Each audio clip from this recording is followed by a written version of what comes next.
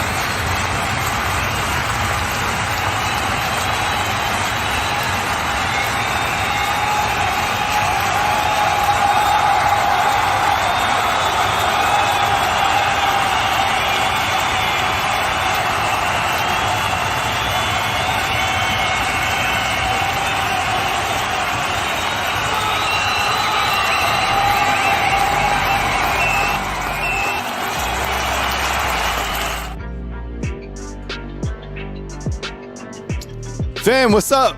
Kyle Henderson, football on YouTube. I appreciate you guys being here. Run the thumbs up on all these videos. And thank you so much for joining us right here on Bama Football on YouTube. Let us know where you guys are coming in from and get to those, inside the comment box. We appreciate you guys so much for joining us right here on Bama Football on YouTube. What's up, Tink? I see you. Henry coming to us from Montgomery. Rodney coming to us from Gordo, Alabama. Appreciate you being here. Basketball game tonight versus Florida. We're going to talk about that. The mindset of this team, that is going to be really one of the focal points. Cynthia, I see you coming in from Sarah Land. William, what's going on? I appreciate you as well. Landon coming in from Brilliant, Alabama. Jeremy Sanders coming home from Sweet Home, Alabama. Anthony, what's up? I appreciate you guys all being fan funders as well. Got the green icon that indicates that the user is a fan funder right here on Bama Football on YouTube. Good morning, Jay Townsend. I see you also inside the comment box. Thank you very much for being here this morning on a beautiful Wednesday, February 21st. Is this live? What's up? Cook 'em up. I appreciate you. Pulling up to Nash, Vegas. See you, Chris. What's up, man? Coming into us from New Jersey. And Anthony coming to us from Murfreesboro, up in Tennessee. I appreciate you guys. Good morning from Demopolis. I don't even think I've been to Demopolis yet. My office in Alabama, like the layout. Oh yeah, like it. Yeah, it's a good layout. Norfolk, Virginia. This is what we call like the full screen wide, and then we added the topic bar right here. We got the plaque right here.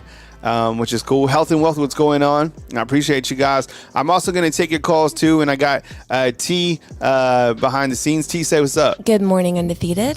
Yeah, good morning, T. Yeah, and you're having your tea? I am, yeah. I'm having my tea, and got a workout in this morning. Back-to-back leads, this week. So I led yesterday, and I led today as well. So I took all my gear, all the heavy stuff, down to the capstone. And it was nice. We got a lot of there was a lot of weight being moved around this morning, but it feels good. And I think like anytime you have a chance to impact people, and specifically in like weight training and kind of mindset stuff, I love it. So I'm all for it and off to a good start. Today on the show, T, what is the schedule for today? Today we have you at 8. Okay. 9 is Ty. Okay. 10 is Meryl. 11 is the Smook Scoop. And then we are going to take a break for a little bit and come back probably around 5:45 with you. And then Jarek and Meryl that is just Meryl at 6, Sean at 7, and Smook at 8. All right. Yeah. So there's your afternoon lineup. And, during the season, we will stream throughout the day. I think that, at this point in time in February, we have the maintenance gap. And honestly, like when T and I are talking about how we're running this channel, it's something that, we definitely need maintenance, right, T? Like there's things that we're doing like on a business front as well. Yeah, I think it really helps, especially in February, shutting down for those couple of hours so we can get some stuff done. Because when you're on, like when we have our computers on StreamYard, it's hard to, do work on other things. Yeah, absolutely. No news on Juju Lewis, but we've had a bunch of news. Norbert Henderson, what's up, fam? I see you inside the comment box. What's up? Norbert is no relation, but I love the last name, Henderson. Yeah, so that's what's up. Then you have Taylor Anderson. So appreciate you guys. All right, let's dive into this, and I appreciate you guys joining us right here on Bama Football on YouTube. Yeah, Chris is like 4:30 a.m. video. Yeah, if you follow me on Instagram, my IG handle, I'll post it, is Mr. Kyle Henderson. It's mostly like just workout stuff. Have a picture of T and I up there as well, my kids. But the mindset of this team is somewhere where I wanted to start. And I think it's important to get a good understanding of where this team is mentally, right? Because I think that there's a lot of adversity for this team, and they've never had to deal with a lot of adversity, and I like that. You have Coach Jamarcus Shepard. You have a great clip of him yesterday. Alabama released it talking about don't waste an opportunity for adversity. And I like that. I like stuff like that, to be honest. And I like the fact that yesterday on Ryan Fowler's show, Tide 100.9, I'm sure you heard that interview with Ryan Fowler with Coach Kalen DeBoer. He's talking about he doesn't see things as challenges. He sees them as opportunities. And I love that, honestly. I think that is, that's really promising when you look to the leadership up top and how they view things from a coaching standpoint, and that spills over into the players. So this was, I felt this was really impactful. This particular, I'll pause this real quick. Get into a full screen mode. I guess I have to take off the banner, unfortunately, for this. So give me 1 second. We're always messing with like our different components and our layouts and stuff like that. So T, what we're going to do is we're going to go with me on the left, and then actually, yeah, here. Well, I'll read through it and then I'll take care of it on this side. So let me take this. So this was a post by Rock Montgomery, and I thought this was. I love this, right? I mean, shoot, it has 80,000 views, and it was just posted yesterday. But it was posted after Alabama posted their fourth quarter program video. And I'll play a couple highlights from that. But you can follow, obviously, Alabama on all their social media channels. I'm sure you already do. But Rock Montgomery is a lineman. Originally in his bio, he had him snapping the football. Regardless, he's an offensive lineman that is very promising. We're excited to see him contribute. I don't know if that'll be at the guard position or at center, wherever it is. The point is this.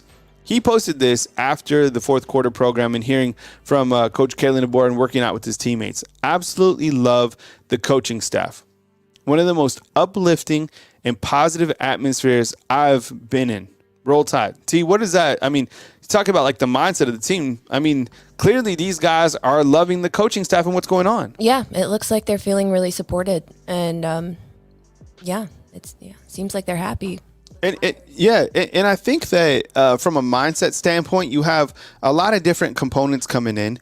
And this is good to see. I like the mindset going into the fourth quarter program. I mean, this isn't, they didn't just start the fourth quarter program, but with that said, I mean, they've been at it for now 2 weeks, getting going with these coaches. And right here, what you have is a picture of Daniel Hill. This is a true freshman running back, okay, with Coach Kalen DeBoer. Like, this is a grown man. And the thing about Daniel Hill is he's 230 pounds as a running back. So you look to all those running backs in the backfield. I mean, this guy's clearly ready when his name is called. And clearly you have Justice Haynes coming back. You have Jam Miller. You have Richard Young. You have Karen Riley. But I'm serious. Look at Daniel Hill to the left. Like, yeah, that is a big true freshman for sure.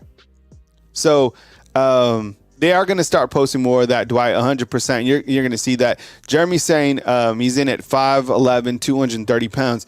Yeah, I saw him listed as high as 240. 230, 240, doesn't matter. I mean, the dude is like, that's a big dude for being, 18 years old? By the way, my son's a freshman, and he just had his weigh-in yesterday with his annual. Caden weighs 200 pounds as a freshman. He's 15. Caden's a big guy for his age. And he's squatting 330. Yeah, he's strong. Now he's got to be able to get faster, but no, Caden. I mean, 200 pounds at 15 years old. I mean, that's a big dude. As we continue with photos from kind of that have been coming in. Dan, he has to work on his speed. That's one of the things that we talk about. But he has it up top in terms of like his mindset and the schematics, but he has to get faster, 100%. That's something that we hype on. I'm like a fast person. Caden needs to get faster, depending on what he wants to do. And that's up to him. We want to get him. Actually, I was talking, I'll pop out to the side so you guys can see me. I'll pop to my normal background here in just a second, but we were talking with even Donnie Lee, about getting him with some strength and speed training, because he's a big dude for sure, 100%.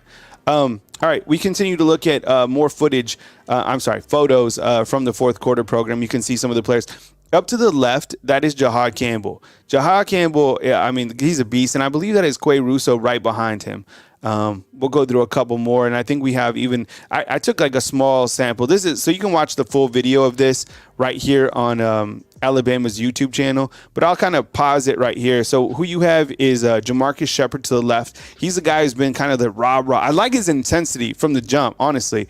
Here he is working with Zay Mincy or encouraging him during this fourth quarter program. So the fourth quarter program is a lot of, like you're in calisthenics, you're getting your mind right, you're working out. And this is Jamarcus Shepard on the left working out with Zay Mincy. I'll pause it if I see other things that kind of stand out. But as you can see, it's just a bunch of agility and, speed training.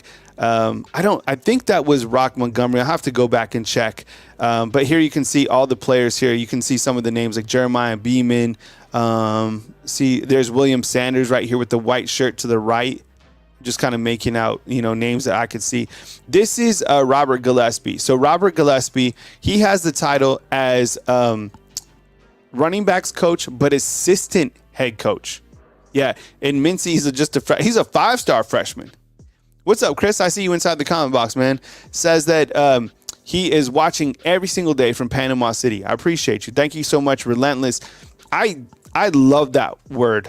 Like that means so much to me because I am relentless. Like, honestly, like I definitely I'm in it. I don't stop. Like this morning, I was setting up the weights at 4 a.m. this morning. I promise you. T, can you put the email on the screen, please?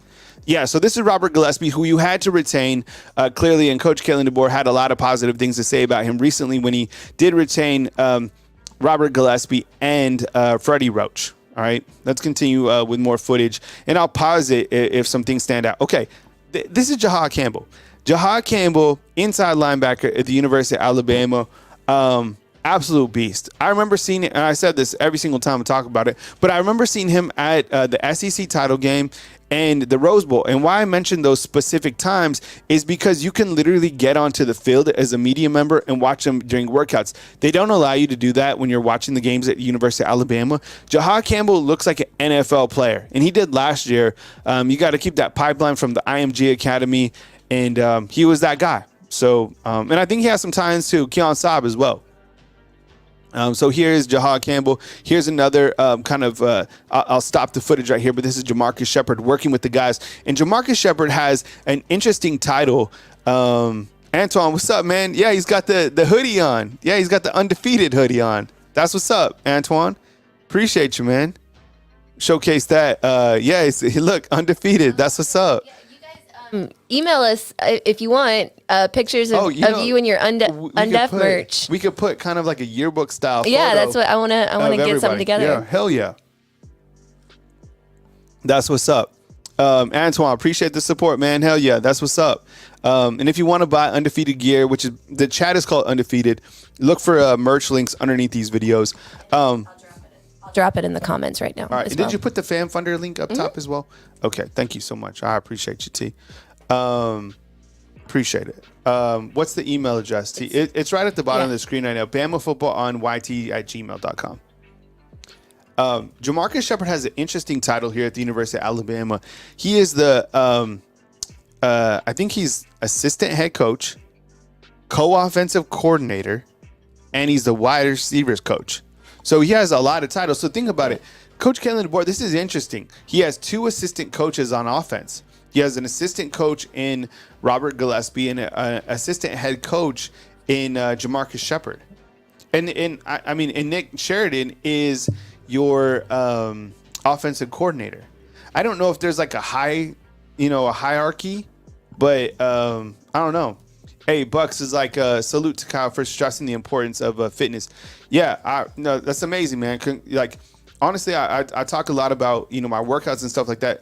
A lot of it is because I need to be in the right mindset for the show in the morning. It gives me a lot of energy that I need. But honestly, like, man, I'm proud of myself. It's hard. I'm serious. Like, a lot of the consistency is just getting there and doing it, right? Like, everybody has a job on here. Everybody's doing their best.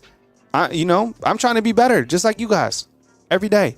we continue with the footage. You see him being one of the hype guys. And there was I'm sure if you go back and watch Alabama's full video of this on their social media links, like, he is their rah-rah guy. I'm a rah-rah type guy. That's why I like this. Like, he's like, let's go. You guys get it. One more rep. Fourth quarter program. Let's go. Like that. That's the guy. I don't know. I don't know who that prospect was, but you can see all the players kind of getting hyped up. But before they break out right here, and see they're holding the fourth quarter program right here. You have David Ballou right through the center. He's bald, like right through the center. He's a shaved head. And then you can see Malachi Moore like to the right of him, but leading the breakout group is Jalen Milroe, and Jalen Milroe is leading the team. So he is the leader of this team, and so these are a couple of videos that have splashed in. So I don't show the full video. The full video is on Alabama's social media link, so follow them. I'm sure you already do on their Twitter or their Instagram. They actually post a little bit more on their Instagram page, kind of some really cool photos and stuff like that. They really haven't even sent anything of out this to the media. This is another look at Jahad Campbell. And I was talking about kind of the mindset of the team. If you're just joining us, please hit the thumbs up on these videos. We appreciate you guys. Thank you so much for being here and for liking our content right here on Bama Football on YouTube. This is Jahad Campbell. I actually haven't seen any photos yet of Deontay Lawson. So let me see if if you're, not that it means anything. He's one of the team leaders as well. So just kind of looking for different guys. I haven't really seen any photos. Here's another team leader right here. This is Malachi Moore. Malachi Moore played in over 700 snaps last year. And I've went over a couple of these, a few times, but just kind of pointing things out or kind of a refresh. This is Quay Russo, another guy we're excited to see play at the edge position. Marthan inside the comment box is saying, I love how the staff is coming together and the team chemistry is starting to flourish and the positive vibes flowing through the fourth quarter program. Is this thing from Coach Kalen DeBoer is continuing what Saban illustrated? Yeah, and he talked about kind of the standard of practice. This is Coach Kalen DeBoer. And I love that interview yesterday. He talks about the mindset and the philosophy of the offense. I'll talk more about that, but I think there's a lot of people thrive, specifically athletes. They thrive off adversity, and what's really great for Alabama football team is to be doubted, to be discounted. This team hasn't often been in that position. Right now, you see all these social media, swings at Alabama. You see all these videos on Alabama. Keep it coming for this team. Like if you're an outsider. Like all you're doing is adding fuel to this fire. These guys they understand like that you don't believe in them. I promise you, they really do. So they're working hard because of the haters, because of the naysayers. Like, look, don't get it twisted. They read the stuff. They see the stuff as well. This is Coach Kalen DeBoer in a green top with the American flag. We talked about this before. This is a really good photo. I like this as well. Couple more coming in. This guy's but Quindarius Robinson has looked like this before he even got here. Maybe his freshman year, but this is one of your defensive leaders as well. I think about guys like being in terms of like breakout players. I think Q Rob is one of those guys, 100%. I think he has everything you need to be a very impactful player this year. And Keon Keeley and Yanze, they're going to get theirs. This is Kendrick Law, wide receiver. Another player that I think just needs the football. Here's a long photo right here, a wide scale photo. You have Coach Kalen DeBoer, and he's kind of pointing. That's David Ballou way in the back. David Ballou will start his fourth year as a strength and conditioning coach. So if you're unfamiliar with the staff, just go ahead and post inside the comment box, and we'll do our best to our abilities to kind of indicate who is who in terms of the coaching staff. Right there, as you can see, dead center, that's Dylan Lonergan. He was recently a student of the week here at Alabama. Student of the week, guys who are doing their best job, on the field and inside the classroom. So going back to my wide shot, and then I will come back and talk about the Alabama basketball game. I'll take some calls as well, and I'll put the call-in line number to you. If you could put it in the chat and then also on the screen at the bottom. Maybe on like Alabama Crimson Tide News, you could put like call-in line is for future. But I have this like wide screen shot. Do you guys like this? T, what do you think of this wide shot? Yeah, I Right? like It's it. pretty cool. Yeah. I was just thinking, how do we add banners? But I guess we can do what you just said and like go back in Canva and add Yeah. like headlines and Yeah, or I not think headlines, so. but breaking stuff. Yeah. All right. Yeah. So I appreciate you guys. So I'm going to be talking about the basketball team, kind of opened up talking about the mindset of the team. And I think the team has a lot of momentum for this point in time, which is a good thing. And despite and I know sometimes it can be negative to have like coaches kind of coming in, going out, like as you have seen and from what we've heard, like this team, they're right where they need to be. I mean, they're 40 days in with Coach Kalen DeBoer. And I think, things are right where they need to be. So there was some impactful quotes yesterday that came out, and I'll show those before I move on to this Alabama basketball. But Marvin has another question, T. If you could post that, I'd appreciate it. Marvin is asking, Kyle, my question is, do you think Coach Kalen DeBoer will implement a fullback in the Hills in his offensive play calling in certain situations? That's a good question. I think the fullback is kind of more of an H-back. And yesterday on his interview on the radio, he talked about his offensive philosophy and how they are going to utilize tight ends.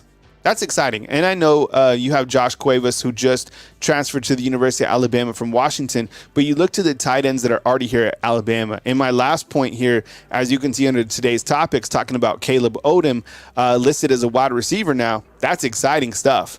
Because, and before I get, let me talk about the tight ends first. I think that the fullback will be an H-back. And if you needed to go with the fullback, that would probably be Robbie Oots. He's 260 pounds. He blocks in the backfield. And I've always talked about this set a couple times. If you watch a show, my heavy package includes Jalen Milroe at quarterback, Daniel Hill at running back, Robbie Oots at H-back. My guards are Tyler Booker at 320, Jaden Roberts at 320, and Parker Brailsford. Like, that's my heavy package, right? And then maybe you could even add on another tight end like Danny Lewis, who's 260 pounds.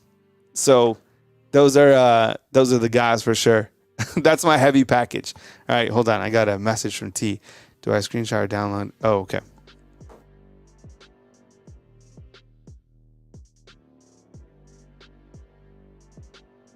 Yeah. So we're always working kind of behind the scenes, T and I. Sometimes we communicate on chat, but also like text message. We're always like in communication. She's right. She has like a whole setup, right? One day we'll do like a behind the scenes. We should do a behind the scenes tour, T. Yeah, of the studio. Yeah, of the studio. But I do think that'll be your fullback if they have to. And I would love that heavy package. So yesterday, the Alabama Crimson Tide released officially. And news has been happening so fast. So if you're like, there's no news, I didn't think there'd be. I was talking to my mom yesterday. She's like, what did you think you'd be doing in January and February if like all this didn't happen? I was like, I really don't know. I mean, still, my shows and my channels. See, it has to be a transparent background. Yeah, I know, because if you download, you have to go transparent. Yeah, it's all good. I went on whiteout mode. But this was a couple of screenshots coming your way. And one of them is about Coach Kalen DeBoer's offensive philosophy at the quarterback position, but also some quotes from Jamarcus Shepard and from Nick Sheridan, as those guys have been formally introduced as offensive coordinator, co-offensive coordinator. Let's start with Nick Sheridan. And this was from University of Alabama Athletics. So new Alabama offensive coordinator, Nick Sheridan, and this is his quote yesterday at UA Athletics. It's a tremendous opportunity to join Coach Kalen DeBoer at Alabama, Sheridan said. I look forward to working with his offensive staff to develop a plan each week to put our team in position to be successful. There is an unmatched legacy at Alabama. I love that right there.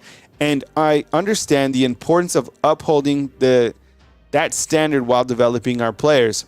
I love this quote, to be honest, because he's young, and this is a hell of a jump for him, right? You're coming in from as a tight ends coach or the offensive coordinator at Indiana.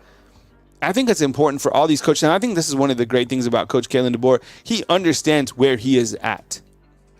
And with Nick Sheridan, he knows the legacy, and the standard. Like, come on, let's be honest. Washington football, they had an amazing season. And what they did last year, even the year before, impressive. But it's not what Alabama football is. It's just not. Like, this is a whole different level, a whole different caliber of college football, right? So I like that quote. And then Jamarcus Shepard had this to say. I have a passion for coaching. And the passion, you can see his passion when he's coaching up those guys in the fourth quarter program. Like, he is that rah-rah guy. I have a passion for coaching and developing our football players both on and off the field. I love this because one of the most important things to me is development of these players going forward from Alabama, right? Whether it's a degree or the NFL, whatever it is. The chance to help Coach Kalen DeBoer continue the standard. See, they already know that a standard is here, right? They're not they're adding on to the standard. It's something I take a lot of pride in working to accomplish. This is a special place, and I am excited about the opportunities that are in front of us. And that is a quote yesterday from Jamarcus Shepard. All right, we go back to topics. Yeah, T, that looks great. So the call-in line number, T just added it. It says call-in number 205-850-1994. It's right under where it says Alabama Crimson Tide football. So that is the call-in line number. And we have 2 callers on, and I will get to those callers in just a second. We probably have, looks like we have Coach. Actually, I don't think so. We have 2 256s. So I will get to you guys momentarily right here on Bama Football on YouTube. I appreciate you guys being patient. And if you want to call, we have 5 lines open, so you can wait in the call queue. The other screenshot that I wanted to add was Jarvis loves the new graphic.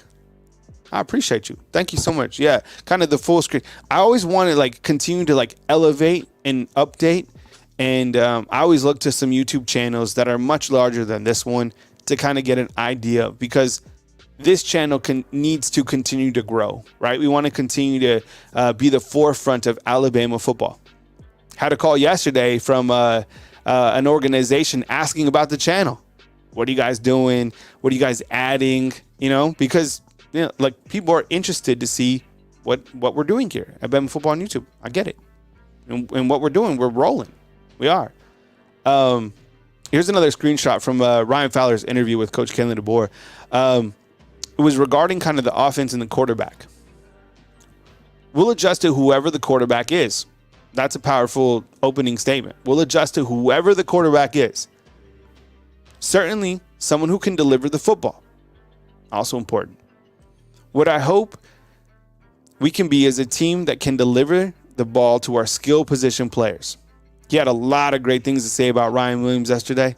That was great. He talked about the fact that Ryan Williams, not only on the field, was probably one of the most dynamic players that he's seen, but also is the fact that he was able to bring, understand concepts schematically right away from the jump. And he said, you look at the different skill sets we have, everyone looks at Jalen Milroe. He can run the football, and that is an added weapon. That is an interview from Ryan Fowler yesterday on Tide 100.9. So that's kind of where things stand. I'll take a couple calls, and then I'll talk about this Alabama basketball game versus Florida. It's the final Wednesday game of the Alabama basketball season at home against Florida. Alabama comes into this matchup with a lot of momentum. They are 12-1 at home and currently number 1 in SEC. But before we do that, let's take some calls, and we started out with a 256. Hey, you're on the line with Kyle Henderson. Who am I on the line with, and where are you calling in from? Hey, Cal. Danny called from Tuscaloosa. Danny, what's up, man? I appreciate you calling in. Thank you so much. And before we get to it, Patriot Life, man. What's up? I see you in the Undefeated merch. He gifted 5 Bama Football Fan Funder memberships. So, Patriot Life, we always appreciate you, man. Clearly a staple. On the line with Danny calling in from Tuscaloosa. Danny, take it away, man. Yeah, man. I had to call him before I get ready to go hit the gym because I got some things I want to talk about.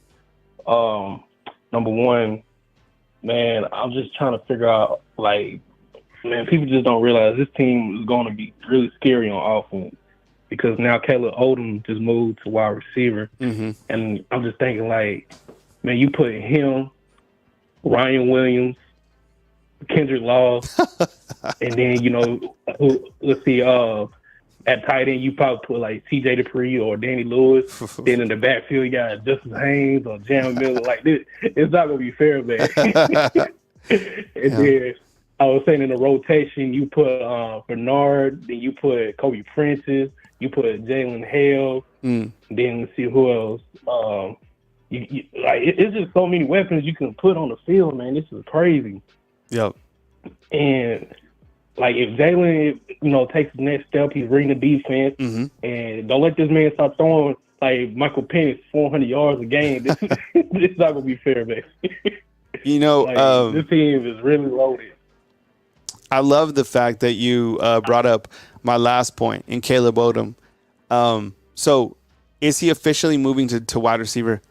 Hasn't been like officially announced, but on his Twitter, it says he's a wide receiver. And yesterday he retweeted Coach DeMarcus Shepard and said, let's work. Now, that could be, he could have retweeted him because it looked like DeMarcus Shepard bringing the fire yesterday at the fourth quarter program. But it doesn't matter if he's a tight end or a wide receiver. We all know that he has a playmaking ability that I think Alabama has been missing from a player from that size that can be a mismatch problem, whether it's in the red zone or, when you're coming out the gates to open up a drive at the 20-yard line. I just think that Caleb Odom has that kind of it factor. And sometimes we overly hype these 5 stars. I don't necessarily think this is the case. I'll tell you why.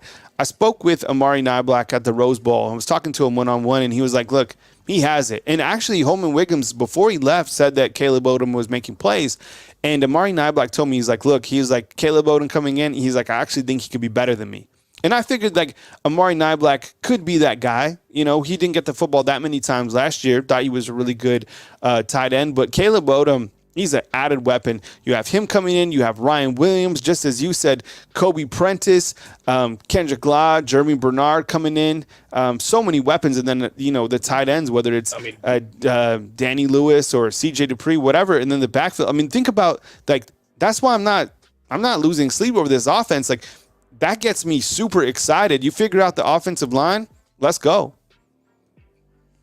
And then, you can put, I was also thinking you can put all the fastest wide receivers on the field. Like you can put Henderson, Kendrick Law, Ryan Williams, and then Kobe Prentice. Like you could do anything, man. Like Caleb got so much stuff he can bring. Like just show, man. It is crazy. He could have like 2 running backs in the backfield, 3 wide receivers. Like what you want to do. Like it's just crazy. And then I'm feeling much better in the secondary now because we're getting players, and then hopefully we get more players from the transfer portal. But I mean, I'm not sleeping. I'm not worried. I mean, I know the haters they thinking Alabama just forgot how to play football. Nobody wants to come to Alabama anymore. Yeah. And now they're like, oh crap, hold on, what's going on? This ain't supposed to be happening. Yeah. The haters out there, they nervous. They listening. They doing some sneaky stuff now. They setting up little cameras, trying to see what's going on. They don't want Alabama to keep rolling, man. Yeah, no, absolutely. Danny, you want to make a final point before you go get your workout in? I'm good, man. That's all I want to talk about. All right, man. Well, I appreciate it. Go put in your work, man. Fourth quarter program time. Push yourself, and we'll catch you next time right here on Bama Football on YouTube. All right, roll tide, man. All right, roll tide to you, man. All right, Danny calling in Tuscaloosa. We got a 256 and a 256 coming up next right here on Bama Football on YouTube. I appreciate you guys being here. Run the thumbs up on all these videos. Any video that you see even outside of this that is our video, we appreciate you guys hitting the thumbs up. Last night I had a video kind of talking about some similar topics and, all these videos. We appreciate you guys, whether it's a YouTube short or our Fan Funder videos, which we've been posting. Merrill had a really, I don't know, T, if you had a chance to watch Merrill's video. It was a Fan Funder video, but he basically talks about the game that changed the South. And that's dating way back to 1926. And it was like 10 minutes. And I was like, okay, let's see where this goes. I found myself listening to it like a podcast. Yeah. Yeah, right. It's a really, he has some good takes in there. He really did. And he kind of ties like all these pieces together. So to find our Fan Funder only videos, go up to the YouTube channel and just scroll through where it says memberships. And we're starting to post fan funder only videos, and it's open to whether you're a $2.99 member or whatever you are. So Shaquille, what's up? I see you coming through. I appreciate you being a fan funder. Thank you very much for being here. Marquita, thank you so much for helping everybody understand kind of the not necessarily complexities, but how to navigate the merchandise, because you can change the way that the undefeated merch looks inside of the store if you open it up on full store. Antonio Snell, what's up, man? He is saying, with Odom officially listed as a wide receiver, does that make him the tallest one that we've had in a while? We've talked about like a taller wide receiver, and I kind of go back to, I remember Terrell Shavers. Remember him?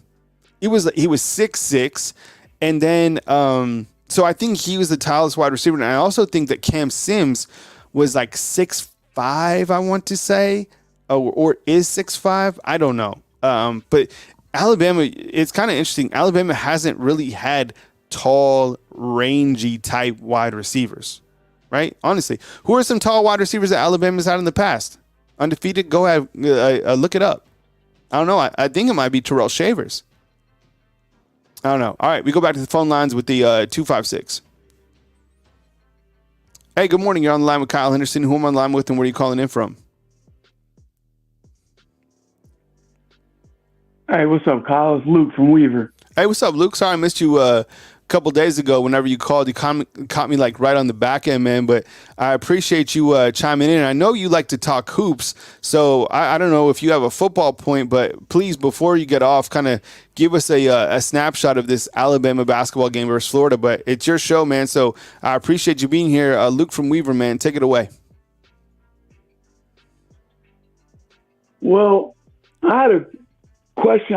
We'll talk about basketball, but for you, I just heard Nick Sheridan didn't do too good at Indiana, from what I know. Uh-huh. As an offensive coordinator, supposedly the offense is finished like 127th out of 132 teams. Do you think Kalen DeBoer is going to be calling these plays, or are we going to have to rely on Nick Sheridan? I think what'll happen, and on the phone with Luke from Weaver asking about the offensive coordinator position, I think it's a hell of a jump for Nick Sheridan. And he's going to be like a microscope for every single bad play that happens, right? And I think that what will happen is Coach Kalen DeBoer will call the offense. And I think he'll have a heavy emphasis on the offense along with Jamarcus Shepard. So I kind of look at the offense as a three-headed approach. Also have to figure into the equation that Indiana's offensive components are not the same as Alabama's offensive components, right?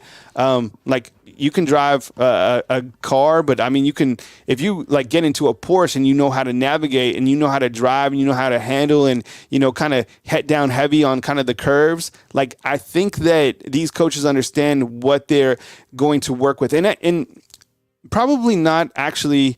It'll take them some time, because I think for Tommy Rees's sake, when he came from Notre Dame to Alabama, like, it's a different caliber. It's a different speed that these players have here. Like, they're almost NFL ready. So you almost have to adapt to them because they are that good. They are that fast. They're weapons, right? Weapons of mass destruction, honestly. I mean, we were just talking about the offense. Can you imagine being Nick? And I get it. Washington had a really good offense, but this is different here. And you have a lot of depth to work with. So I think it's going to be Kalen DeBoer's offense with Nick Sheridan working with the quarterbacks, Jamarcus Shepard working with the wide receivers, and then all those guys kind of collectively coming up with, run game, situations or passing game concepts. And it'll kind of be like a three-headed approach, in my opinion, but no inside on that. But you are right. I mean, he didn't have the best numbers at Indiana, but I don't think the past necessarily dictates the future, and people grow up.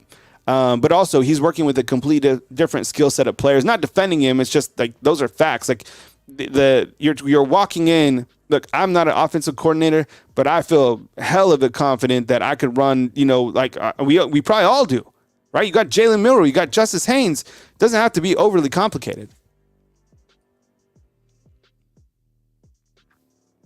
Yeah, that's true. I think that he can do,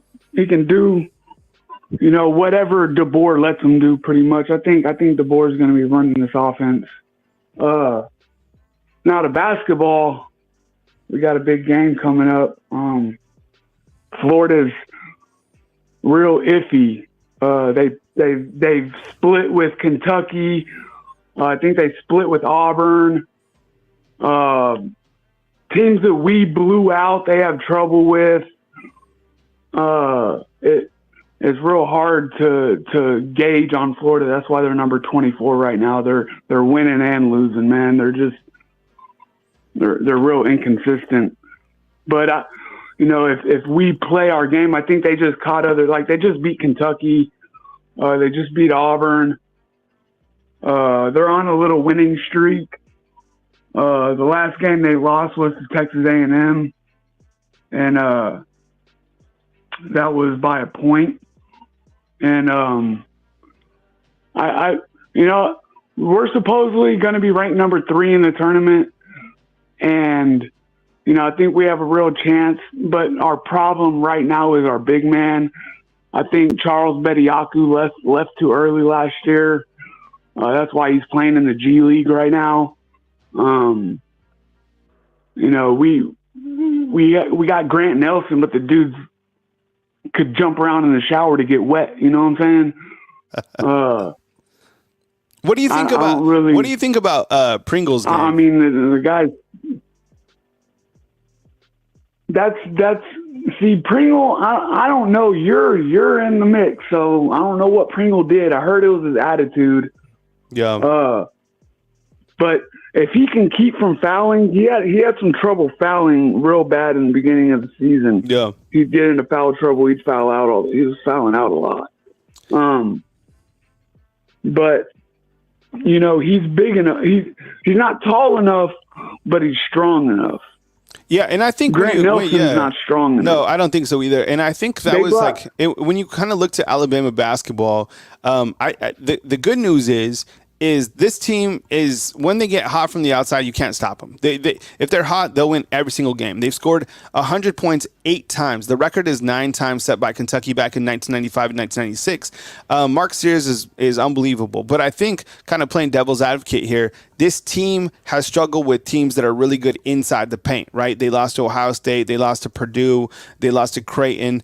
That Purdue guy is like 7'4". I mean, he's going to be tough out for anybody. But the point is, teams that have beat them, they've either been cold from the field or they don't have like a really strong inside presence. And I think that I don't know if they have an answer for that. I have no idea. But if they get hot, who knows? They could win the whole thing. Luca, make another point before I move on to my next caller, please.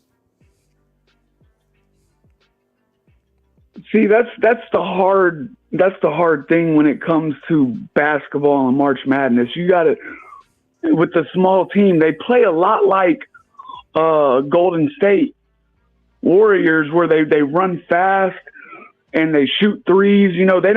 They'll be on a fast break with a clear lane to the hoop to do a layup, and they'll stop and shoot a three and bust it. So they play a lot like Golden State Warriors do, and they're not big, but just like Looney, that's what Pringle needs to do. Pringle, needs to work on his defense and his rebounding and things, because we got killed on the offensive board by Texas A&M.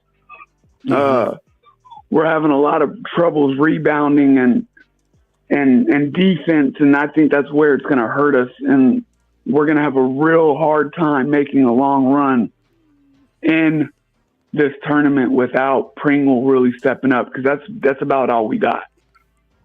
So that's where I stand right now on our basketball team. I do feel like we can win the SEC and do that again, but making a long run in the tournament is going to be tough without Pringle really stepping up, staying out of foul trouble, getting rebounds. And I think they tried to bring Grant Nelson in to replace Brandon Miller in a type of way, but that's impossible. Brandon Miller's absolutely going crazy right now in the NBA.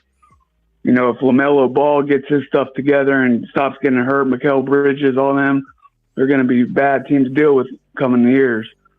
So, but yeah, man, good talking to you, and glad you're doing good on the channel, and we'll talk again. All right, man. Appreciate you, man. Thank you so much. Luke calling in from Weaver. Appreciate the call and the dialogue. I like to chop it up with Luke in terms of the basketball front. And just like Jay Townsend is saying, please hit the like icon. We have 318 watching, but only 114 likes. T.I. messaged you, just by the way.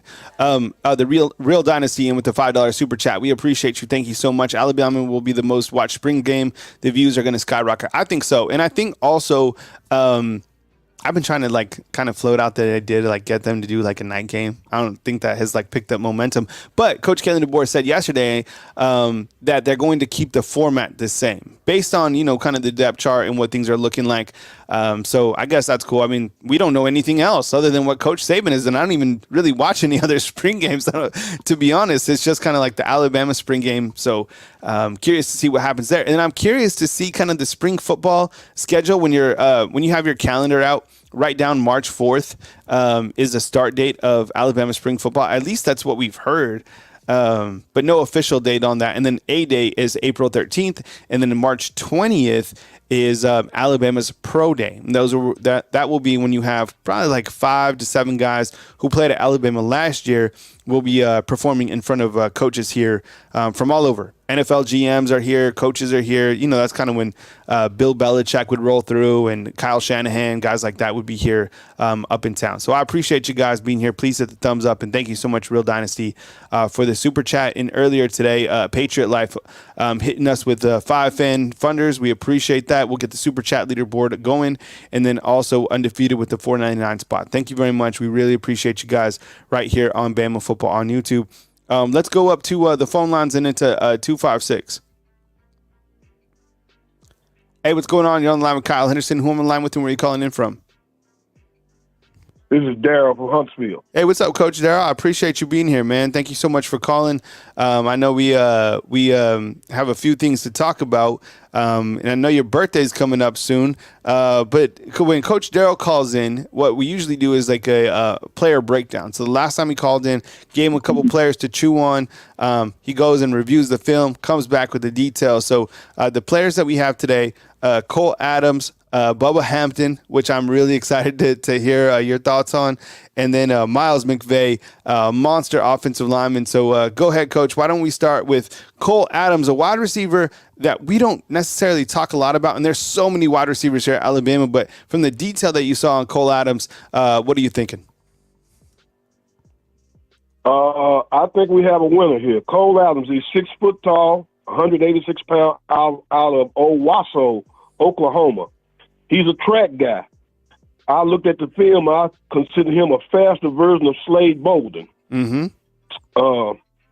He's a slot receiver. He tracks the ball exceptionally well for a small guy. He gets to the high point of the ball, which is normally that's what they teach receive, but mostly you see the bigger receivers do. But he's excellent at that. He's also a surprise, and he's a physical blocker. Mm-hmm. He's a polished route runner. He runs all the routes exceptionally well in the route tree. He's deceptively quick and fast, and can be a factor this upcoming season from what I saw on the film. I think he's a guy that we should be looking looking at. He's out. I like to call him. He's coming out. Mm-hmm. I expect him to make a contribution in certain packages and certain wide receiver packages, and he will be a factor this year, I do believe, from what I saw on the field. Yeah, I think he has a lot of really good speed, and you probably see a player like that be effective on special teams. And if you're out there and oh, special teams, he's not a good player. Whatever. No. Play on special teams. There's opportunities to get on the field. I loved it that Roydell Williams, when he was here, he played on special teams. You see Ja'Cory Brooks before he left. He played on special teams. Jamison Williams played on special teams. Thank you. Jamison Williams played on special teams. Jalen Moody played on special teams. So you have a lot of guys, that cut their teeth at special teams, or starters that play special teams. Nothing wrong with it. I think Cole Adams could be one of those guys as well. All right. Bubba Hampton, okay? What's your take on him? You have an electric freshman coming in. I think we like him at the wide receiver position. But, Coach, what was your take when watching Bubba Hampton, and what kind of stands out about the freshman coming in? You stole my thunder. He is electric. Yeah. He is another version, in my opinion, of number 17. I don't know where it escaped my mind right Jalen now. Waddle. Jalen Waddle, thank you. I don't know how that escaped my mind. Jalen Waddle. The film shows he's effective at all three levels. He's just not just a deep guy. He can run the intermediate routes. He can run the short routes. He is straight fire on the deep routes. They're also talking about that he could be a defensive back, but I hope not. I want to see him as wide receiver or both. He could be a defensive back or a wide receiver. He runs great routes. He's decisive. He gets to the stem of the route, and he is decisive. He makes a cut. And if you're trying to stay in phase with him, he's hard to stay in phase with because his speed is just, it's just noticeable from the moment he takes off. He is going to be somebody we want to, when he gets the ball, don't go to the, when we know he's going to get the ball, don't go to the kitchen. Put the snacks down. The show is about to start. Mm-hmm. That's Coach talking about Bubba, and I think when you look to a prospect like him, I want him at the receiver position. Selfishly, I think that's where he's going to play, and that's kind of like think about this, Coach. Bubba Hampton, Ryan Williams, Caleb Odom, like that's stocked for sure. In our neighborhood, we call this that's ugly. Yeah. But ugly in a good way. For real. Okay, our next guy is Miles McVay, and so we have Miles McVay, and I'm trying to get to his player card right here. So you'll hear a screenshot. Someone said I'm taking glamour shots. No, these are I take a screenshot and then I bring them to screen. It's not. We probably eventually will need like a. I don't know. We're doing the best that we can editing, so whatever. But Miles McVay, he's a beast. So he's a redshirt freshman, 6'6", 250 pounds, out of East St. Louis. Coach, what's your take on Miles McVay? Ding, ding, ding, ding. Winner. Yep. He's technically advanced. The film shows he's advanced. He plays and stays on his base. In other words, it's hard to get him off balance with bull rushes. He handles bull rushes and speed rushes with equal aplomb. He has natural power. I still think he needs to get in the fourth quarter program and get strong. But he has we call natural strength, where you don't lift weights, but you go out and pick up the front end of a car. He's that strong. He's hard to bull rush.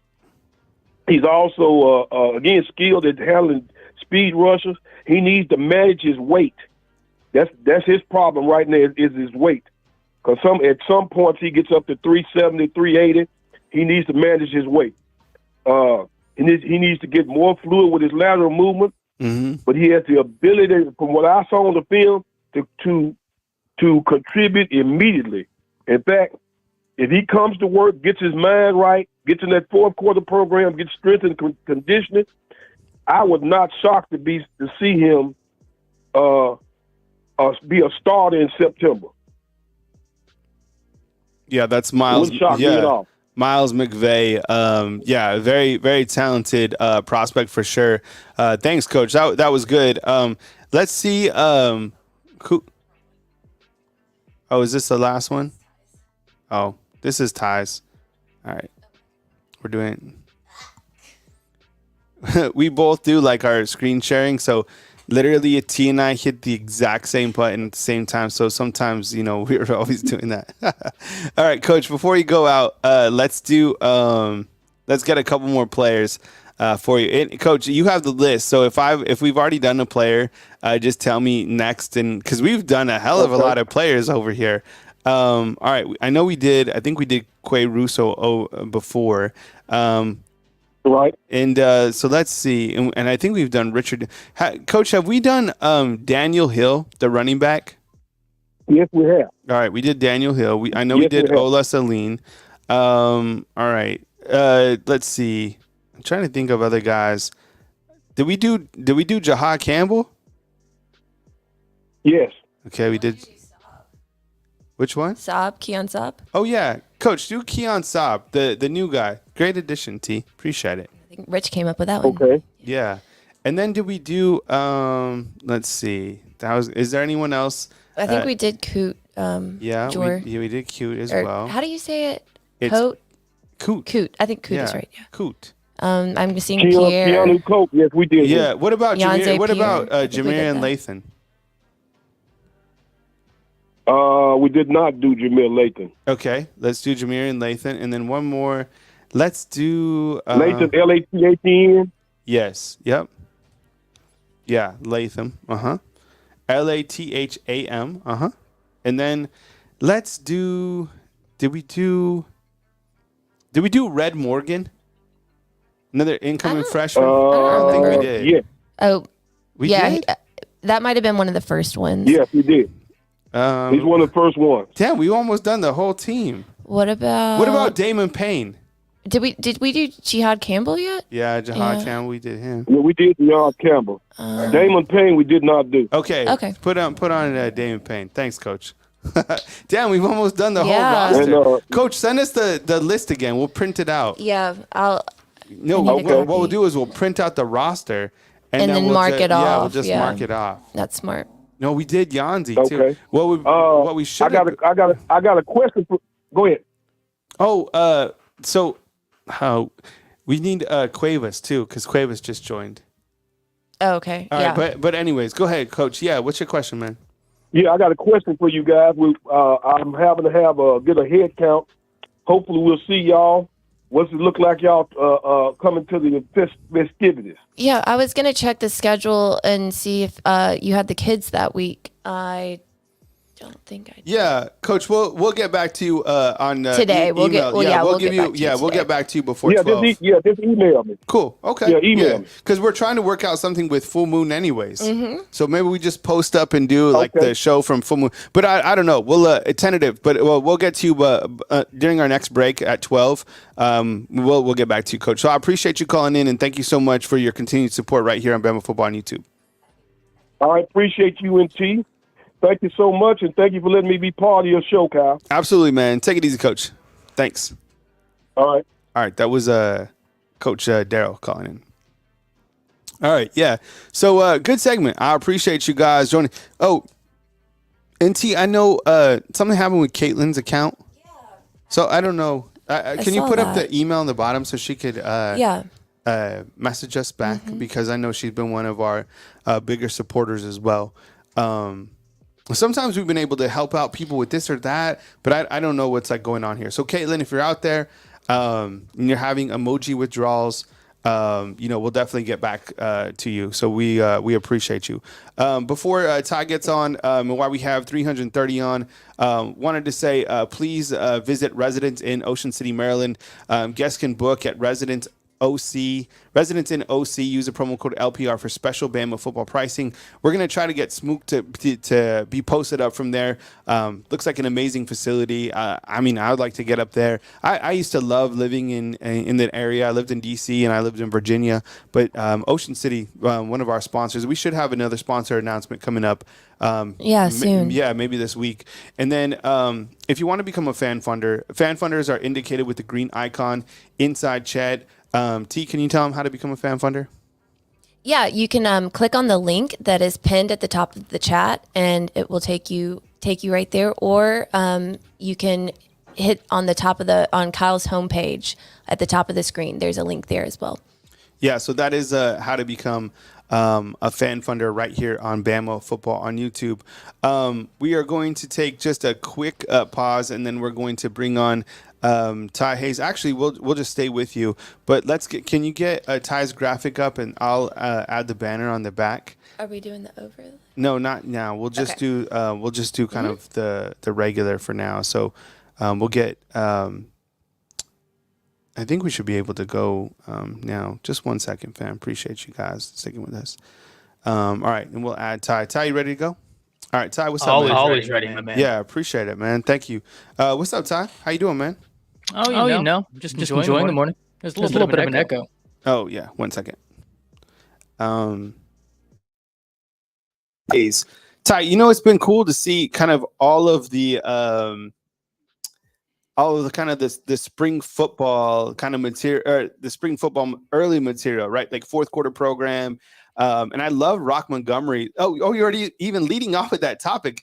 Well, because you sent it in our Slack, and then I saw it, and I was like, man, that gives you a great mindset of like this particular team. I mean, it's been great, right, Ty, to see like kind of the early mindset, and you've been seeing some early footage of the fourth quarter program. It's been awesome to see. I had to do a double take when we had a coach that tweeted. Right? Whenever Coach Kalen DeBoer tweeted, I was like, no, this is one of those burner accounts. And I was like, no, this is him. My God, we've turned a new era. Like it is truly a new era in Tuscaloosa. But you're right, man. The level of access I think we're getting is a little bit different, right? Saban was super old school, and there's no right way to go about it. But I do think that because it's this new era, both in terms of Alabama and college football, it's cool to kind of start it off with that level of access, with having a coach tweeting. It's a lot of fun. Yeah, absolutely. So, warmed up the show. We had a great segment. So, Bama hater, we're still trying to figure out like the troll smasher stuff. So we're not like avoiding anyone. It's just kind of like the system in place, and like we're still trying to like put together our content creators, let alone like add another show. So if we do get to that point, we will. You'll be the first troll smasher, I promise you, and you'll be matched up with probably Coach Sean. That's. I got a debate background as well. I don't. Oh yeah, see, Ty. Don't get it twisted. I like that. Hey, Ty, we're kind of playing with some elements. So this last screen that I was on, we're just going to see how you would look kind of in that setup real quick. So you know me. I'm good to roll. You want to just see how Ty would look in the overlay? I apologize, Undefeated, that you have to see me as the test subject, but no. So what you do is I'm going to remove. Oh boy. And now it's 1. How y'all doing on this Wednesday morning? It's going to be a really fun day. Oh, I like that.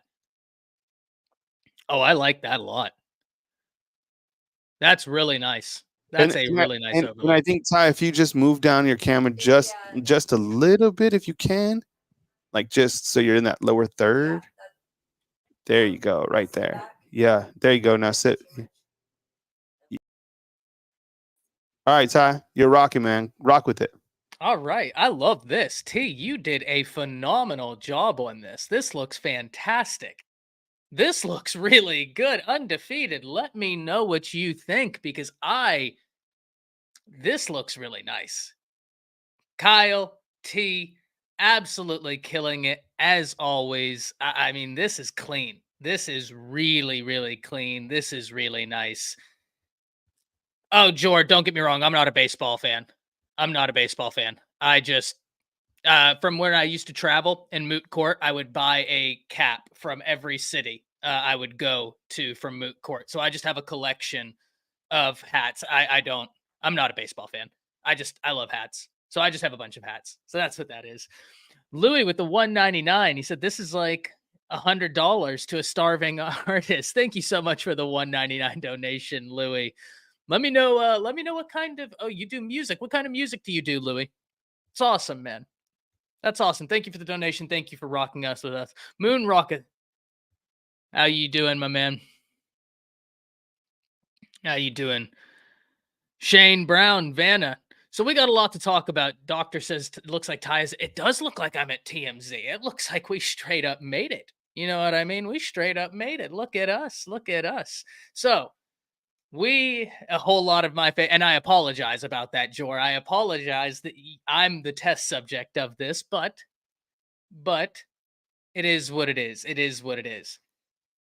So here we go, ladies and gentlemen. We have got a lot to talk about today. It's been an eventful week. And it's so funny because on Monday, I started off our week on Monday talking about how finally at Alabama, as I can try and square this up, finally at Alabama, there was some sort of stability. ever since Saban is retired, it's been a lot of interesting moves, but there hasn't been a ton of stability. And that goes without saying. That's not a dig at anything that Alabama has done. It goes without saying that when the GOAT retires, things are going to be up in the air. I mean, you look at other colleges across the nation right now, they're having instability and they didn't have the GOAT retire. In fact, didn't Georgia Southern or Georgia State just cancel their spring game because their coach left in the middle and now they've promoted their strength coach to interim head coach? I mean, it is wild times out here. Absolutely wild times out here. Ty got to stop wearing them silk shirts like Kyle. Now, you know what I mean, man? I got and now we get a real good view of the vintage Alabama gear, from home field. You know what I mean? Home field. If you want some Alabama gear, use code ATTS15. Get 15% off for all of your Alabama Crimson Tide fan wear. But a lot to talk about today. Finally, I know you're lying. A strength coach is a head coach, says Jarvis. Look, man, I'm not. It's wild times out here, Jarvis. They promoted their strength coach to interim head coach. Now, they'll obviously find a different coach, but like it's wild. It's wild times out here. Richard, my man, thank you for being here. Bama Hater says, I need NIL after I go with Sean on Troll Smashers. Hey, if you want to go with Sean, Sean's an unbelievable speaker. Sean has unbelievable knowledge. Bama Hater, if we do Troll Smashers, I'm also 100% down to do it. I did debate in high school. I did debate in college. I did moot court in college. I was able to find national success in it. So I'm down, man. I love debate. I love any sort of thing like that. But today's topics, we're going to talk about Rock Montgomery because he said something that instantly caught my attention. And we're going to break it down. We're going to talk about why it's impactful. We're also going to talk about the portal. As Bundra is in here talking any news from Will Johnson, we're going to get into Will Johnson, Bundra, but we're also going to talk about somewhere that I was a little bit wrong in. Now, we're going to have the conversation because it's an interesting one. We'll wait for that. Caleb Odom position change.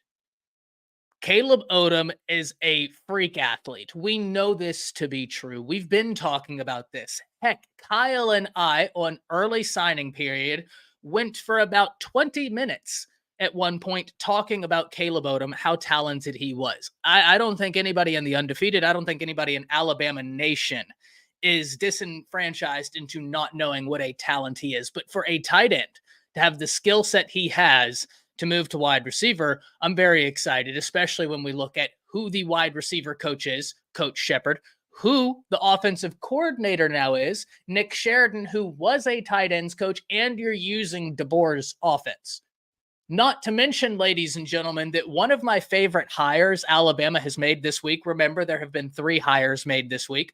You have Christian Robinson, you have Chris Kapilovic, and then you have Brian Ellis.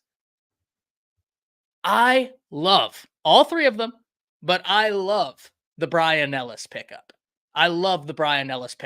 Something interesting about the Brian Ellis conversation we are going to get into a little bit later in this live segment. So, Undefeated, as y'all know, anything you want to talk about, you jump down there. We are going to get into it.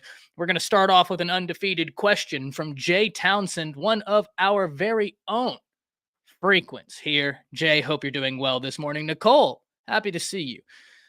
Says, Ty, what's Coach Saban's new job at Bama? I haven't explicitly seen what his new role would be, but I would imagine it'd be some sort of consultant, right?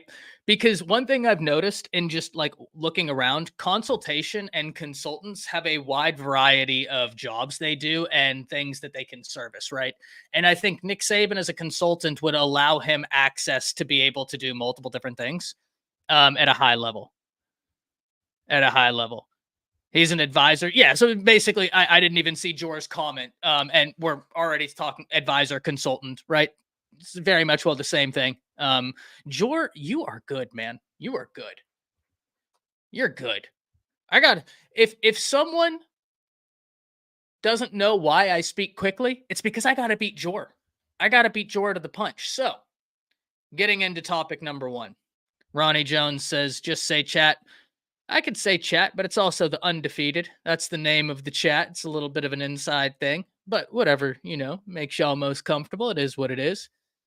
Just say become a Bama fan funder. Yeah, there you go, Chris from New Jersey. I remember then. Here's to Janet's big day. Ronnie, we're undefeated. Yep. So let's go into the first segment.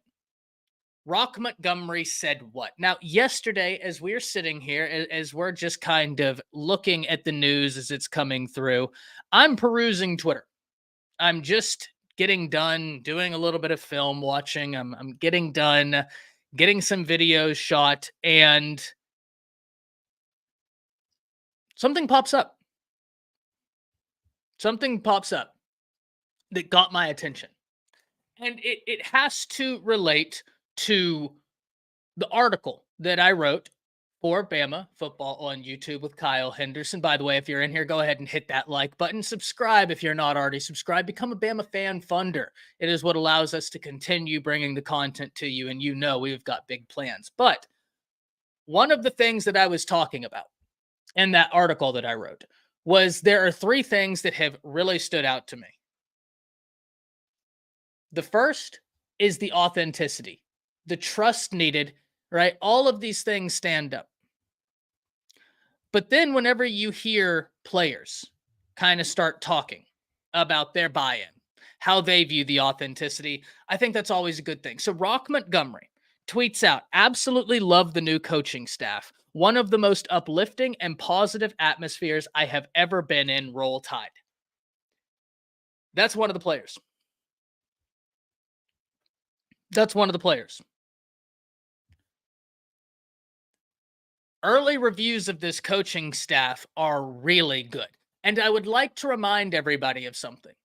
Whenever we talk about Coach DeBoer and the wins that he has gotten thus far in his early tenure with Alabama, we always talk about a Noah Carter. We always talk about a Ryan Williams, naturally so.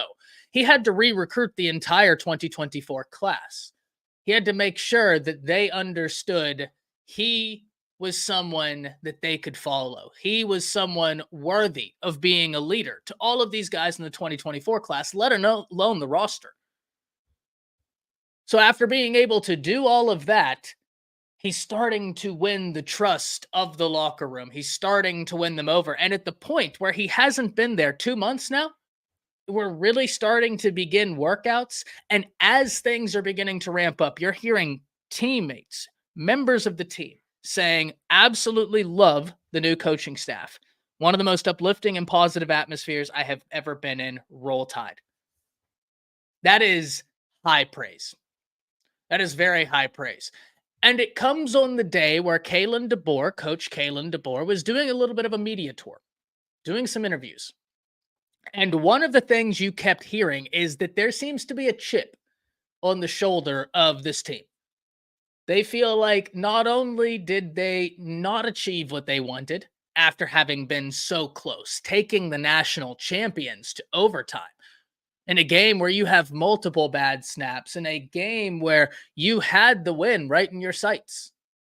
That leaves a little bit of a bad taste in your mouth. That leaves a little bit of a chip on your shoulder. This is a team already experiencing that. But on top of all of that, they look on Twitter, and you don't think they see what you and I see? This is a different world we now live in. These athletes, they're on Twitter as much as I'm on Twitter, as you're on Twitter. They are on social media. You don't think they see all this outside noise about how Bama's lost everybody. There's no talent on the team. Nick Saban coined the phrase rat poison. Well, right now, everybody is giving this team a lot of rat poison. And one of the things I loved is that Coach Kalen DeBoer seems to be embracing the rat poison. He seems to be embracing this rat poison.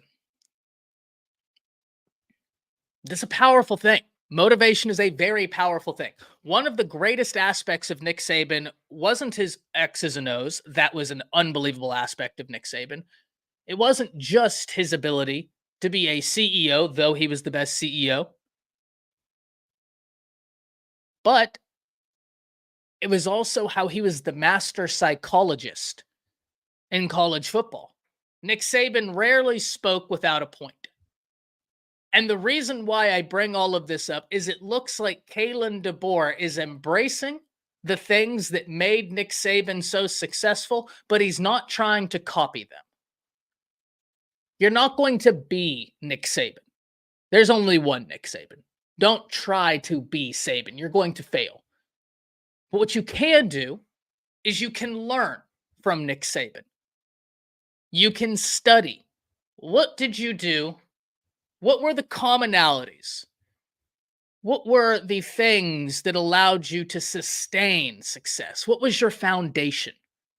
Everything is foundational. It's like building a house. What was your foundation? What were the core principles to which you relied? If I can understand why those core principles were so important, I can try to mirror your success without copying you by putting kind of my own flavor on it. And I think that's what you kind of hear. I think that's what you kind of hear whenever you see this Rock Montgomery news. I might be reading too much into it, and if I am, please, by all means, undefeated, hold me accountable. I've always said this to all of you. My takes are here. If I'm wrong, they are here, and I will address when I'm wrong. It's a learning opportunity. Heck, we talk a lot of college football over here. We're bound to be wrong, right? We're bound to be wrong. But it seems to me at the point where you have guys coming out and saying that,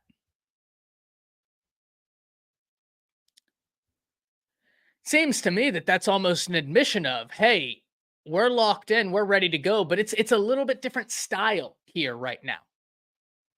Because Rock Montgomery didn't say things haven't changed at all.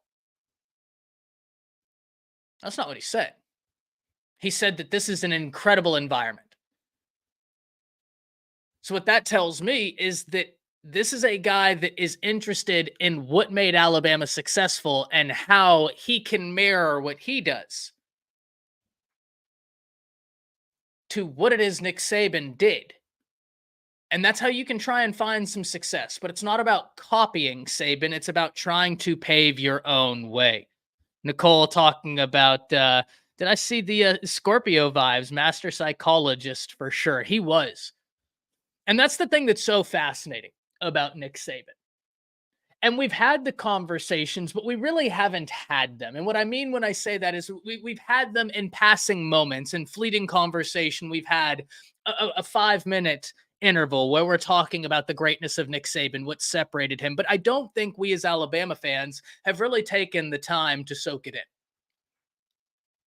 That's not to say that we're unappreciative. Far from it. We appreciate Nick. I think that there has been so much pandemonium around Alabama, so much instability, so many moving parts. We are just now getting to the point where you can sit down, really and truly relax, and start looking at the situation. Start looking at the situation. Ruben Poole, thank you for being in here on this Wednesday morning. 100% Nicole. Saban can't be replicated. You can't try. What you can do is study and say, what were the pieces? What were the values, the principles that you held close that allowed you to be successful? And how can I add that to what I do? And that's, I think, what very successful people will do, right? But Saban is an unbelievable figure. Unbelievable figure. X's and O's wise, among the greatest we've ever seen. One of the best leaders of men we've ever seen. An unbelievable CEO. And the master psychologist. Nick Saban is Nick Saban for a reason, right? Nick Saban. I almost said Rick Saban because I've seen the memes about his brother coming back to coach defense for Alabama. Rick Saban. Nick Saban is the GOAT for a reason. And here in the next month, right here in the next month, we'll be able to really have those conversations about why he was so great. But DeBoer is off to a phenomenal start.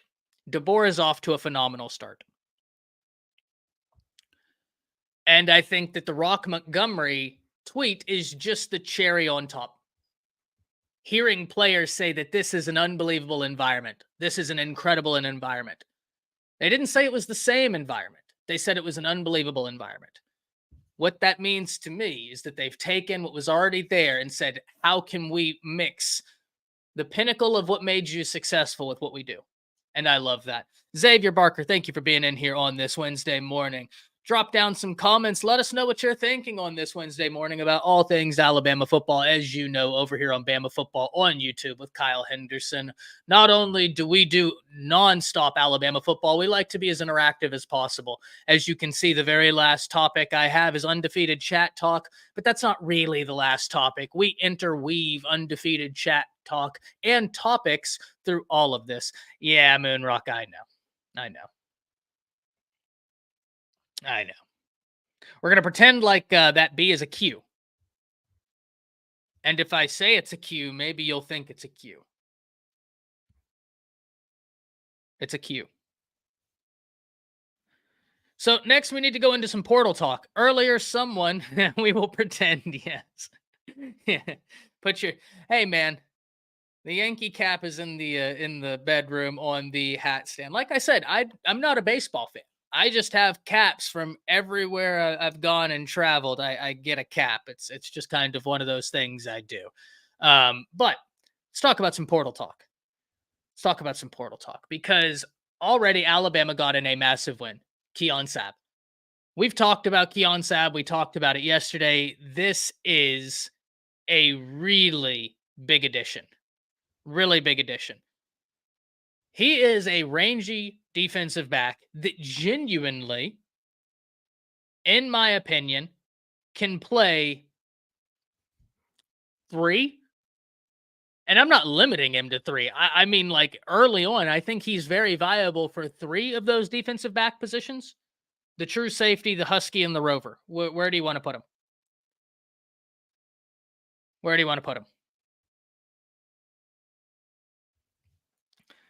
He has got the range of your safeties that you will put and just say, hey, hang back. And you have the entirety of the field. Don't be beat. But he's got the physicality of your safeties that you put in the box. They will stop the run. They will be physical. And they will attack. So his addition is massive to this Alabama defense. His versatility, his flexibility, his athleticism is massive for this defense because it allows you to maximize what you're doing. And this is one of the things that I think we talk about all the time, that there are stylistic differences. And if you can maximize stylistic differences, you can put something together that's real interesting.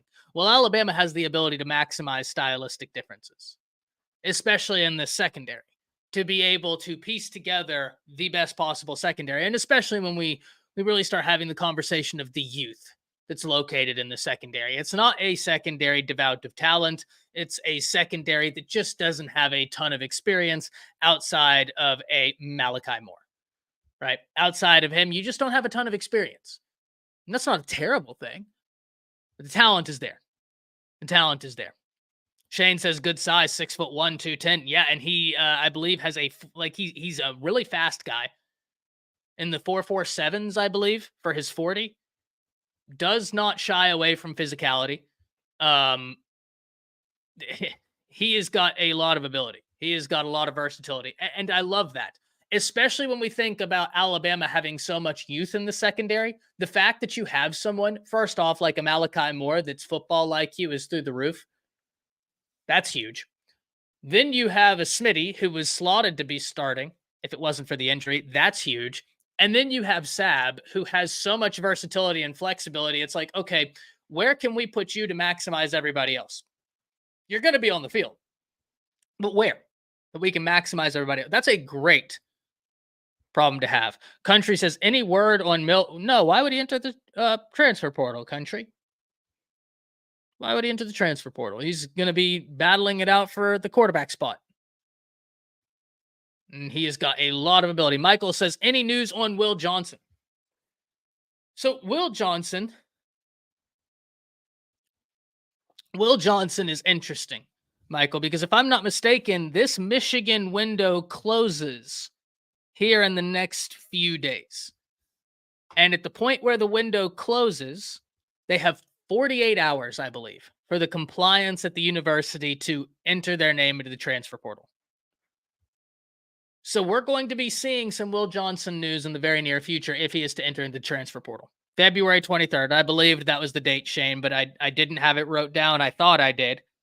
I didn't have it wrote down, and I didn't want to mislead. But you're right. February 23rd.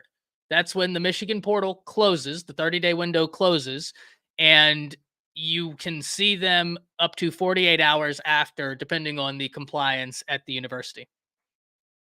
Jora, 100% correct. SMU offensive lineman Marcus Bryant is who you need to keep an eye out for. 6 foot, what is he? 6'8", 315 pounds, all AC player this past season. Really talented offensive lineman. And tackle is a major question for Alabama right now. I think if you're having a question for Alabama, tackle and defensive back are probably your safe questions. I think there's your safe questions. Cynthia Middleton says, Ty, defense question. With Womack's system, will we be vulnerable with speedball offenses with him wanting to sub a lot? I don't think so, Cynthia, because I think that one of the things Alabama has done, first and foremost, I think that pretty much every defense in the nation, you can get in a precarious situation with an up-tempo approach. I don't think that that's even relegated to Womack's 4-2-5. It was something Saban had to battle, right? That these teams are going up-tempo. So that's something that's a natural part of college football now. I think defensive coordinators across the board are having to account for how are we going to be able to keep fresh legs on the field when offenses are just foot on the gas, go. I don't think that that's necessarily going to be problematic for Womack, because I just think that that's a natural part of college football. That over the past 7-8 years, you're seeing so many offenses say, let's just go. Put your foot on the pedal. When you get down, get the ball to the ref and sprint towards the line of scrimmage, and we're going. No huddle. We're just flying through this. That's not abnormal. I think Alabama has recruited versatile guys that are incredibly athletic, and I think that allows them more flexibility in terms of subbing. But I'm not overly worried about that, no, because I think that that's something that defensive coordinators ad nauseum in college football have to try and battle with. So, great question, though. Great question. I love that. So, talking about Will Johnson, we already established that the Michigan portal window closes February 23rd. They could be 48 hours. 48 hours for compliance to enter in any sort of paperwork. Now, if Will Johnson is to enter the transfer portal, listen, Alabama is going to be an early favorite. And let's get this understood. First and foremost, he has a relationship with Damani Jackson. He knows Keon Saab, and he knows excuse me, I hiccuped in the middle of a conversation. He knows Courtney Morgan. Oh, excuse me. He knows Courtney Morgan. That to me is big. Jarvis says that's in Tuesdays. He's not coming. We'll see. I don't know if he is or he isn't, but college football is wild right now. That's all I know. Big Bama says, I would like another defensive tackle, a hog in rotation. I don't disagree, Big Bama, but I will say that the more I look at this defensive line room, I think they really started coming on strong towards the end of the season. And I think that they had a few injuries in the room. Now that everybody's healthy, I think that this interior defensive line could be real good, especially with how Tim Keenan emerged. And then you had Payne really starting to come on. You had Smith really starting to come on as the year would go on. Otis is now going to be healthy. I mean, you've got some dudes on that interior. I think that defensive front is going to be really good for Alabama. I'm really excited about it in this 4-2-5. I think that the stylistic scheme of the 4-2-5 matches up really well with what Alabama has in terms of talent at the inside linebacker and up front. I actually think it's going to be something that they can hit the ground running with because they already have the pieces there. These guys Nick Saban was recruiting unbelievable athletes that had a lot of versatility because Nick Saban was very fluid in what he wanted to do. Cody says Bama's 2s and 3s would start at any program in the country. You're not wrong. You're not wrong. You're certainly not wrong.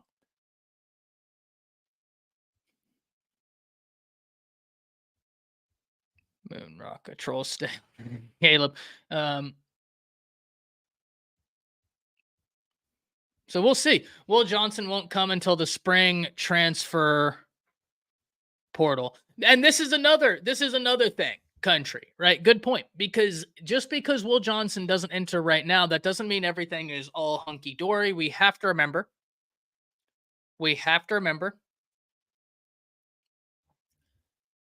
that there's a spring window. And in that spring window comes a lot of chaos. And one thing we need to understand about the spring window that's different than this first window. In the spring, coaches have a clear understanding of what they need, and players have a clearer understanding of where they stand. If you were a guy that, let's say you were a true freshman or a sophomore, and you had a senior in front of you, and he goes to the NFL draft, now you're sitting there going through spring thinking, I'm going to be the guy. Well, what if it comes out that 2 of the young guys pass you, and now you're 3 in rotation? You might say, okay, well, I've already spent my time here. I'm going to go look elsewhere because I have a clear indication as to where I stand. Well, the coaches also have a clear indication as to, oh, this room right here needs some help. We need to go get somebody for safety. We need to go get somebody for punter. You get my point, right? You've gone through some practice periods, and now you have a far clearer indication of what you need. So there is not just one transfer portal. There's going to be another window open up. And at the point that window opens up, there's going to be a lot of moves. That's going to be a very impactful window. Now, you always see, I think, more moves in the first window. One of the things we've noticed, in my opinion, is some of your bigger moves in terms of blockbuster names move in the first window. But there are really impactful moves made in the second window. There's very impactful moves made in the second window. Very impactful. Shane says that's true. Great points. Coaches will have a bad. Yeah, it's all the way around, right? Going into the spring period right now, if we call the first one the winter transfer portal window and then the spring portal window, in the winter transfer portal window, they know what they have, right? But you don't know if people are going to be staying, if they're going to be declaring for the draft. You don't know what any of that looks like. And you don't know if you're even going to have someone enter the transfer portal yourself. You might have one of your guys that you thought you were going to be relying on enter the transfer portal, and now you're like, okay, well, we have someone behind him that I really like. Let's see what it looks like.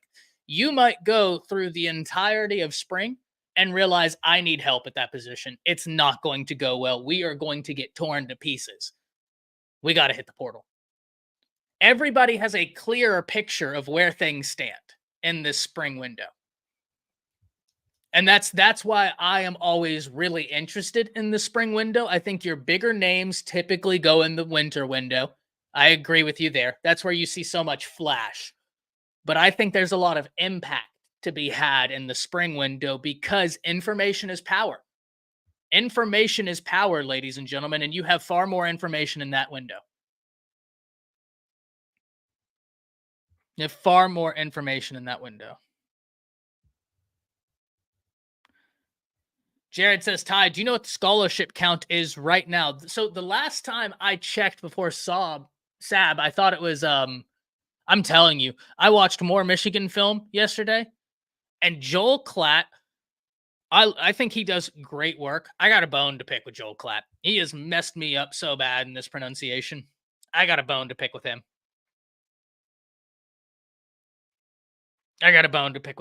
He pronunciated that name 18 different ways, and it has messed me up. I had to mute it, and then I had to break out and try and get the all 22 because I just couldn't do it with the commentating anymore. I was confused.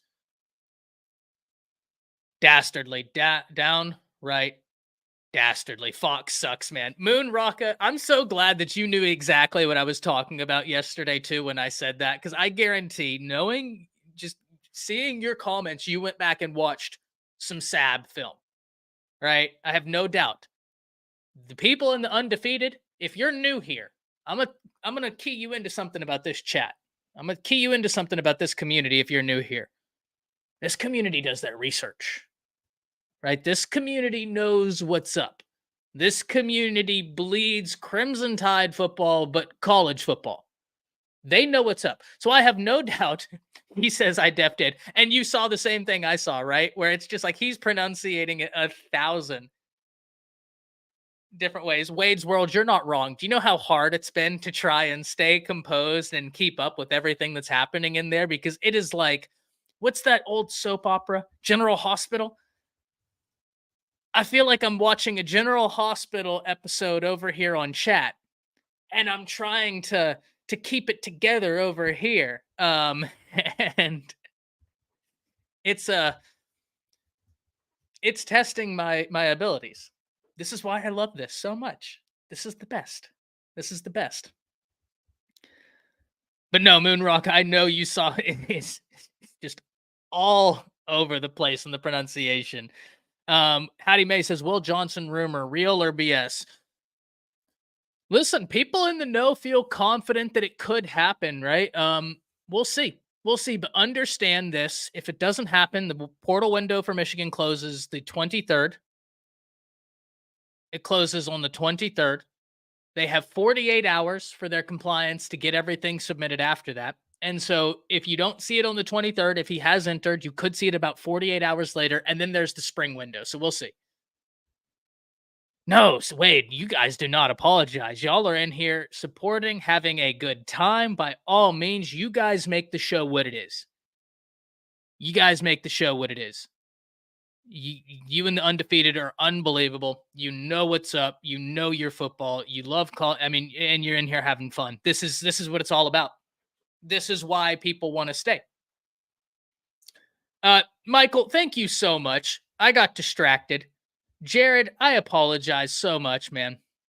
I did get distracted, and you even asked me if I got distracted. I did. I apologize. I'm a little bit like a goldfish, right? I don't know if y'all have watched Ted Lasso, where he says, be a goldfish. I'm a goldfish. So, scholarship count. A few days ago, I thought they were at 82, and now they've added a few more. I think that you could be anywhere between 83 to 84 scholarships, meaning you're right there. You're right there. Oh, Nicole, don't you dare apologize. Y'all are awesome. Y'all are awesome. No, y'all don't apologize for anything. Y'all make this so much more fun, man. I have a blast up here. You guys are the best. Goldfish are the happiest fish. You're right. I'm pretty happy, right? I seem like a pretty happy-go-lucky guy. It's because I'm a goldfish. And Jared, I do apologize. Because, just because a goldfish is happy doesn't mean that everybody's happy with the goldfish. Right? Thus is the dichotomy of life. Anyways, neither here nor there. We're going to talk about Jay Townsend dropping a comment. Jeff, my man, happy for being in here. Jay Townsend says, Ty, I'm high on keeping top prospects in state 100%. I read that neither Bama or Auburn are in Alvin Henderson's top choices. Are we trying to get him to Bama? So if I am not mistaken in terms of Alvin Henderson, Bama's really starting to hit the gas. Right? They're really starting to hit the gas. The one thing I know right now, in-state recruiting is still something that they are going to be working through, but they're doing a great job. And the one good thing for Alabama is that Gillespie is there. He likes Gillespie, but Bama, I think, is really starting to ramp up. If I'm not mistaken, didn't he say that FSU was like really high on his list? Jor beat me to it. And this is why I talk as fast as I can. It's a race between me and Jor. Jor, you are on it, man. This is so great. This is so great. The Reverend says, Ty, who is our starting 5 on the back end now versus if Johnson comes? That is a great question, Reverend. Let me get out a pen and paper. Let's start theory crafting. So if Johnson's there, you're probably going to have him on one of the outside corners, right? You're probably going to have never stopping. He said FSU is his top choice. Yeah. I knew I'd seen that, but he's I think Bama's really starting to full court press on him, as they are a lot of the state prospects. I think having Turbo Rogers helps because he can really help recruit for Alabama. I think it's going to be a really interesting class, especially in the class of 2025, but maintaining Roach, maintaining Gillespie. I always, Ty, you almost looked aggravated. No, I'm not. I'm amazed. That's what it is I'm amazed. He is quick. He's quick. I'm just amazed. Marvin, thank you for being in here as always on this Wednesday morning. Krispy Kreme. You guys want to know a hot take? I've never had Krispy Kreme. I've never had Krispy Kreme. You can't hot one just off the rack. That's what everybody says. And like, okay, little side, and then we are going to get into the secondary question because I love that. I know, Jor. I apologize. I was really rising in your eyes, and now I've just fallen. Anything I can do, let me know. But they don't have any near me. I have a super health conscious family, right? I have a super health conscious family. Like my mom was a straight up hippie. And yes, I came on a ranch. My dad was at Woodstock. I asked him how Woodstock was. He says he didn't remember. Right? My mom's a hippie. My sister runs marathons, and my brother's a professional cyclist. So it's like a super, but they love Krispy Kreme. And so that's how I know it's good. When my like super health conscious family is just downing Krispy Kreme, but there's none near me. So, okay, I'm going out to get Krispy Kreme because undefeated is undefeated. And they say I need Krispy Kreme. I might live stream my first Krispy Kreme experience here. Who knows? Who knows? We might do a food review. Bama football on YouTube, food review of Krispy Kreme. One bite of the donut. Everybody knows the rules. You got to try it. How do you become a fan funder? Wreck-It Ralph says, I believe there is a link in the channel description. And you can go from there, Wreck-It Ralph. I feel like Ty has a secret passage door in that room. Maybe I do. Maybe I don't. It wouldn't be a secret if I let you know. Caffeine Kid says, I'm hurt as a fat man, Ty. I'm hurt myself. Don't worry. I can't possibly disappoint you as much as I've disappointed myself. Just know that, everybody in the Undefeated. I can't possibly disappoint you as much as I disappoint myself. So, all right, let's talk about this secondary question. This was a great question. Off the top of my head, the question was, Ty, what is the secondary going to look like in your opinion if Will Johnson comes and if he doesn't come? So, one corner if Johnson comes would be Johnson, right? If Will Johnson comes, he's taking one of those corners. Now, the other corner gets interesting. The other corner gets really interesting. You have Damani Jackson there, who I think has real high upside. He was a top 5 player in the nation coming out of high school unanimously. He was a 5-star composite across the board, every service. I think he's got real high upside, but he has got to work through some of the things they were doing at USC. Now, granted, I think as a defensive back, once you get in that room, once you start getting that terminology down, he's going to be able to hit the ground running. But Damani Jackson's an interesting name. You also have a Jalen Mbakwe. You have a Xavier Mincy. And Xavier Mincy's tough because I don't know where you put him in the secondary. We talk about Sab having a ton of versatility. Xavier Mincy has got a ton of versatility. I have been so excited at the prospect of Alabama getting him in this class. Those of you in the undefeated that were here whenever we were doing our early signing day, those of you that watched Coach Sean and I stream when Kyle was on vacation, Coach Sean and I talked for so long. And I was asking him, Coach, could we get Xavier Mincy? Like, I want this kid. I know we have a loaded secondary class already, but I want Xavier Mincy. His film is ridiculous to me. It is absolutely bonkers. And then I watched him in the All-American game. I don't know how you keep him off the field.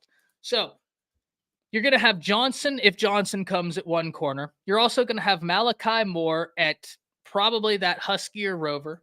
We'll say we'll do Saab back deep. You'll probably have Smitty at the other one. And that could be your corners.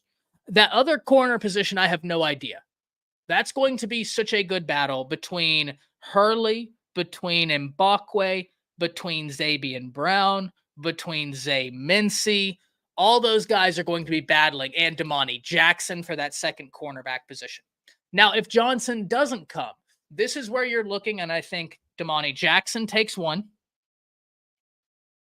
How does being a hippie make you healthy? William said. Oh, I just said it was like a super health conscious family. My mom wasn't big on anything like processed, anything like that. I didn't have like any Cokes or anything in my house. Nothing with a bunch of sugar.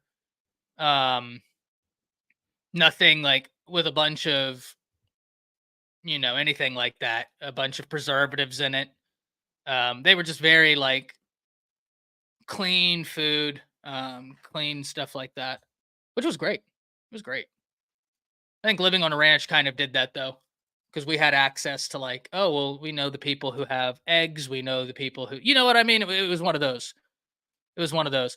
Yeah, King. And I'm at the point now where I'm almost 30 and I went through a kick, right? I got to college. I'd never really had like fast food near me or anything. And I went crazy on Taco Bell.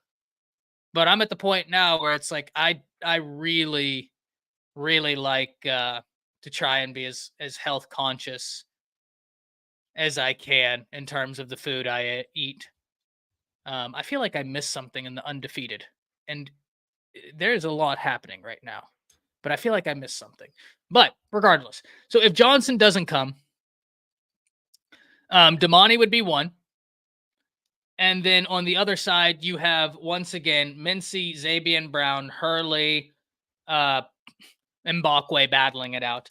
But you would then have a possibility of having maybe Mincy plays one of those three non-corner positions, right? Maybe he plays safety. Maybe he plays Rover. Maybe he plays Husky.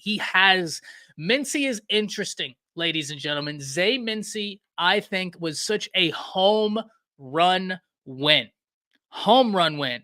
Speaking of a home run, how could we not have home runs with people like you in the undefeated Patriot Life with the $10 saying, shout out to Ty on the undefeated. I don't get to hear you much during the day because of work, but I'm still around. Roll Tide, roll Patriot.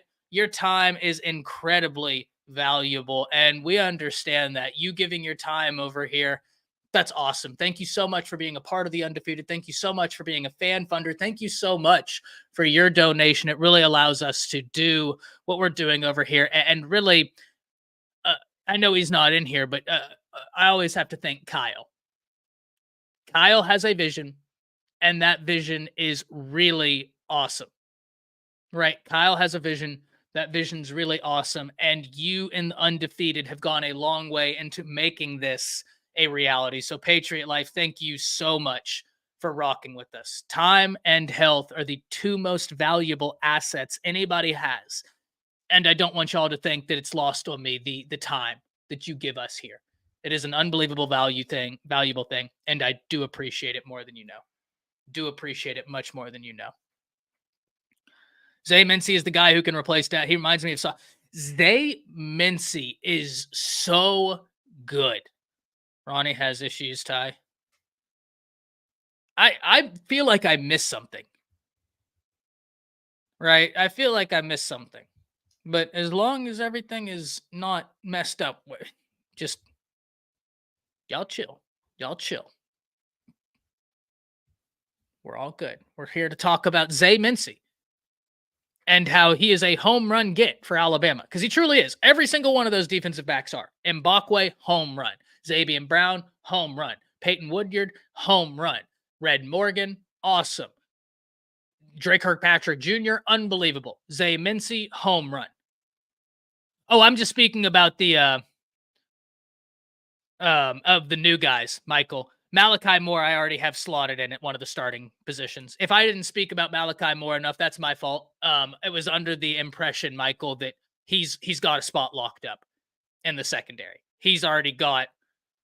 So if I didn't speak about him very much, that'd be why. It's because I think that wherever they decide to put him, he's the guy, right? He's got such a high football IQ, a lot of versatility.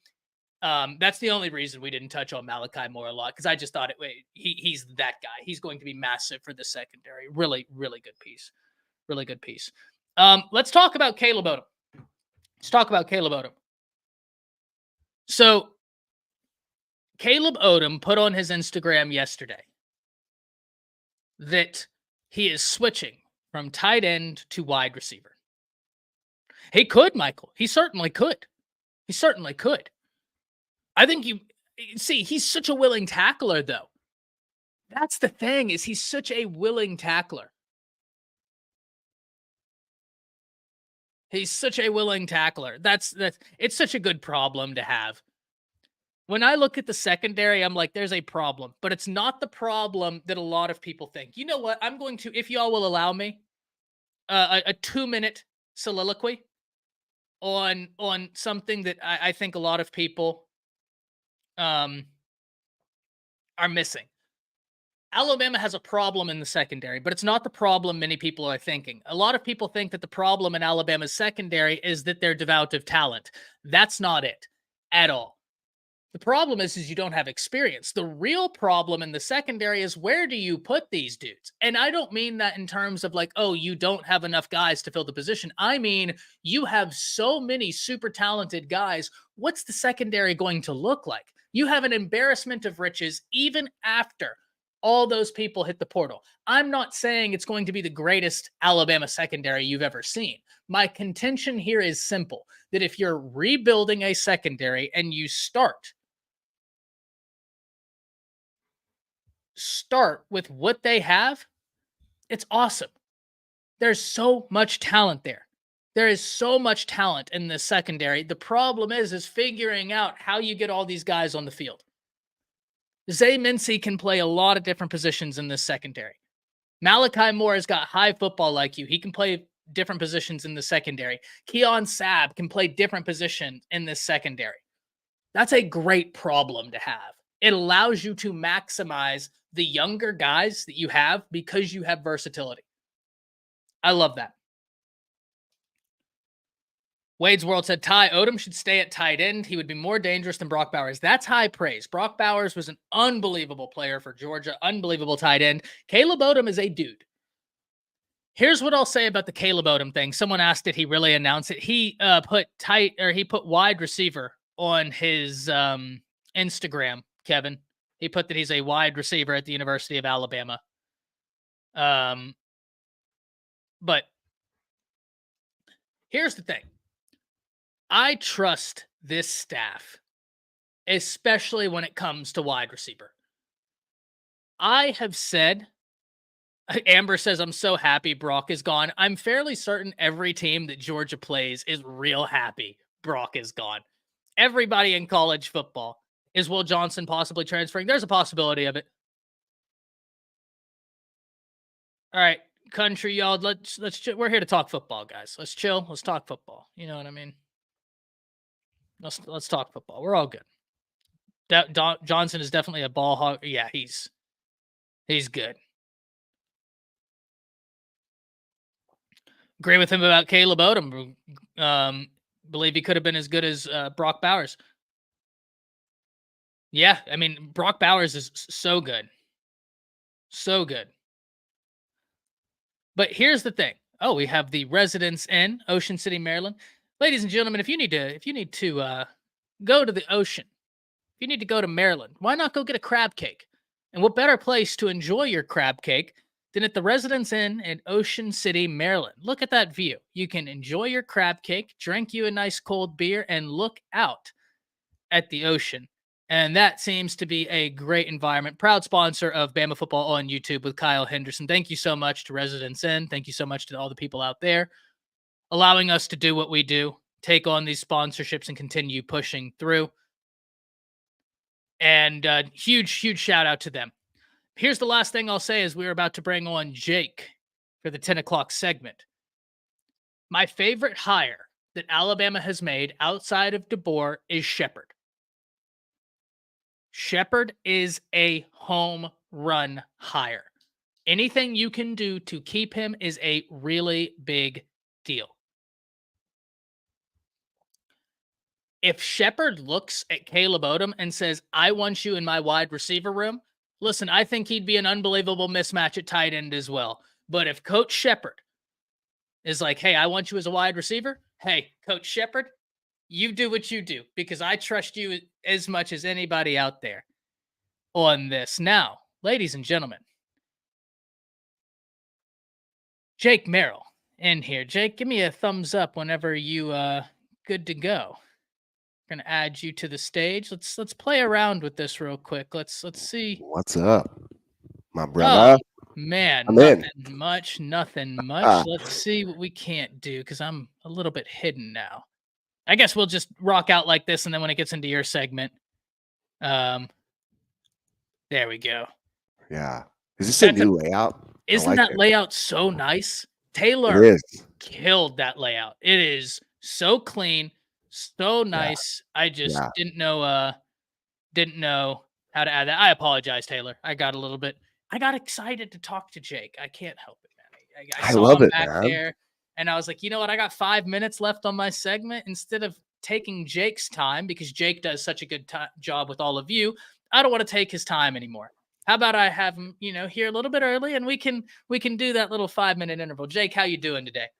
I'm good, man. I'm good. It's been a awesome morning. There's just continued news and a lot of anticipation, and everybody's excited for what's going on with Alabama football. I feel really good, man. I tell you what, I was up late last night because I just was going through.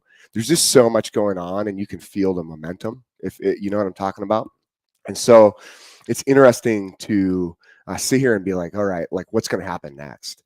And so I was just kind of digging and seeing thoughts, and there's a lot of different thoughts being put out there, right? Even from, I think, some people who maybe previously doubted are starting to be like, okay, wait a minute, there's something going on here, right? And then, but there's also a lot of thoughts still on people saying, well, I think I saw one thing of Bama going like 8-4 or something, or 8-5, like there's some crazy stuff, like. Then I mean, so it's interesting to see all the different opinions. So I was up late, like just kind of. I was excited. I feel really good. And plus all the hype videos coming out right now are pretty awesome. But yeah, I'm really excited to do a prediction for the season. The only reason why I haven't done anything like that yet is because everything is still so up in the air in terms of portal windows open, portal windows closing, the spring portal. Once we get past spring, that's when I'll be able to have a much clearer picture of what everything is going to look like. Mm-hmm. Love it, though. Mm-hmm. Want to talk to you about this, though, because I was just talking about Odom moving from tight end to wide receiver. And people in the undefeated, you already know, Jake, the undefeated, they don't miss, right? No. They are as versed as anybody out there in college football. It's awesome. Mm-hmm. Yep. Some people in the undefeated saying wanted to keep him at tight end. And I'm going to be honest with you, I don't disagree. Yeah. I don't disagree. But Jake, talk to me, because I'm of the impression that if Coach Shepard looks at him and says, I think you can be a mismatch and maximize what we do, Coach Shepard's that dude. What do you think? Yeah, no, I like it. I honestly, I was thinking about this, and we kind of touched a little bit on it last night. And can you guys hear me okay? Is my mic coming through great. All right? Good. So we touched on a little bit last night. There's just, with Odom, it's difficult because he's such a dynamic athlete. The way he plays the ball, he runs a 4.6 40. Okay, so he's not a burner. I know for some people are like, well, 4.6 is phenomenal, and it is good. I'm not going to take away from a 4.6. You know what I'm saying? Like, I mean, back in the day, I think I ran like a 4.48. Like, it's hard to stay within any sort of range of for anything to.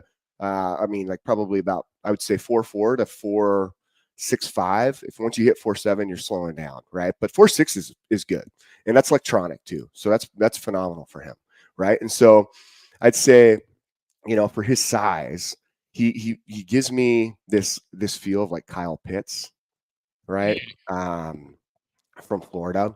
And I like Kyle. Like, you look at Kyle, I think coming out of high school, right?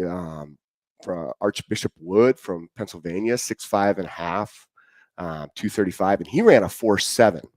Okay. So the reason I bring that up is because now you have this dude who's so dynamic. He high points the ball really well when he goes up after it. And we put ourselves, I think if he's perfect, honestly, if moving him to wide receiver at this point, I don't know if they'll keep him there long term, because they could pop him back. Or if you do keep him there and he continues to develop and excel, which we will see massive growth as far as like all these players, especially these freshmen, and probably the redshirt freshmen the most, by their sophomore year, you will see dramatic growth. Some maybe sooner than others, but that's typically that time frame where you see guys really come into their own, is like about that sophomore year, right? Their third season in. And so you'll see this growth with him, and he's just such a mismatch target. Like he's perfect for putting into a position where if you have him on a backside alone, right, and all the eyes are on the other side on a strong set to the wide side of the field, I would feel really good throwing him on the backside mismatch on some corner, depending on what type of defensive strategy they're playing, right? He's big bodied. He's going to be great for the red zone. I think they'll use him similar to the wide receiver kind of combo that we saw with Florida State these last 2 years. I cannot remember that giant wide receiver, what his name was. They had Keon Coleman, who was huge, but then it was the big dude. There's a big dude. Maybe the chat can help us out on that one. I'm sure you guys remember. I can see him right now. He was going up in practice. Huge. I'll look it up right now. Yeah. He was gigantic, right? And so they used him a lot. Granted, he wasn't nearly as explosive as I think what you'll see with Johnny Wilson. Yeah, Johnny Wilson. And I think Johnny's also like 6'7", right? Like he's like big, but still 2 inches, right? And Caleb has a 35-inch vertical right now coming out of high school. He's going to gain that extra 5 inches. He will have a 40-inch vertical by the time he's done, especially in this program. I mean, we've seen some of the demonstrations of what they do for a workout. And chat, Undefeated, what's up? I know you guys have so many questions. I've heard them being rattled off nonstop today. And I even yesterday when I was on the morning, I missed a lot of your guys' questions, because there are a ton, and I'm going to address some of those today and try to get to them a lot today, just because I know you guys are interested in so many different subjects, and I think they touch on what everybody wants to hear. But yeah, so I mean, I like Odom. What I mean for you too, like what's been your kind of take on him? Because I know you covered him through the signing period and what you're talking about with Coach Sean. Yeah, I'm just excited, man. I'm just excited. There's so many moving pieces. I hope Ty Simpson is our starter in the fall, says Country Life.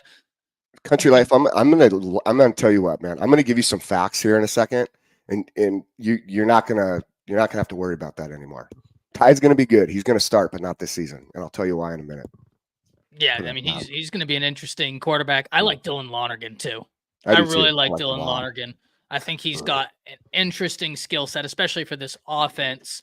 And then there's Austin Mack, who I'm not going to lie, I thought Alabama was recruiting some 5-star edge. Whenever I saw the picture of Austin Mack, I was like, who in the world is that? And they were like, oh, that's the quarterback. I was like, no. Yeah.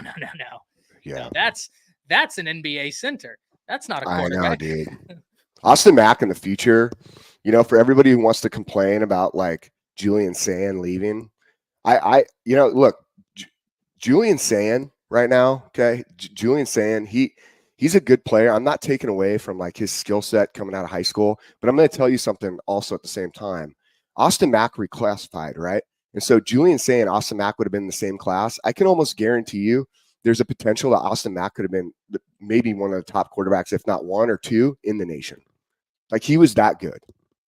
Yeah. But he's coming out, he's reclassifying, you know? He is absolutely freaky. Jake. Yeah.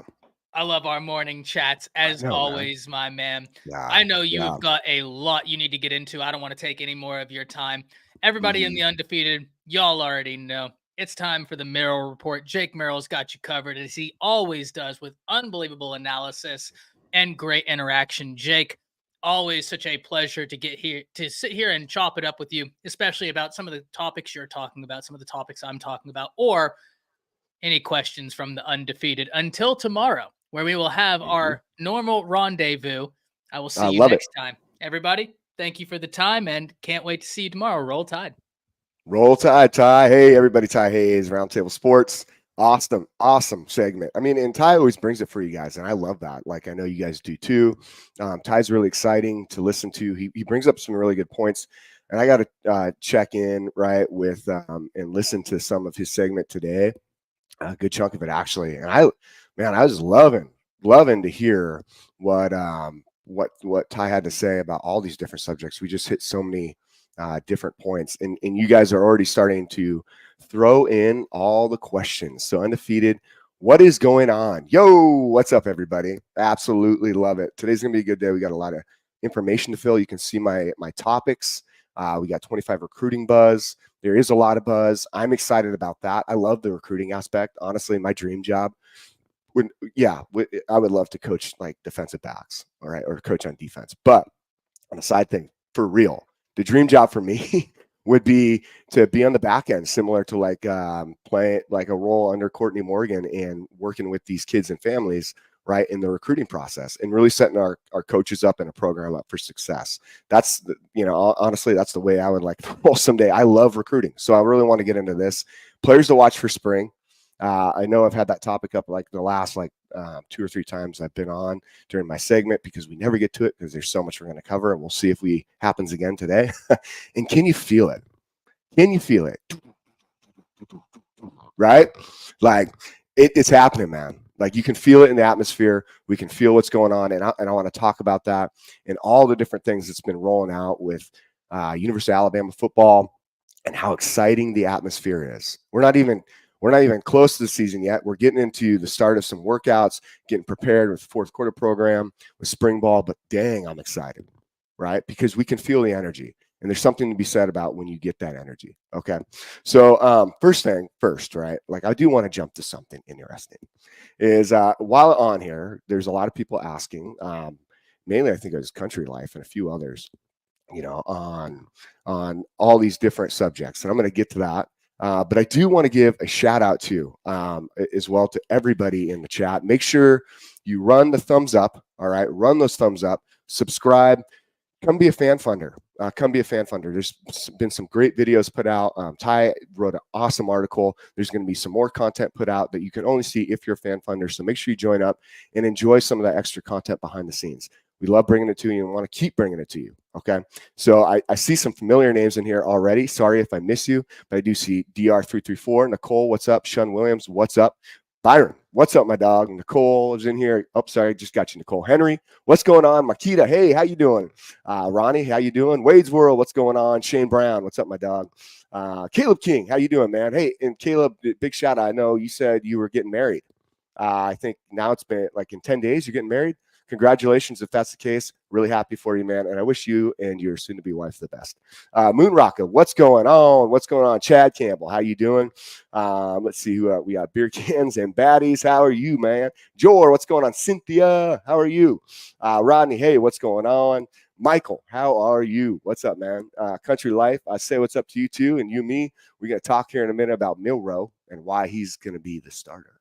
Randall Green, how you doing? What's up? Henry, How you doing? Let's see here. Scott Creed, what's going on? Jared, what's up, my friend? Walt Albright. I know I saw Jay Townsend in here earlier, and I know there is a bunch more, and I can see them all rolling through, and I'm trying to get to everybody as we go.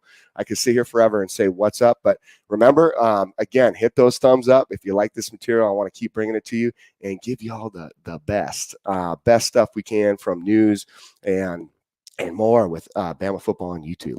So love the team here, and thank you guys for joining in. So real quick, I want to get to this, okay? And what I want to get to right now is this one with Country Life. Sandon will win a Heisman before Milroe. All right. I don't know, how much football you follow, Country Life, and this is not the dog on you. Like, hey man, I'm sure you got great knowledge and you enjoy the sport just like we all do. And I'm not a hater, man. I'll do belt to ass, right? But at the same time, like I'm going to make sure I'm teaching you a lesson, okay? Because that's what it's all about. If I'm gonna dig on you, I'm also going to teach you. All right, that's the way I coach. But also it's a lot of fun to make sure that we can interact and let you know. So on Jalen Milroe, if you didn't see it, right? If you didn't see it, okay, here we go. Like the thing is about Milroe is yes, he is the leader. All right, and Wade's World, what's going on, man? I'll tell you, like with Milroe, he is the leader right now. He is that guy that everybody sees. He is the front man. All right. They love him. And he's not just going to start just based on the aspect of, him being a leader, him being like the morale, the one that holds the glue, holds everybody together. It's not just about that. Okay. But I will say this is I'll say for him, you look at like what he brings to the table. And I'm not the only one who sees it. Okay. That's what I'm trying to tell you guys. And I know a lot of people have a lot of people have a lot of thoughts and there's some strong, dislike of Milroe because they thought maybe they put it all on him for last season. But let me tell you this, like when it comes down to it, we can't put it all on him. He's going to be the guy in the spotlight. He's going to be the guy everybody looks at because of what went wrong. But in the end of the day, you have to have an offensive line who plays way better than we did last season. I don't want to put down an offensive line. They're young. There's a lot of, with the offense that maybe didn't jive with the type of guys that we had. And on the offensive side of the ball, it's not like Saban's overseeing the offensive side of the ball. His specialty was the defense, right? And Creed, I will get to the rumors of who's coming transfer portal to Alabama. We'll talk a little bit about that. But I'll say this is like these guys last year and last season, we can't sit there and put all the blame on Jalen Milroe. Okay. He doesn't call the fourth down or the final play of the Rose Bowl on a quarterback sneak. That's not on him. Like, that's ridiculous. I don't know who ever thought that was a smart play call, but don't know how you do that within a goal line. Makes no sense. Okay. Or within the red zone. Right. But I'll tell you this, man, like, when it comes down to Milroe and his abilities, I think you're going to see dramatic growth. Okay. The guy this year really has this focus, this drive, not to mention if you don't think he's heard all the talk about like him being not the best, him being inconsistent, him being, not very good, him needing to move positions. I'm going to tell you what, that motivates a dude. Okay. And he's motivated and he felt it last year too. I'll tell you that. Like he felt it last year too. And he felt it in the sense that he was pulled out, right? He was pulled out of the game and versus what? Didn't play versus I think it was South Florida, right? And and it kind of was a wake-up call, I think, for him.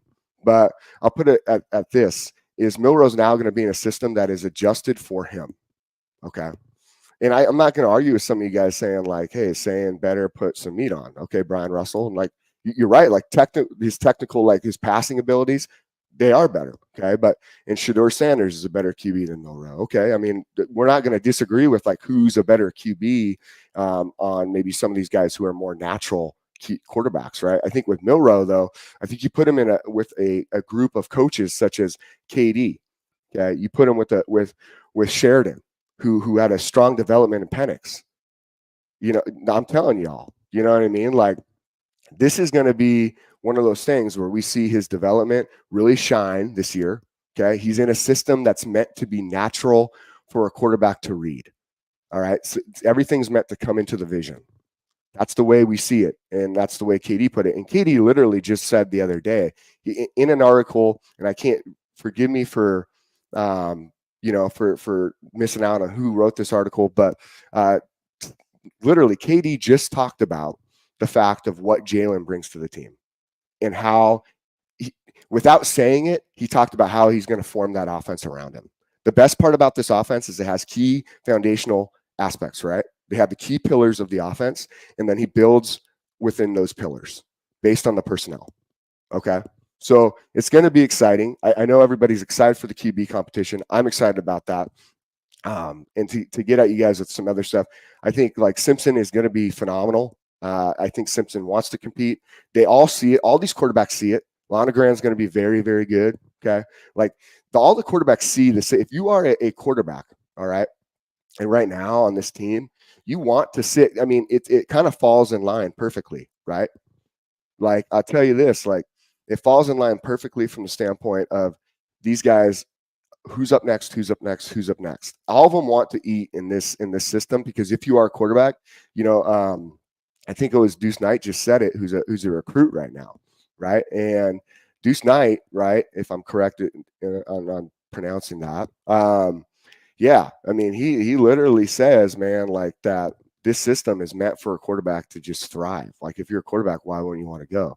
And I love that, man. I love hearing that. I love seeing guys like this who are absolutely phenomenal. This recruit coming out, like I love what he brings.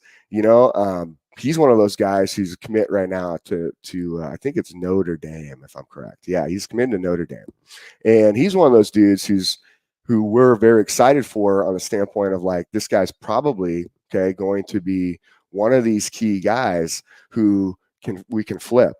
And so, and there's more too. You got Juju. I think it's Juju Lewis in there. Like there's a lot of different dudes. And as we talk about this,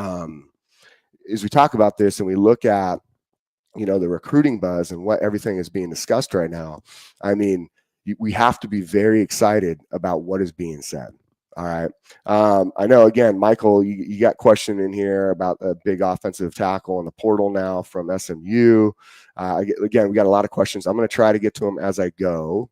I'm going to try to highlight these and hold on to them, and I'll get back to them here in just a bit.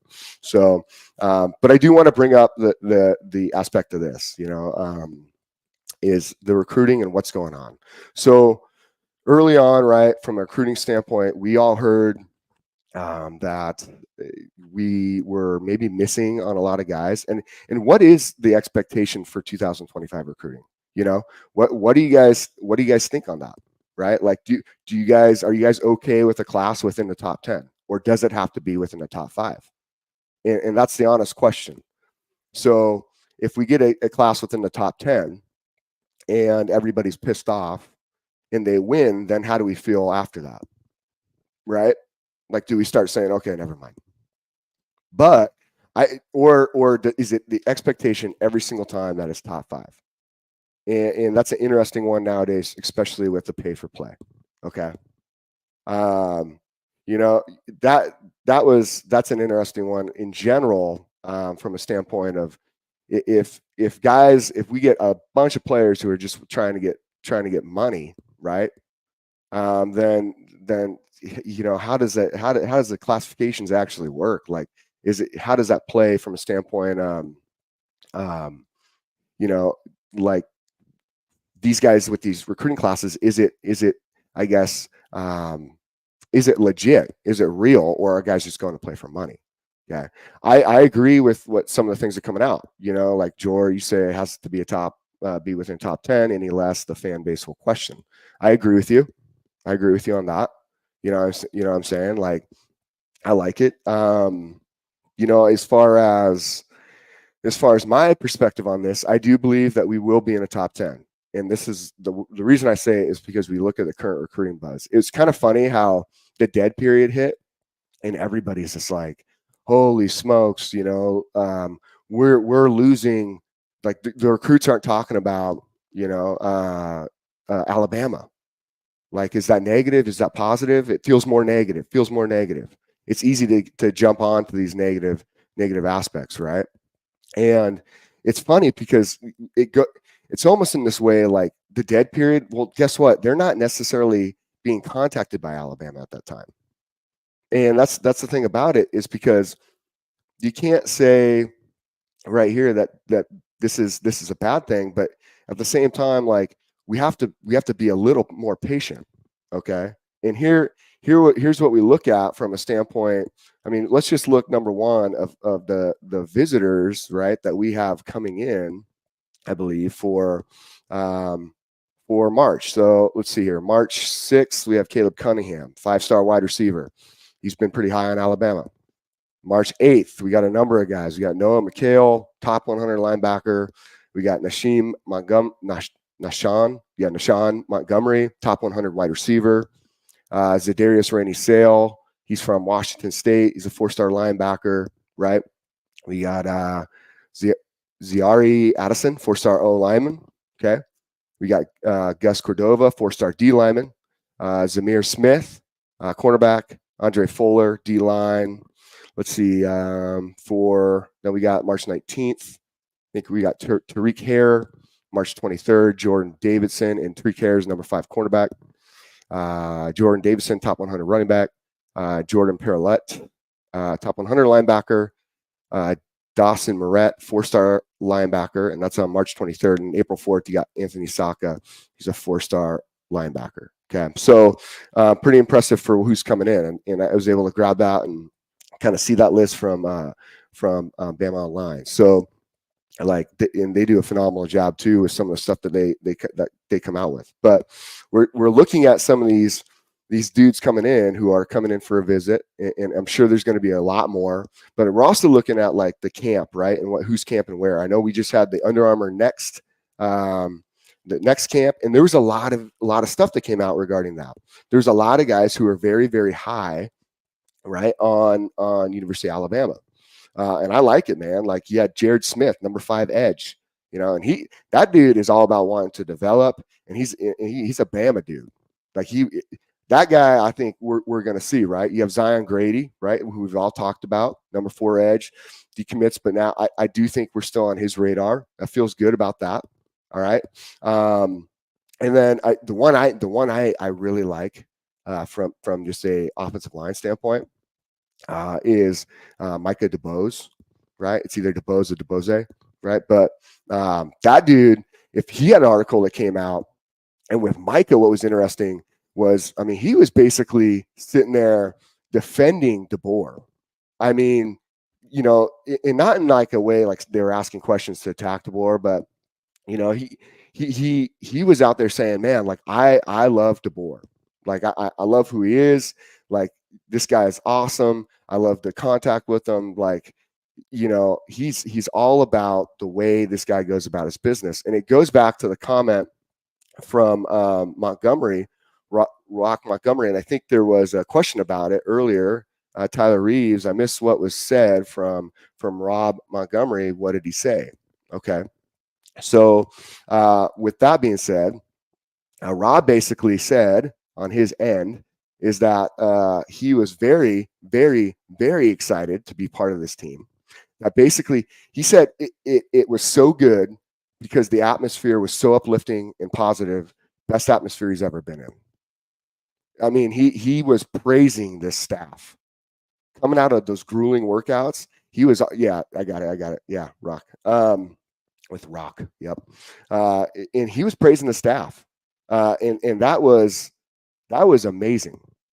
And I tell you, like, to hear that from a guy from going through these workouts and now having this interaction with the staff. And if you hadn't seen it, it was really cool to hear from a standpoint of Coach Shep, right? And who I'm so happy that we kept. I'm so excited that we kept Shep. And you listen to Shep and what he had to say for that day, and I mean what he was talking about. And Shep said he had this quote, okay. And if you guys didn't hear it, this is what Shep said. He said, adversity is a terrible thing to waste. When you have the opportunity for adversity, you got to take advantage. So here's the thing, right? Like super pumped up. He got those guys ready to roll. And we saw some key guys in there doing their workouts, right? That looked really, really good. But that's a great point. Right now, I think what Alabama football is facing, maybe the first time in a long time, is a strong, dramatic adversity. And the only reason I say that is because of Saban leaving, who is truly the greatest coach of all time in college football, right? And you can't put that on a program and then backfill it with another coach who I 100% believe in and I am all about. But I'll tell you this, it still creates adversity because now you got to hold on to players, the fan base, which is, 4.1, 4.5 million strong, is worried. I mean, if you look at everything going around right now, every little person and Dylan Durham, you just brought this up with the Terry, the UGA commit. Yeah, I'm going to talk about that too, Dylan. But every single person, right? You look at like these guys, and everyone's saying this negative energy, but in the end, that adversity, when you face it the right way, just like anything in life, like there's growth through adversity, as long as you're willing to face it. There's a story of KD, okay? And goes back into like this 25 recruiting buzz, right? There's a story of KD who I think it was the coach of Indiana who brought him in. I think it was Tom, right? Maybe one of you guys can help me out with his name. I know he's a big time coach at Indiana, but when Womack is with him, right? And what's up, Patriot Life? Roll Tide to you, brother. What's up, man? But Tom's talking about, he's in the meeting and listening to DeBoer talk about his philosophy and his thought process. And he's talking about in the meeting, like prior to this whole team meeting, coaching meeting getting started, he's talking about Buffalo. And Tom's like, what the hell is this guy talking about? Well, what he's talking about in that sense is he's saying the reason he really likes the Buffalo and the thought process and why his kind of philosophy around it is that the buffalo does not turn like other animals and try to hide from the storm, right? The buffalo turns and goes into the storm to get through it faster. He faces the storm. That is the DeBoer mindset. That is the KD way, right? And so here we are with what we would call adversity, and we have this massive chance to grow. And I'll tell you, like when you feel that energy, and you see what these players are starting to say, all right? Like we from a recruiting standpoint, and you know what I mean? Like this is the thing, is when you look at like what everyone's saying from a recruiting standpoint, from a standpoint of the players in, right, that are on the team, and how everybody's starting to feel, okay? Like you start to really get this feeling of, holy smokes, there's something amazing going on here, and everybody is embracing this energy. Everybody's embracing this adversity, okay? And that's something we should all be excited about, because when you have a team who's being put on the burner, right, by everywhere out there that believes in themselves, and a coach that can lead them in the way that they need to be led, and build them one day at a time, and willing to face the storm and willing to grow through adversity, that team is dangerous. And now you have it. It's not just any team. And that's what everybody's forgetting. If I were other teams, I would be like, the media, seriously, if I were other coaches, and I'd be like, you guys all, the media, y'all need to shut up about Alabama. Like you're gonna ruin us. Anybody who has a chance, right, to come in here and face them, I would start to be really scared, because this team has now put something on their shoulders. They've put this weight on and said, guess what? It's not crushing me. I can stand up with this. And I'm going to outwork all of you. And I'm going to show all of you. Hence, that's also where we go back to the Jalen Milroe comments. There's going to be something there. I'm telling you guys, when you guys see it, remember this time frame. Remember when I'm sitting here talking to you guys and telling you about these thought processes and what's going on in these players' minds, right? Like Milroe is going to come in there and he's going to kill it. And it's because he has that same mindset. He's buying in. He's buying in. And once a team buys in and they feel that adversity and they're willing to face it, and now you have the talent of Alabama. They're dangerous, extremely dangerous. Those are the teams that absolutely wipe you off the face of the earth. It almost goes back to the year, right? The Seahawks. I always go back to Seahawks because they were just so dominant in the year they won the Super Bowl against Denver. They killed everybody. And that's because they faced all this adversity. You look at what was said about them and what was going on. They came in, they absolutely demolished people, right? And Shane Brown, don't you think Milroe needs to improve pre-snap reads? I agree, but that's the beauty of this offense, Shane, is like this offense allows him to do that in a different style, and it allows those calls to come in and helps him with the reading of the defense, okay? If you watch Penix and the way they walk up with Washington last season and the season before, the way they go up to the line of scrimmage, what they'll do is he takes his observation, he sees what the defense is initially given, goes to make his clap, wait, pause. Do we see anything here, right? Do we see, is there any change? Is there anything being given away by the defense? If there is, or if there's a possible shift that the coaches notice, they all take a look over the sidelines. There could be a play change, and then we move on from there. Okay. And Michael, Coach KD took mediocre players to national championship. I mean, I don't want to call like that Washington team mediocre. There was some really good players on that team, but I would say as a whole, in comparison to Alabama from a talent in depth wise, you're right. Like they just were not the same. Emmanuel, what's going on, my dog? So I'll say, like, from that standpoint, as you start to look, all right, and you start to see this, okay, like Alabama now has this massive talent, so he's going to convert that same system into the players at Alabama, and you want to even question if one of these quarterbacks or if Milroe is not going to be successful. I think you really will. I think this whole entire offense is going to be really successful, and that's in going back to that comment. If it was you, Michael, is I think that's where he's going to really grow. They're going to really get down to him in his fundamentals, but also really seeing the field and feeling more comfortable. That also starts with the offensive line. That's why we're bringing in Coach Cap. Coach Cap was really successful with coaching in this style when he's, hey, Tink, what's going on, my brother? Coaching the style at North Carolina. That's how come you saw like Mitchell Trubisky be the second pick in the draft, right? That's why you saw Moon Rocka always comes out with the facts. That's why you saw Moon Rocka always talking about like the running backs, okay, from North Carolina during that time frame who were phenomenal. So there's been a lot of good stuff, and I think we're going to see it going forward, and going back into our recruiting, right? And we look at like some of the guys who have been offered so far. Okay, so you got let's see, for 2025, let's see, you have Julian Lewis, Juju Lewis, Nazir Wyatt, Dawson Moret, Kerryon Grant. Let's see, Mason Posa, Darius Dixon, like that one. Travis Smith Jr. is going to be, he's one who really likes Bama a lot. And Andrew Babaloa, the offensive tackle, he likes Bama a lot. I'm like excited for that guy too. Let's see, Anthony Saka likes Bama a lot, right? Marcus Harris out of California, 4-star. He's a stud, like him, wide receiver. And then a lot of people ask me about Mason Short, right? Like this new coach, is he going to be able to connect with Mason Short?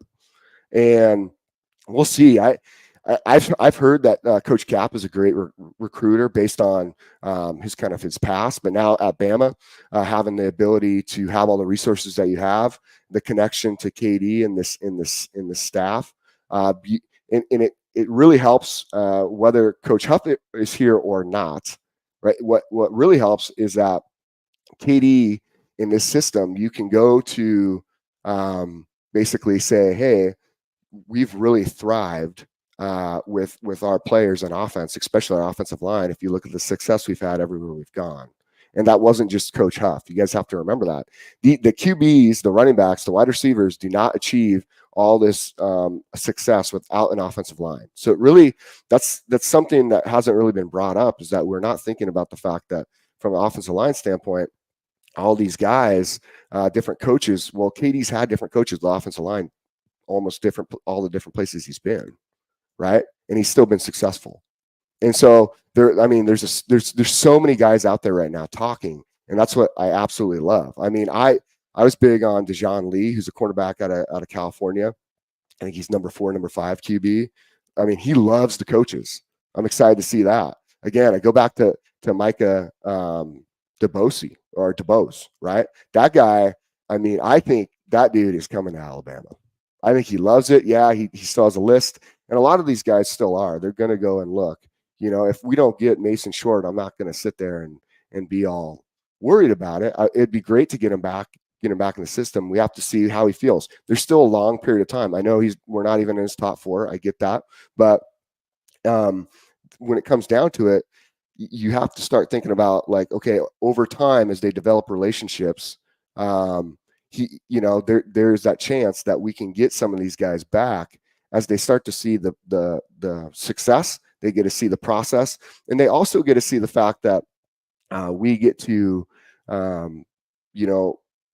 go with the players and how they come together, right? And we as a fan base really build on that, And Adam Garcia, Zion Grady and Jamie French, I would like to see a recommit. Yeah, I mean, me too. I would too. I don't know about so much Jamie. I don't know where he's at right now. There hasn't been a lot of talk I've seen on him. Zion, there has been talk, and I do feel like we could see that coming back. I do. But there's another player that I really, really liked, and I'm pretty sure that was Justice Terry, the 5-star commit out of Georgia. Bama's in his top 2, and Bama's on him heavy right now. He's talked a lot about them. I like that guy. That guy's a beast. He would be phenomenal here. And it's cool to see how, like, our staff is out there really, really going after guys like him, right? Like, he is a stud, absolute stud. And the fact that he's bringing up Alabama and saying, man, I feel good about this, right? I feel really good. That's exciting. Right? It's good to see, and it's good to see our coaches are doing a good job. I love that. I love that from Deuce Knight standpoint. I like Deuce Knight a lot. I like his mechanics. I like the way how accurate he is, and that's something that, in his size, and he can also move. But his brother played wideout at Indiana, and he spoke up really high of Nick Sheridan. So when there was any doubts of Nick Sheridan becoming an OC, right? Then that we don't need to doubt that anymore, because now we're sitting there and we're going, hey man, like, this is exciting, because Sheridan also has those connections. And Jarvis Mitchell, Merrill, where'd you get that shirt? You guys like that? You like that? It's kind of sweet, huh? I like it. Pretty sweet. No, man, I just got that from the Alabama store on Fanatics. Well, when they're in stock, they're never in stock of anything. But I like him a lot too. Someone brought up, like, I think they brought up Alvin Henderson, and Alvin right now is also feeling that love from Alabama. He's talked about it. Some of these guys don't like. They're weird with their interviews. Some of them don't like to speak so much, right? And they don't want to give away too much. So I can tell you, like, when you go into that recruiting process, that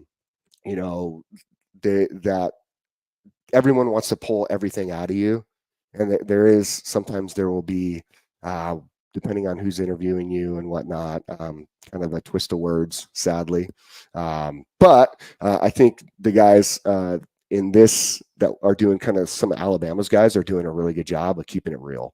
And I have a lot of respect for those guys over at 247 Sports, some of our rivals, and then definitely at a BOL, Bama Online. They do a really good job when they're doing their interviews, and they keep it real. And I like that, man.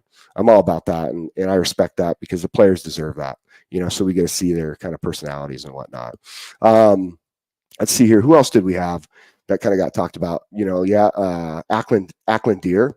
I like that, man. Like, he's all about Alabama. I love that right now. His interest is really strong. The fact that these guys are saying it, is impressive. I love that. And again, I talked about, like, the top 100 receiver, Travis Smith. He's really good. Love that. And then Who else do we have? Well, what was interesting too was like I think we have an offensive line commit in Zeke Helton, who's the 2026 class, and at that UA camp, I think he went against Justice Terry, and they went 50-50 and who won, which is pretty cool. Jared Smith, man, he liked DeBoer, and a lot of people love his humbleness, DeBoer's humbleness, right? And you know what I think is also impressive with DeBoer, and you guys all have to say it, yeah, and Wade's World 100%. And I do think Ackland's coming too. But with DeBoer is the way he presents himself, man. Like completely, he's humble and he doesn't try to be anyone he's not. He's genuine and sincere, right? And that's something really impressive to these recruits going through the system, right? And going through the process of trying to figure out where they want to go. I do want to jump into some of these other ones too. And I know we had some questions earlier. What do I think? Michael asks, Merrill, think we could get that big offensive tackle from SMU? So I like him, right? We'll see what happens as far as what he does. I know he enters the portal. I think he would be a great pickup. When I look back at him real quick, 6'8", right? He's 6'8", 318. He's a 3-star out of high school. SMU only gave up 16 sacks. He has 1 season of eligibility left. Okay. He would be a great one. I haven't really heard anything on him except, I'm sure there's maybe been some contact if he fits in the system that DeBoer, KD and the crew want, right? That's another thing to remember is with a lot of these players, we have to remember that in the recruiting process, they might be a 5-star guy, but if they don't fit our system or they don't bring the right mindset into the locker room, all right, I'll tell you, like, then they just they're not gonna fit. They're not someone that I want. And Caleb King, let's see what you got to say, man. I see your question down here, and Tink, I see yours too. I did not see that, Tink, about what Aaron Hodges said about the defensive staff. Maybe I did, but I just am not remembering right at this moment. But let me get at Caleb's. Jen, question for you. Don't take it the wrong way. When did you change your allegiance to Alabama playing Pac-12? So here's the thing with me, right? And I get it. Like that's a great question. I did play in the Pac-12. I actually played at University of Washington, just so y'all know. How about that? And I'm a huge Husky fan. I love the Huskies. I always will. That's family there, right? But at the same time, like I like Alabama, and I've always enjoyed like the history at Alabama. You have to remember when I'm going through that process of recruiting, that was the Shula era. Okay, for you guys who want to know, nobody really. There wasn't real high talk. If you're not from the South, then that's what you run into, right? And I grew up in Washington, And Caitlin Ingle is back to being a member again. Good for you, Caitlin. Welcome back. And so, that for me, that was just my thought process, right? I took visits all over. I went to Florida in the Urban Meyer area and Michigan, Texas, Miami, Florida State, you name it. So there's a lot. But for me, it happened to stay there. I think for me, like Alabama, I really loved the way Saban did things. I wish Saban would have been the coach during that time frame. And that, I'm not going to sit here and pretend anything different, but, and I could have earned that offer, right? And that's the thing about a lot of these guys right now in the recruiting process, and I'll go back to that, is it's all about earning that offer from Alabama because it's almost like you get a badge with that offer, right? And there's a lot of things that go on behind the scenes in recruiting too. The recruiting websites, they're really good today.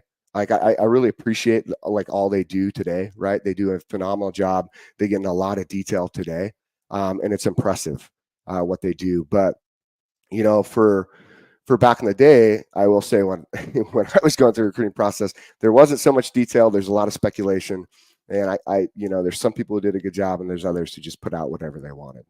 Right. Like you go back and look at some of these websites and I laugh at like some of the numbers and the different things that were put out and have been changed and what's what. So you have to also ask yourself for sure for some of these recruits, just because maybe they are not ranked as high, can they perform when they step on the field?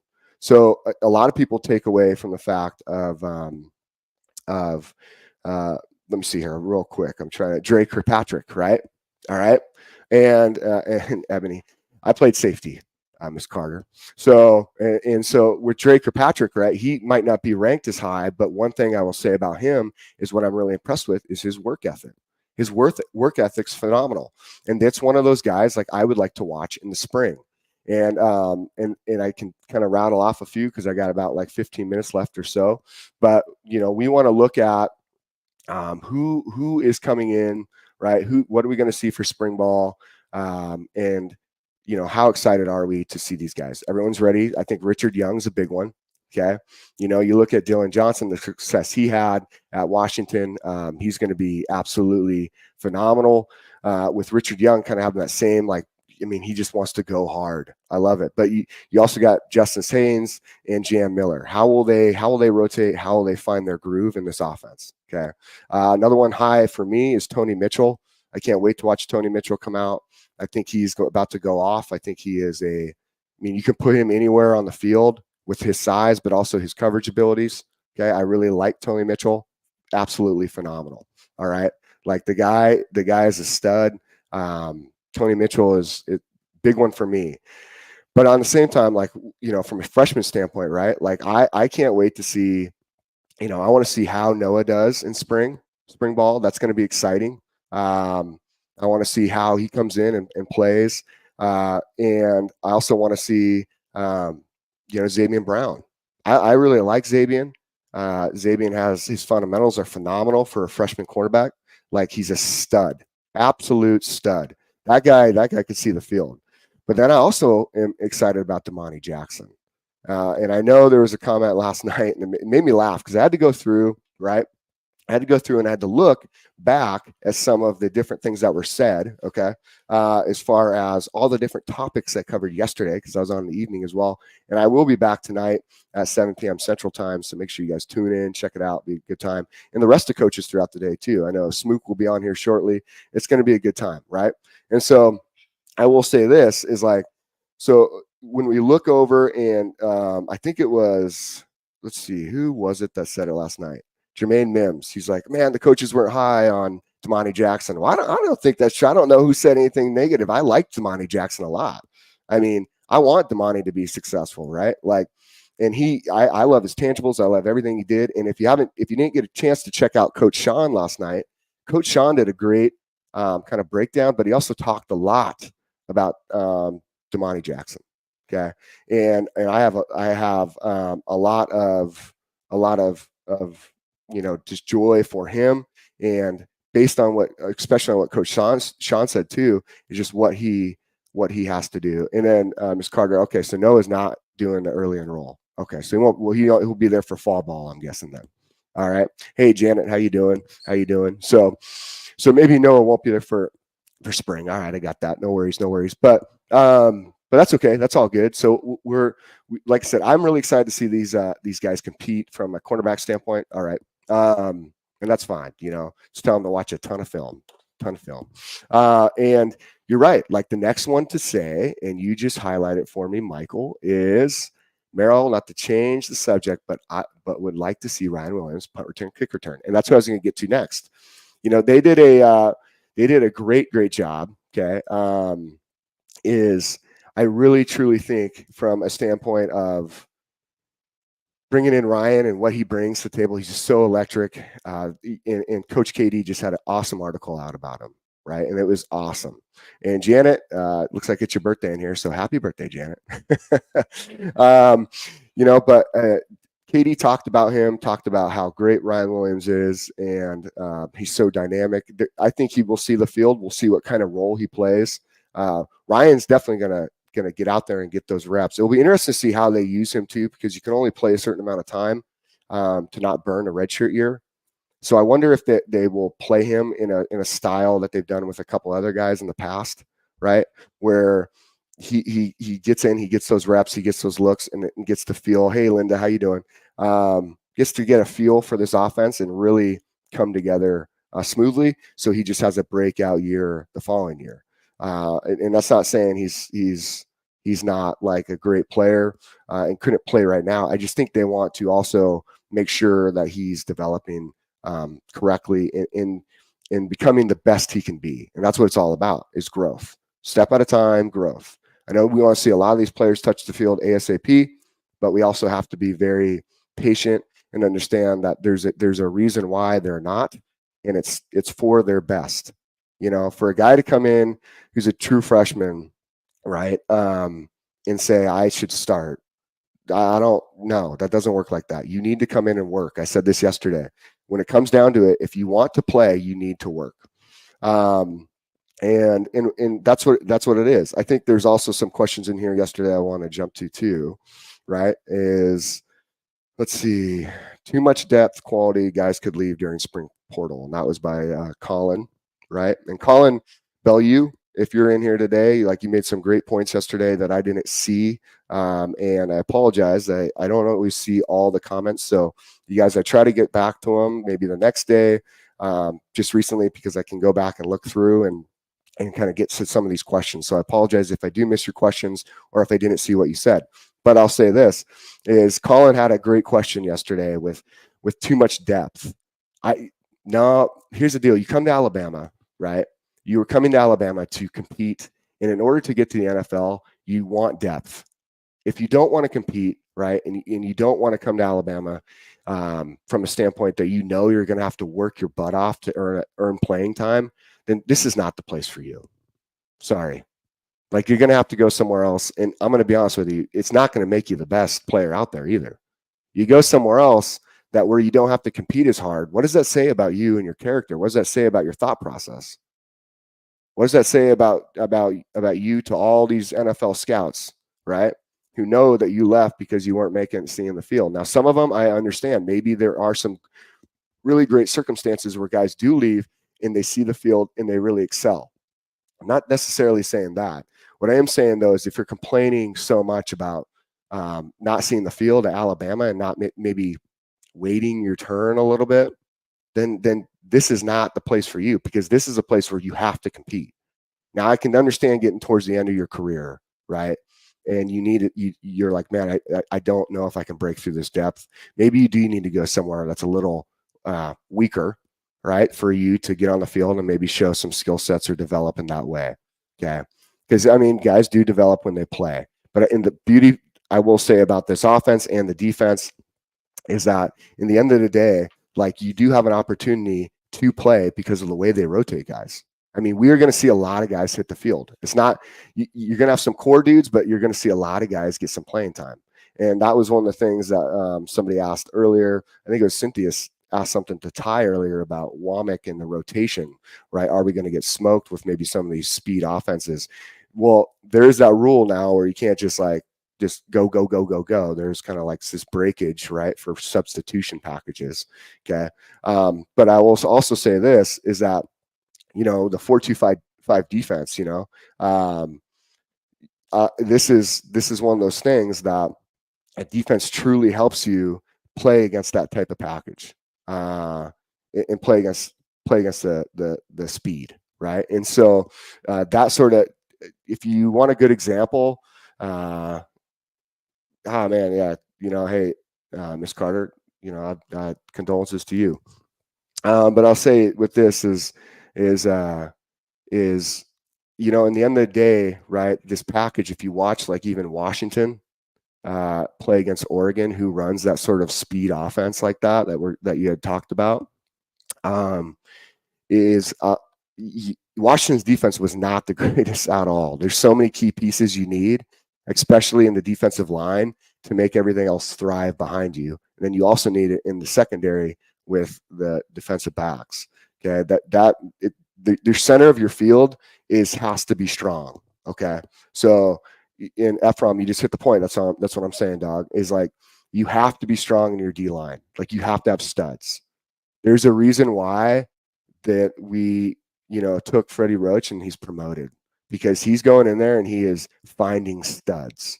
That's what he's going to do, right? And we're bringing him in, and I mean, that's why Justice Terry's talking about Alabama. He's top 2. I wouldn't be surprised if we see him flip and he leaves Georgia. I think that passion's there. I think guys, the only reason we're not seeing commitments from guys now and just jumping on board is because they just haven't seen it yet. They're waiting to see. That's what it comes down to. is they are waiting to see it all. And once they do see it, once they see this translate for this next season, I mean, it's going to be awesome. You're going to see guys start to really throw that down as far as commitments for 2025. All right. So we can be really excited about that. The other thing too that I saw from a standpoint was there was some questions about scholarships, right? And so for Division I football, you have 85 scholarships based on something from rolltide.com within the last 22 hours. Okay. So there was 76 scholarships, 8 enrolling in the summer, and that would equal 84. So we just have 1 available. Give and take, there could be a few more that we have available. I also think from a standpoint that like, you know, KD in this interview, right, is kind of talks about like they're keeping an eye. There's some positions that they're aware of. We probably know maybe a few or 1 or 2 that they are, and they're going to keep an eye out for that. Okay. So as they go through, and they're going through like the spring portal, you will see them really paying attention to who fits our system, who do we want to get, and then from there, right? From there, you know, there might be somebody here or there that maybe doesn't fit what they want, who maybe is on scholarship, and they change it, or maybe those numbers are off just a bit, you know, maybe by 3 or 4 roughly. Okay. So I think there's space. I feel good about it. I don't think they're going to like just go and load up. If anybody thinks they're going to go and load up, you know, if we have 1 or 2 leave, I don't know if that necessarily would be the case. We'll see what happens with spring. You know, we don't want to say that's not going to happen. But I feel really good about the work being put in right now and the way the locker room and all these guys are bonding with the coaches and the feel that they have. You know, Montgomery's comment said it best, right? Montgomery with him, you know, talking about this team and like the passion and the way these coaches just, you know, it's the best, most positive, uplifting atmosphere I've ever been in. I mean, that's huge, man. That is huge. And that's exciting to see from a guy who just is out there doing this work. Well, that kind of speaks probably to the rest of the team as well. You know, he's just maybe a little more vocal on it. So, you know, we're looking through, right, and we're seeing this new energy. We're feeling this energy. And what does that say going into the season, going into this off season, right? Getting ready for my mic to cut out. Y'all see Coach Smoot coming in here soon. As soon as you hear that music, I got to stop talking because my mic is going to cut out. But I got, you know, maybe about 4 or 5 minutes here. We'll see. But the music sometimes just interrupts my mic. So if I stop talking, that's why. You guys can just enjoy the music for a minute. But I mean, so KD is here to win, right? And that's why I'm most excited. That's why I'm ready, and I'm ready to do it. Okay, hold on here real quick. We're good. He said he's not going to do the music today. I know, Spook, you can do the music. Just give me a heads up and I'll pause for a second. You're good. I like the music, man. I'm all about it. I love that entry. So in the end of the day, like that love and the passion, right? And that's what I want to bring up and talk real quick about for these last few minutes. Is it's very interesting to see a coach who comes from this background of maybe unfamiliar, where he comes from the high school to a small college to maybe another small college to some other schools that have some success, but they're not big. Goes to Washington, he wins, and now he brings all that to Alabama. And he says it best, and he takes stuff from each coach, but he really believes in one day at a time, like winning, going 1-0 every day. Okay. I will tell you that philosophy, that mindset, if you can go 1-0 every day, just get a win. Okay. Like for those who go through something difficult in life, right? For those who face challenges every day, get one win and go 1-0 that day. And you'll be surprised how much you feel and feel really good. But also remember this on that standpoint is as you do it, uplift those around you, right? And KD does that. And so now we are starting to feel this energy, this passion, this build up, not tear down. And I'm not saying that wasn't there before, but it's just a different style, right? And I like it. I'd like to call it like the KD way, all right? The KD way, because he comes in and these guys buy in so hard. They believe it. They feel it. They're ready to go. All right. And next thing you know, from there, you start to see this transformation. And you can see it in the way these guys are working. You can see it in the energy. You can see it in the what is put out there and the comments that are made. But now you almost notice like the players, for the most part, right, kind of going a little quiet. They're focused. They're coming together. And now they're letting everyone talk, everybody else talk. Okay. And what they're doing is they are charging up. It's time to charge. And in the craziest way, for those who have come before and maybe played before, right, and been around success and found this amazing like thought process and this feeling, you get this feeling when you're about to win big. There's something about it, right? You can sit there and say, man, I'm about to win. Like I can feel the change, right? There's a breakthrough happening. And I'm not saying Alabama football necessarily needed a breakthrough, but can you imagine? And I saw some really good comments last night, but this team, you know, what it's been just recently or within the past, what if they just go up, right? You know, like it's pretty crazy. It's pretty interesting to see these guys level up. And now you get this feeling that this is about to happen in a very unique way to even bring how difficult is that to bring a culture even closer together, a team even closer together that just came through, right, with Nick Saban, you know? Like think about that. Think about that because Nick Saban did such a great job. Look what he's created. So how hard is it to make something even tighter, build something even better on top of it? Is KD potentially doing that? Yes, I think he is. And I think he's doing it in the perfect way of bringing everything together, okay? Setting everything up, right?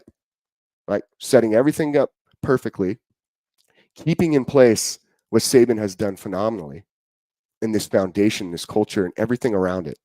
But then also puts his own touches in, right? Brings his own kind of unique philosophy that cements perfectly in the ground and in these places around.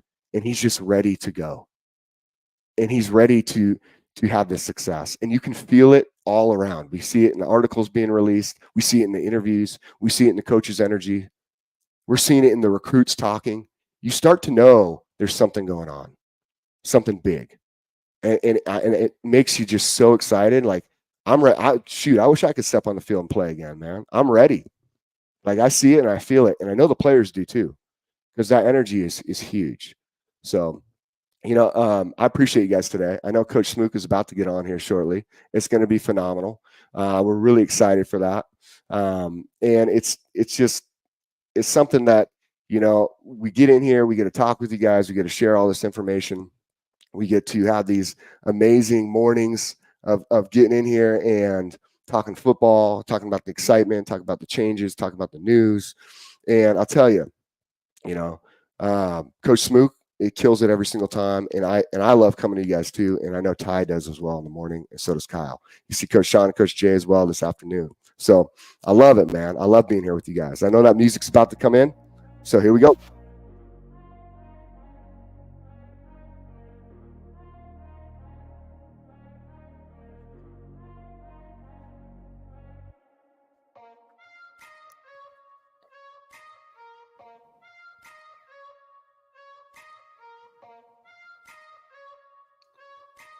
Let me know if you guys can hear me okay. Give me a thumbs up if you guys can hear me okay. I got to let it play out for a minute. Let me know. Let me know.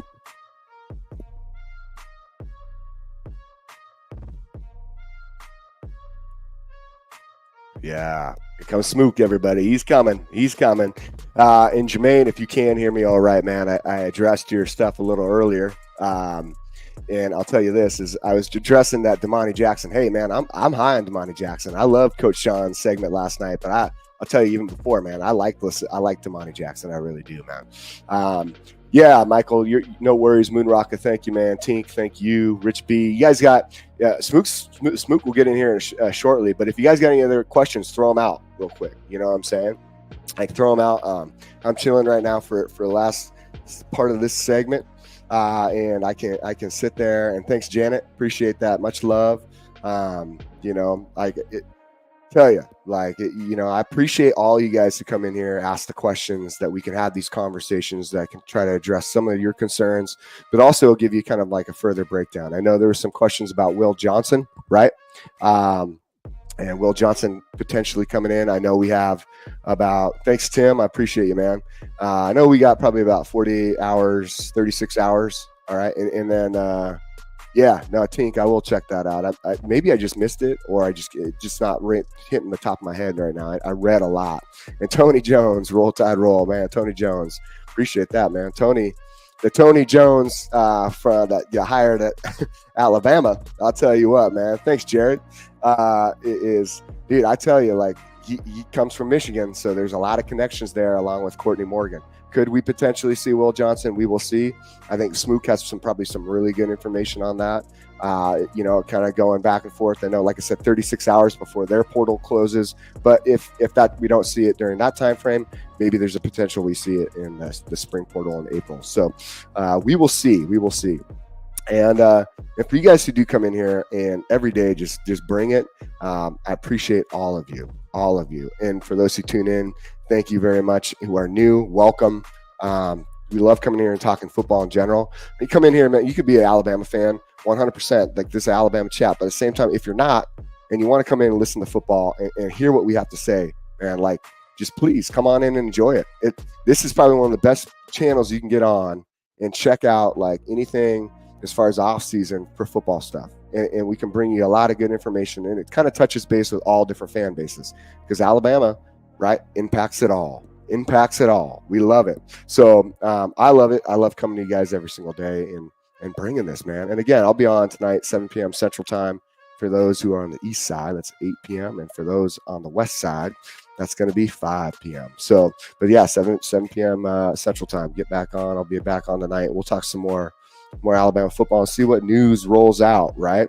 And I can address some more of your questions, that's for sure. So, like I said, I hope you guys enjoyed it today. It's going to be great with Coach Smook. He's going to bring us some great info. Continue to kind of keep up on what we're seeing with this play out of the portal too. You know what I mean? Because I think the portal is going to be an interesting one, and who we maybe grab and bring in. I know with Marcus Bryant, it's going to be.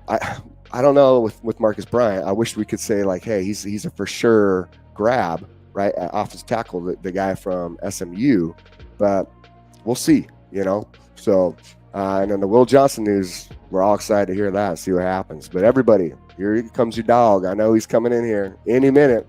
Coach Smook, everybody. Coach Smook. Yo, what's good, Jake? Yeah. Can you hear me? Yeah, I can hear you, man. You got me? What's good, bro? What's going on, brother? Man, chilling, bro. Chilling, man. Got this thing popping. Got this thing working. Finally, look. Want to act right now.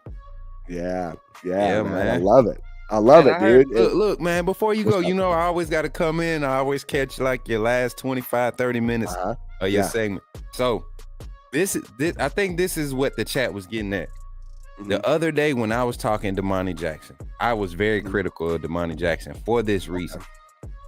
And it's for this reason. And I think I said this multiple times the other day. So anybody that didn't care to listen, this is what was said. This was what was discussed. And you can rewind and go look. I said, for the type of film and product that Damani Jackson put on the field and came out of high school with, I could not understand for the life of me the regression that I seen while he was at USC for the 2 years. Now, after you go back and you start watching the games, there were a lot of moments where he's in one-on-one, match coverage, he's getting beat.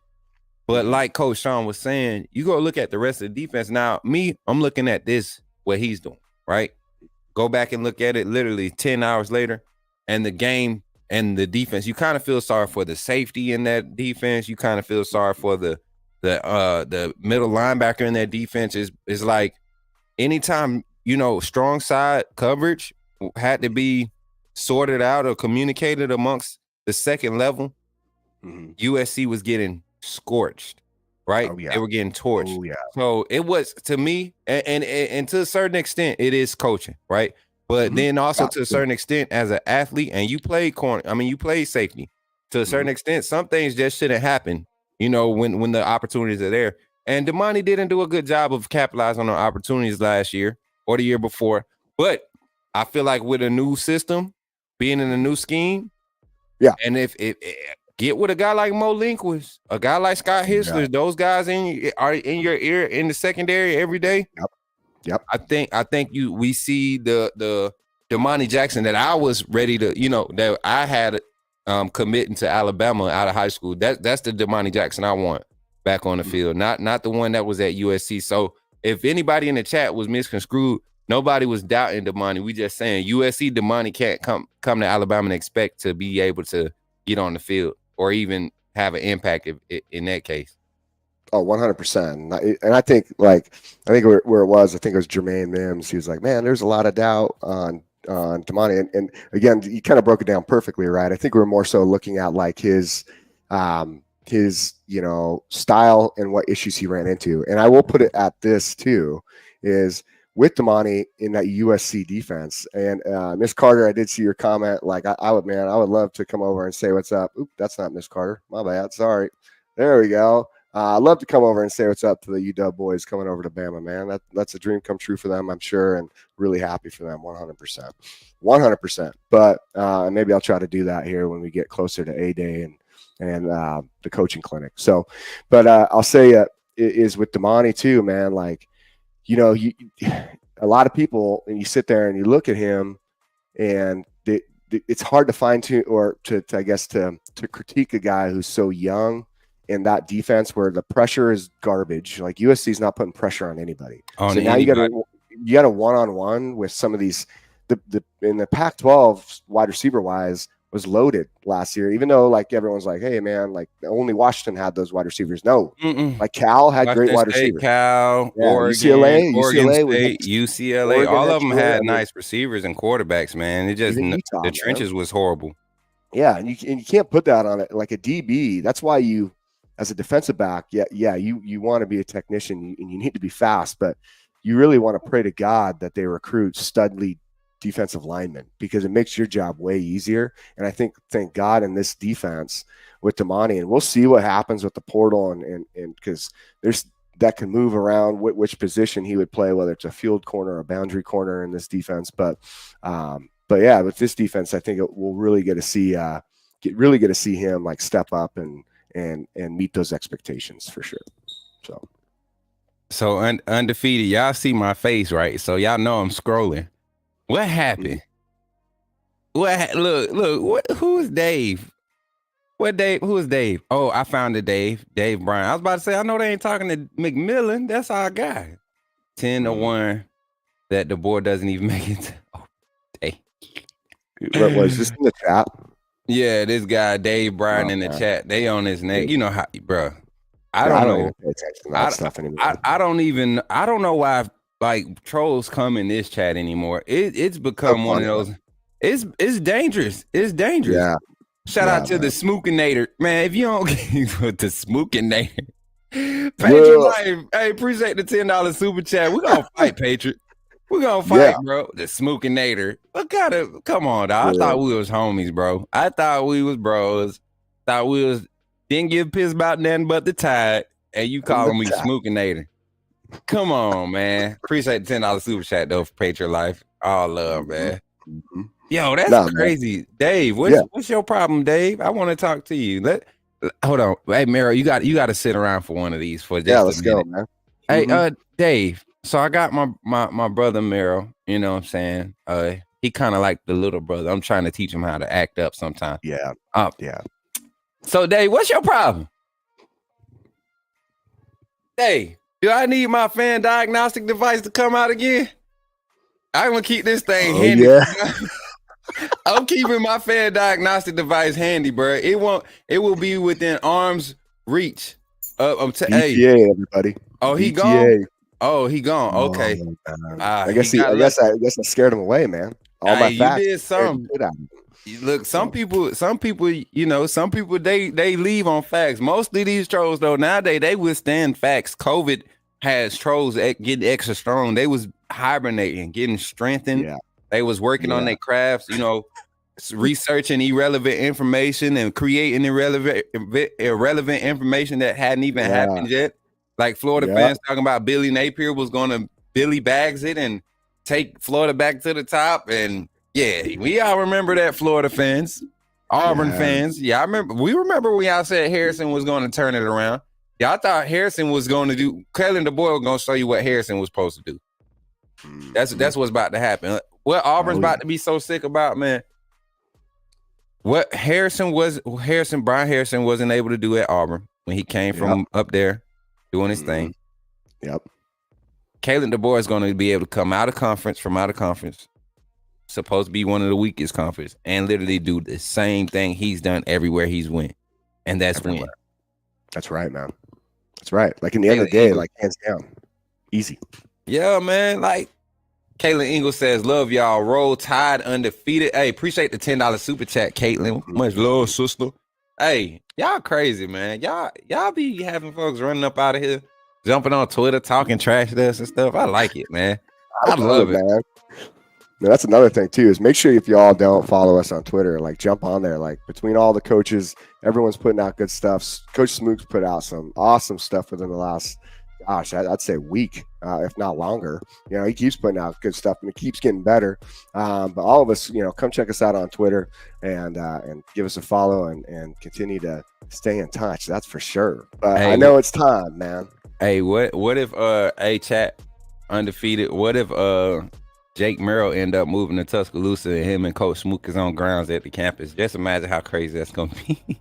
Whoa, man. Bro. I ain't gonna put that kind of stuff in the air because then I might plant a seed and it might start growing, y'all. Hey, that'd be crazy. That what's crazy, Jake? Man. Don't play with me because literally everything that's been like that Coach Smook has been touching, and it ain't nothing special that I've been doing. I just got this mentality, and Kyle been talking about it too, man. When you in the zone and you got like a mentality that no matter what it is, it could be stuff that you don't even want to deal with, right? If you choose not to deal with it with a dog mentality, like I'm not dealing with that negativity. I'm not dealing with that wasted time. You know, I'm not going to deal with sitting around being lazy and letting people have my space to possibly catch one of my ideas that the atmosphere is trying to drop in me. You know what I'm saying? Like when you have that type of mentality, it's hard to be stopped, bro. It's hard to be stopped, and you don't have to do much. You don't have to be out of character. You have that mentality because you find who you are, and I think that's what this team is becoming right now, bro. We found our identity, and now we're understanding what our identity requires as a network, as a team, and people ain't gonna be able to mess with us for a while, bro. Nah, and I love it, man. I mean, I posted this last night on my Twitter, but on this winning coaches, like lions don't sleep over opinions of sheep. Woo! Like you'll never be criticized by someone who is doing more than you. You will be criticized though by someone who's doing less. Yes, bro. Listen, all them Nants of negatives. That's a new term we came up. Nants of negatives. Listen, man, let me tell you. So I was trying to say negative Nancy's yesterday, and I ended up saying Nants of negatives. And our resident, what do we call people that create words and know how to find definitions? Our resident wordtician, Jared, sent a whole definition. He said Nancy Negati is a clown or clowns with no definitive knowledge of the subject at hand that propagate their uneducated thoughts, putting forth as fact non-factual nonsense in order to promote dissent, embarrassing themselves with sole purpose of negatively influencing a good vibe. Damn, Jared. That didn't that sound real, bro? Nancy negative, a real definition. We getting t-shirts. Nancy negatives. We're gonna have a little. It's gonna have like the circle with the red. You know the no go zone style. And it's gonna say Nancy negatives, and the definition gonna be on the back. I love it, man. Jared, that's impressive stuff. You could coin that, man. Make sure you start putting that out there. And some negatives. Word the dictionary, man. And some negatives. I love it, dude. I love it. That's so good. Oh, man. Y'all a trip, man. But yeah, man. Damani Jackson. Then I heard you talking about what is it that you was hitting on too?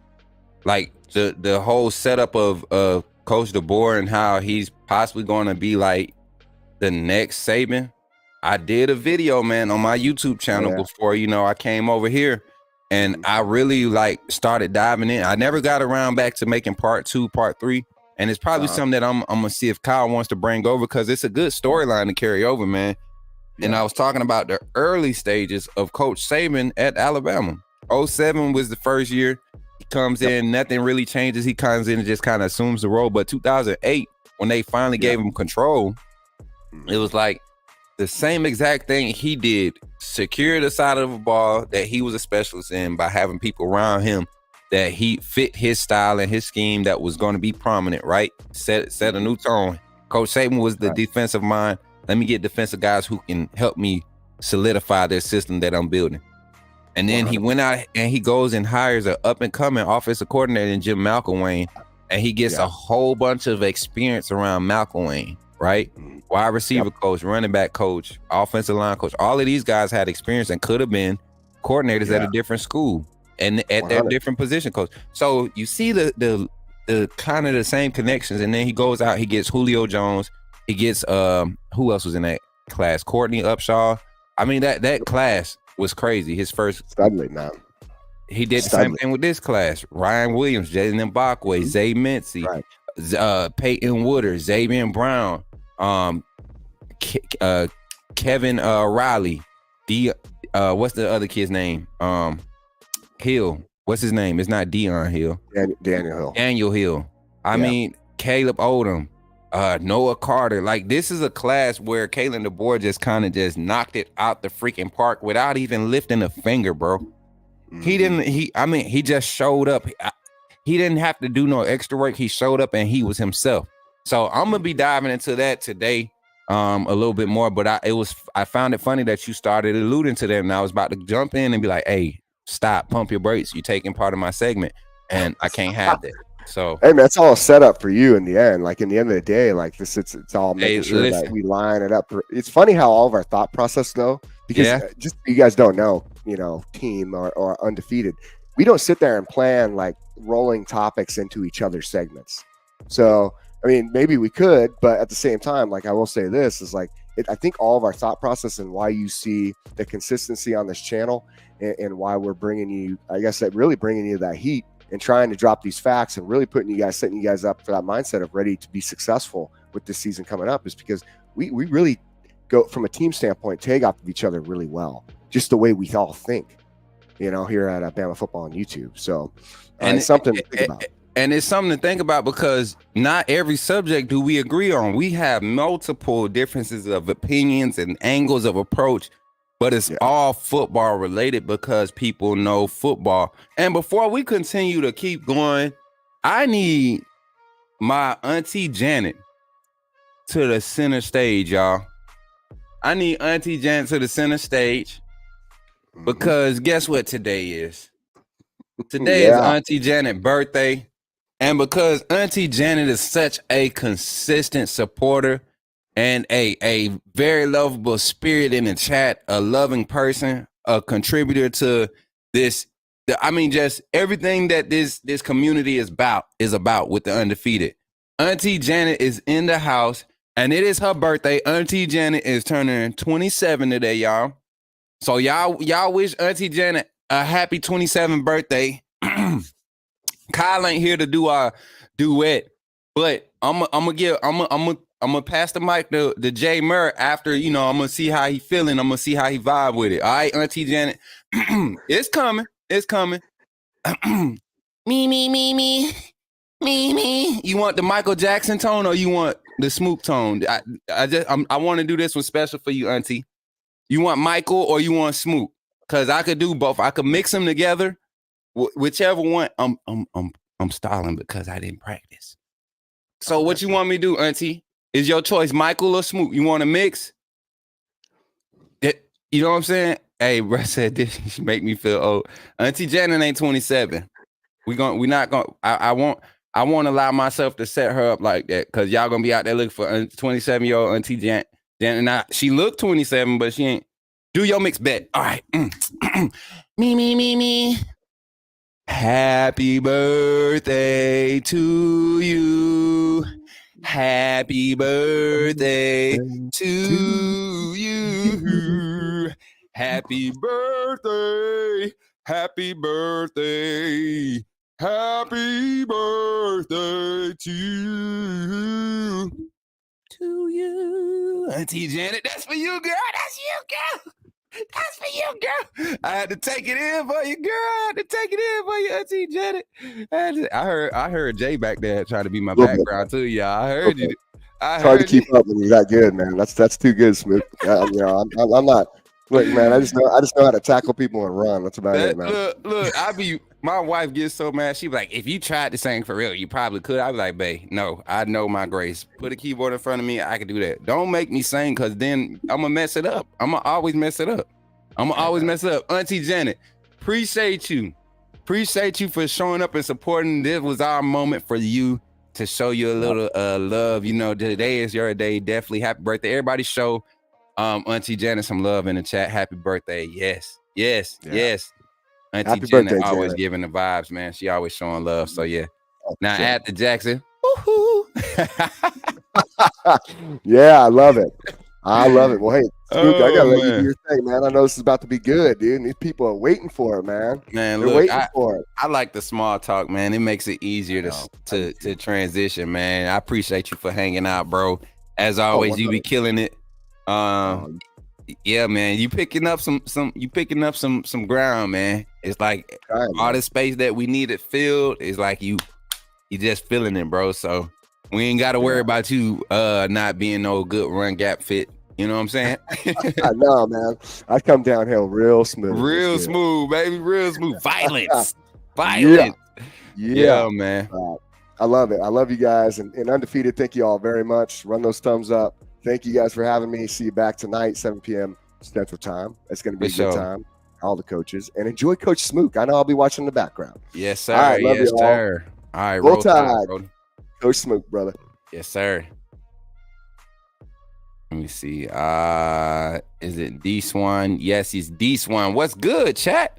Y'all know what time it is, man. Y'all know what time it is. Let's see if we could crank this thing up a little bit. Turn this music up just a little bit. Just a little bit. Yeah. Hey, quick roll call before we dive into the subjects, man. Me and Coach Merrill always go crazy when we get together. So y'all know what to do. Run the emotes up, and we gonna run up the shout outs. And today, what's today? Wednesday. We're gonna do it tomorrow because time, the clock is ticking, y'all. Clock is ticking. Friday is almost here. Oh, yo, be there on the bye week. Hey, run them emotes up for your boy. James Crick is in the building. Yo, Jay Jackson is in the building. My guy Tink is in the building. Shane is in the building. Let's go. Caitlin, my sister, is in the building. Eno, my boy, is in the building. Let's get it, man. Megan, what's good, family? Tink, what's good? Tim, my guy. What's good, Tim? Yes, sir. My guy James, y'all running the emotes up. Y'all circling back, y'all spinning the block. Ahmad, what's good, famo? Auntie Janet, again, happy birthday. How you feeling? DR334 in the building. Let's go. Let's go. Let's go. Let's go. Let's go. Cynthia's in the building. Yes, we hyped today. As always, y'all know I'm hyped all the time, right? But we hyped today. It's getting close. It's getting close. My guy Dino in the chat. Let's go, man. My guy Jared in the chat. Let's go. Is that Ice Cream Scoops, Jared? Jared, was that you that sent that logo that you wanted them to put up for my Smoot Scoop logo? Yeah, I wish I could have seen this logo, right? Somebody sent the picture like a markup of a Smoot Scoop logo, and it had my face, right? On a nice ice cream cone. As a matter of fact, let me see if I can pull it up. I think I still got it. It wasn't ugly looking either. It just had me with one of my dreads was like little gerbil poop link. You know what I'm saying? Like they was real small, like real short. Call them little rutches. Yeah, I ain't like that picture. If you would have did it with another picture, it would have been fire. But we kind of use this concept. Yes, you changed it. Send another one, man. I want to see it. What's up, 2G's in the chat? My boy E-Man. Sean A. Is that Sean A. Hudson? How you feeling? Roll Tide. Welcome to the chat. Welcome to the chat. GT18. What's good, famo? Ebony, what's good? You got meetings? Don't be having no meetings during my segment. I'm just playing. Y'all, let's jump into it, y'all. We got a lot of football to talk. We got a lot of things to talk about. I got some players. We got some new players for our under the radar and hidden gems segment. We're going to hit on 2 high school guys. And today we talking about my favorite position, a position that I played, coached, a position that I trained. And these guys were these wide receivers are guys that I feel like should be getting a little bit more attention, y'all. So we're gonna jump into that today.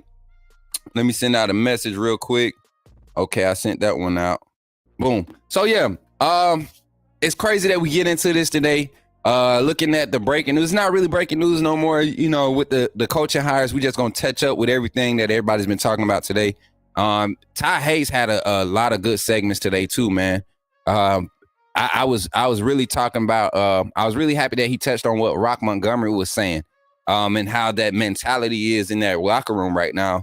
And right now it's only from the outside looking in, right? But when you're able to hear certain things being, you know, echoed on every network, because so with the media right now and the players, a lot of the exposure that they're getting, they're not getting a lot of guidance on what they can speak on and things of that nature. But it seems like that this team has a collective idea that they're going to stick to this. All right, we got something to prove. No matter what it feels like from the outside looking in, we're not going to let nobody see us, you know, we're not going to show that we not together, right? We our continuity, our brotherhood is more important than anything else. You know, no matter what coach they bring in. And to have those type of players with the type of coach that you have, the staff that you have, I love seeing Jamarcus Shepard and that energy. I love seeing David Ballou, you know, and that energy with that strength and conditioning staff. You know, Coach Robert Gillespie. All our coaches look like they could still get it in the weight room, bro. And that's what I'm happy to see. A lot of young, vibrant, energetic coaches, man. I'm excited to see that. So,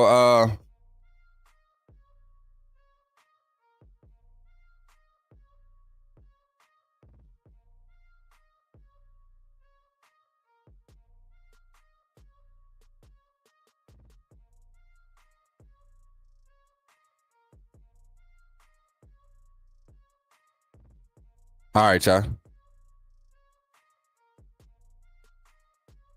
I just got a text.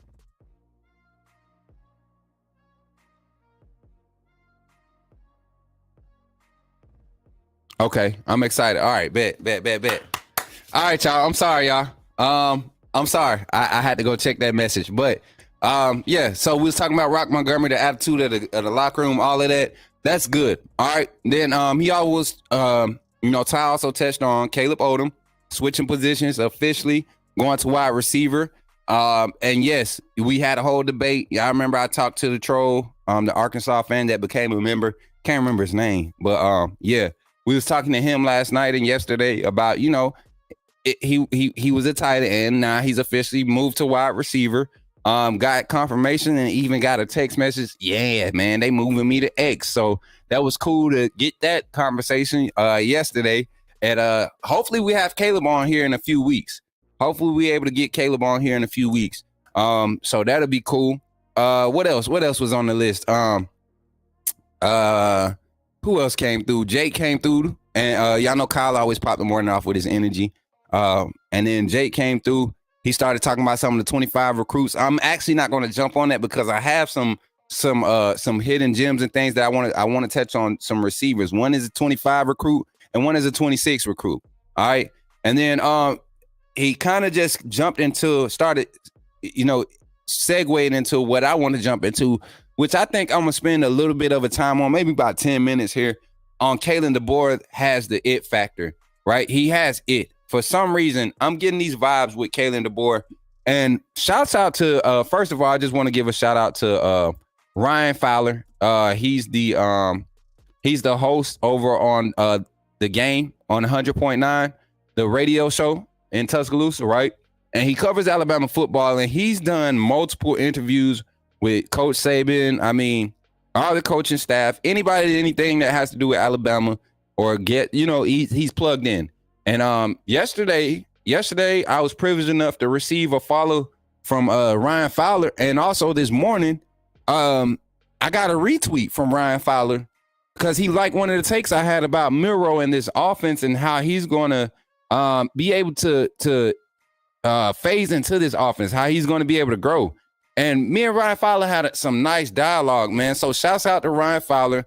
You know, it always feels good when somebody that is plugged in and connected like that, and they kind of like validate some of the way you're thinking. So yeah, man, it was awesome to have that interaction. I don't take it for granted. But not only Ryan Fowler, you know, there are some names on some other vetted and legit reliable sources that have, you know, just have been in support of Bama football on YouTube and what we're doing.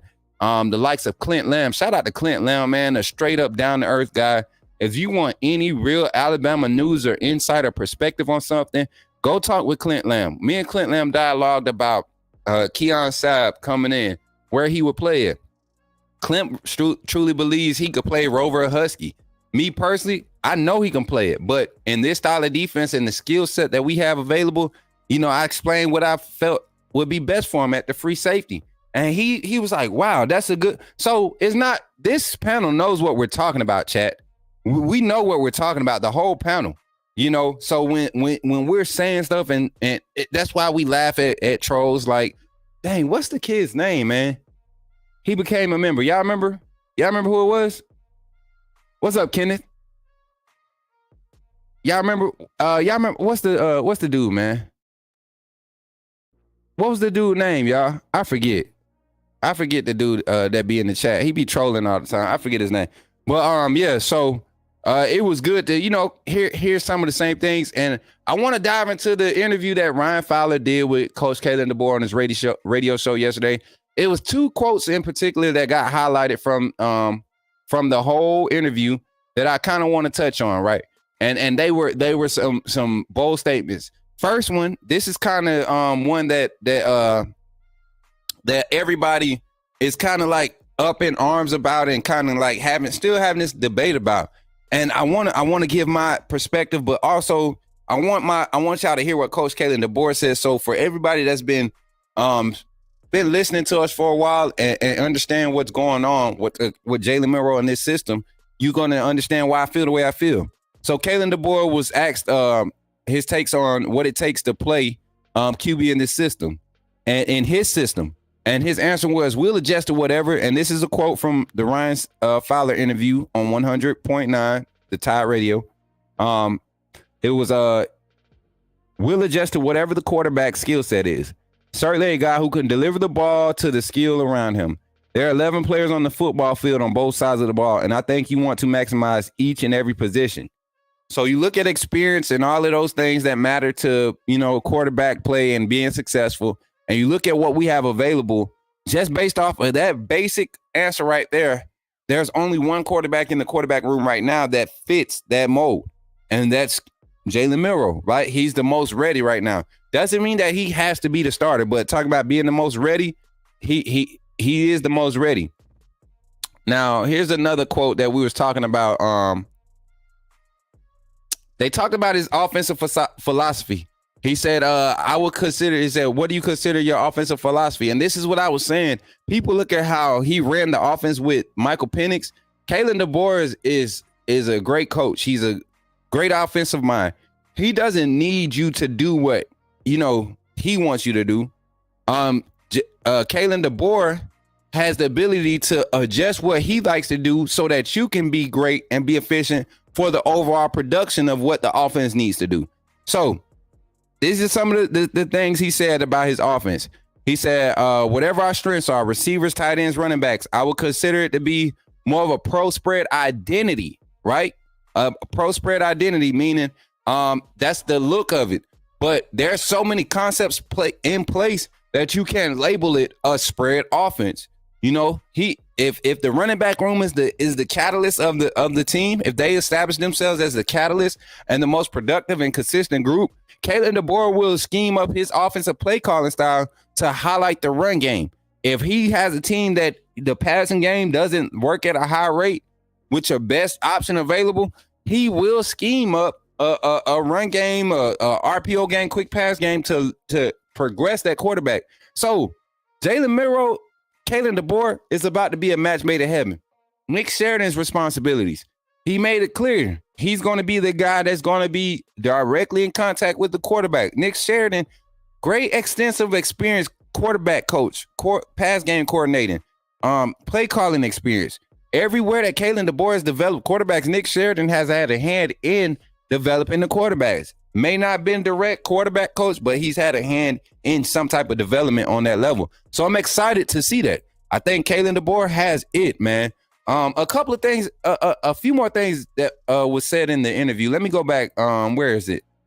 I'm just skimming through it because I listened to the whole thing, but I want to get some exact quotes. Here's one. What are your expectations when you look at the season? All right, this is his quote verbatim, his answer. He said, wherever you've been, whether you're a coordinator and even going back to my days at Sioux Falls, you have the expectation of winning and winning championships. That's this program and what the expectations are here. When it really comes down to it, I'm never putting a number on wins and things like that. What we're focused on, and this doesn't sound all pretty, but we're focused on getting better tomorrow and us reaching and being our best. That's what I think we have done wherever I've been. And in the end, we don't even realize it. We just spoke with the team today, a week from now, 2 weeks from now, a month from now, at the end of spring ball, we're not even going to recognize who we are. We're going to have we're going to have come so far because we stack one day on top of the other, and it's always moving forward. The results are a matter of us being our best, continuously improving each and every day. Who does that sound like? Who does that sound like, chat? Who does that sound like?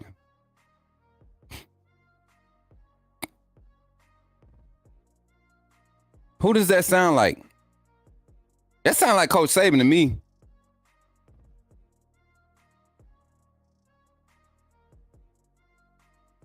Man, look, Bama is going to go back-to-back SEC championship, winning the Natty. Trust and believe that Bama really haven't lost anything. Just the coaching staff, that's it. If you disagree with us on you. Wait, look, Kendra, who you talking to? You just talking in general? Wasn't it like piano? I forget, man. I forget something I forget who it was. What's up, AJ? How you feeling? Coin God? Hey, it was Coin God. That's what his name was, man. Marvin, you right. That's what his name was. That's who it was, right? Yeah, Alexa, y'all remember. I be forgetting bruh name.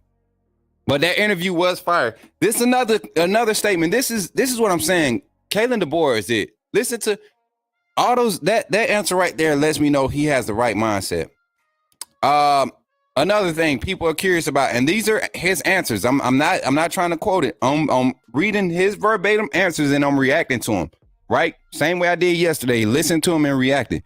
He said, how much hands-on will you be? Coach Ryan Fowler of Tide 100.9 asked him. He said, I think how much hands-on will you be on defense for you? He said, I think in the first year, naturally, I just always really want to make sure the offense has the identity no matter where I've been. Who said this? This is before I had like any inclination or heard this come from his mouth.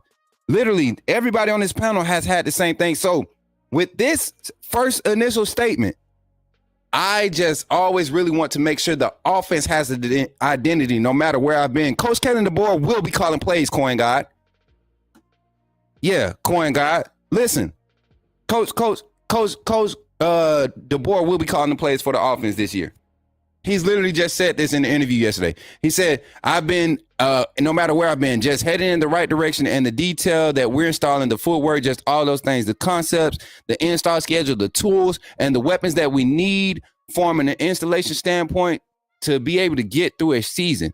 He is literally, that's why when we lost Grubb and Huff, that's why we was telling y'all, don't worry, because he is the mastermind of all of this.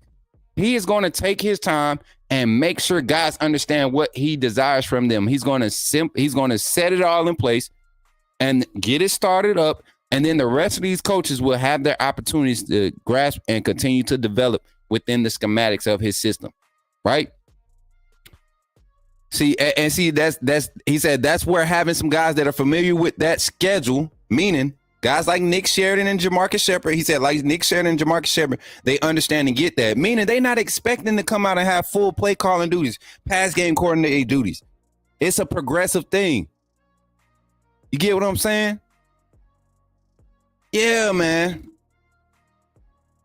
Hey, look, Kendrick, you talking to the wrong person in the chat. He's one of the doubters in the chat. So don't get tricked and get on his side.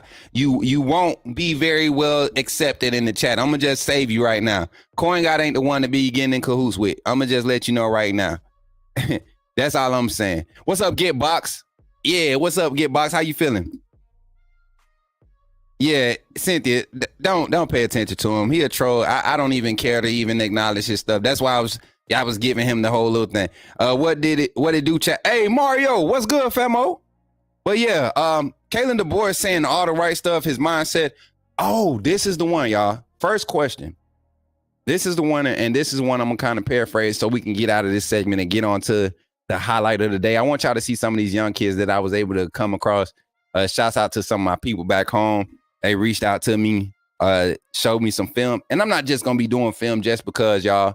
I'm like this really. When I watch film and check out these recruits, it really has to capture me, and it has to make me wonder why this kid ain't getting looked at, or why he's not a 4-star or 5-star, why he not on Alabama radar. I know we can't get everybody, but why? And that intel could turn it into something for him. He said, all right, here goes the question I want y'all to listen to. And this is pretty cool. I think this just goes to show you that Kalen DeBoer is more than ready for the job with his mentality. The question was, have you taken a minute to just look in the mirror and say, I'm the head coach at the University of Alabama? That's what Ryan Fowler asked Kalen DeBoer. Kalen DeBoer says, no, not at all. I don't think that'll ever happen. You do realize that is a really awesome responsibility and that I'm honored to be in. I'm really looking forward to the opportunity. People call them challenges, but I look at them as opportunities that lie ahead, right? And I'm really looking forward to it. Once you're here and once you're going, it's really just full steam ahead, and that's all you're focused on. Just making sure making the most of the day and continue to put the people around you that you need to be successful, and empowering them and our players in every way we can to make each day great. And then they asked him, is Roll Tide become second nature to you? He said, we're getting there. He said, we're getting there. So he's embracing the culture. He's embracing the community. That's a good feeling to have when you bring in a head coach, man. When you bring in a new head coach, I love it. I love it. That's the kind of energy you want behind him. That's the kind of things you want to hear. So after hearing some of that, some of what Coach DeBoer had to say in their interview, if you listen to it live, I can share. You can go to Tide 100.9 and check those guys out. Here goes the written script interview. I'll share the link in the chat. Just to pay respects. Well, actually, I won't do that. I'll make sure I check with Kyle before I do that. But Tide 1009.com, Tide1009.com, and you can go check out all the stories. They do some good work. Ryan Fowler and those people, there's some good people over there, y'all. There's some good people over there. So definitely. But yeah, man. Hey, look, Kendrick, that boy ain't Bama. Don't let him lie to you, fam. That boy is not Bama. That boy Arkansas. We have the players. We are Bama. Coach has won with so much less. All of this other team scared. Believe it. Hey, LK, I've been saying the same thing. Welcome to the chat, too. I don't know if you're a first-time viewer, but if you are, there's some special opportunities for you to get recognized. I'm glad I was able to see that comment. That was a good comment, man. I want to share something with you and a few of the other non-green names, non-fan funders that I see in here. And chat, y'all already know what time it is. Run it up. Show them what they missing out on. When you become a fan funder, it's easy. You can either scan the QR code here on the screen. If you're watching on a different screen, scan it, or you might be able to long press, scan it like that. Go to the link. Join the team, man. Become a fan funder, meaning you become a paid member. You get exclusive access to all the emotes. Y'all run up the emotes, man. Show them the special emotes. You get access to the exclusive videos. So any recruiting news that I feel can be good before an announcement or something like that, I'll put it in the back. Kyle with his motivational insight, he'll put it in the back. Any coaching changes, breaking news, Kyle will put it in the back. Like, you get exclusive access. We got Coach Jake, Coach Jay, Coach Sean, They're doing reaction videos, inside videos, just highlight videos. I'll be doing some under the radar stuff over there on the exclusive side. Also, we got Ty Hayes doing write-ups on the exclusive side. So it's a lot going on. If you become a member, join up, you get access to all of that, and you pay us. This is free to watch, but it's not free to operate, right? To get this level of access and to get this type of insight, we have to be able to do this and be available all the time. And when you do that, that's a full-time job. And you all contributing the way you do helps us do that. And we appreciate it greatly. So continue to support. So for everybody that hasn't been, that's not a member, go check it out, man. You might find something there for yourself. What'd he say? I've been here for weeks, coach. I love the show. I do help with donations, man. Keep it up, team. Oh, LK, I can't even lie. I haven't seen, but I appreciate you for being here. And that wasn't no slight on that. I haven't seen the comment. You know, we get so many comments. We have, you know, anywhere from 300 to 500 viewers daily. So I'm glad you're here, family. Appreciate that. And everybody run up the emos. Much love, y'all. Cynthia, much love. Much love. Much love, man. It's emotes. Yeah, it's emotes. So the ones that are designed, they're called emotes. And emojis are like the basic ones. Yeah.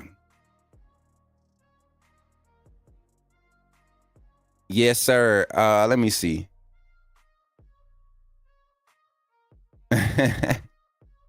Facts, Alexa. Facts. Yeah. Where my guy LaKendrick at? What'd he say? I was trying to find his comment. I thought I seen a good comment. But yeah, I feel y'all. Oh, but yeah, so that's how I feel about Kalen DeBoer. Now let's jump into it, man.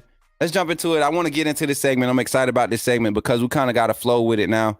So what I'm going to do is, all right, so today I'm featuring 2 wide receivers. One is from the 25 class and one is from the 26 class. I want to give a special shout out to my bro. His name is Coach Carlton Spivey, right? Carlton Spivey. He from Phoenix City. Very well-known guy when it comes to getting kids into school. Let's look at this first guy, and I want y'all to check him out. I'm gonna exit out of this full screen mode. This is my guy, Tristan TK Norman, Carver High School, Montgomery, Alabama. Same school as James Smith, same school as Quay Russaw. Let me see if I can pull up his huddle.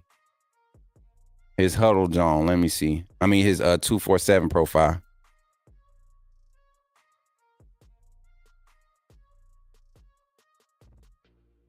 And he's 6 foot 160. He's a 3-star right now. He's a 3-star.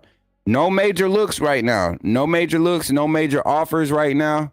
And it's kind of different because when we get ready to look at this film, it's going to tell you a lot. This kid is explosive. So let's jump into it.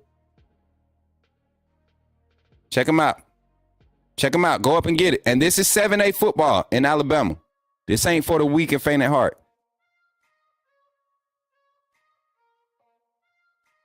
Hey, Bama boy, appreciate the $2 super chat. Check him out. And he's a burner, guys. He could burn. He can get upfield. Look at him. Look at his stride. Oh, yeah. I like his release. Check this out. Watch how he gets outside. Like he gets his stack. Now he's going to start stacking. He's not fading anymore. You see how he was in between the numbers? He right here in the middle of his route, in the middle of that phase. When the ball is released, he still has space between the sideline and the bottom of those numbers, right? On that side of the field. The sideline and the bottom of the numbers, right? Watch where when he comes back in the frame, watch where he's adjusting to the ball from. You hear what I'm saying? He gave himself space to work with. That's technique that you watch film and you learn.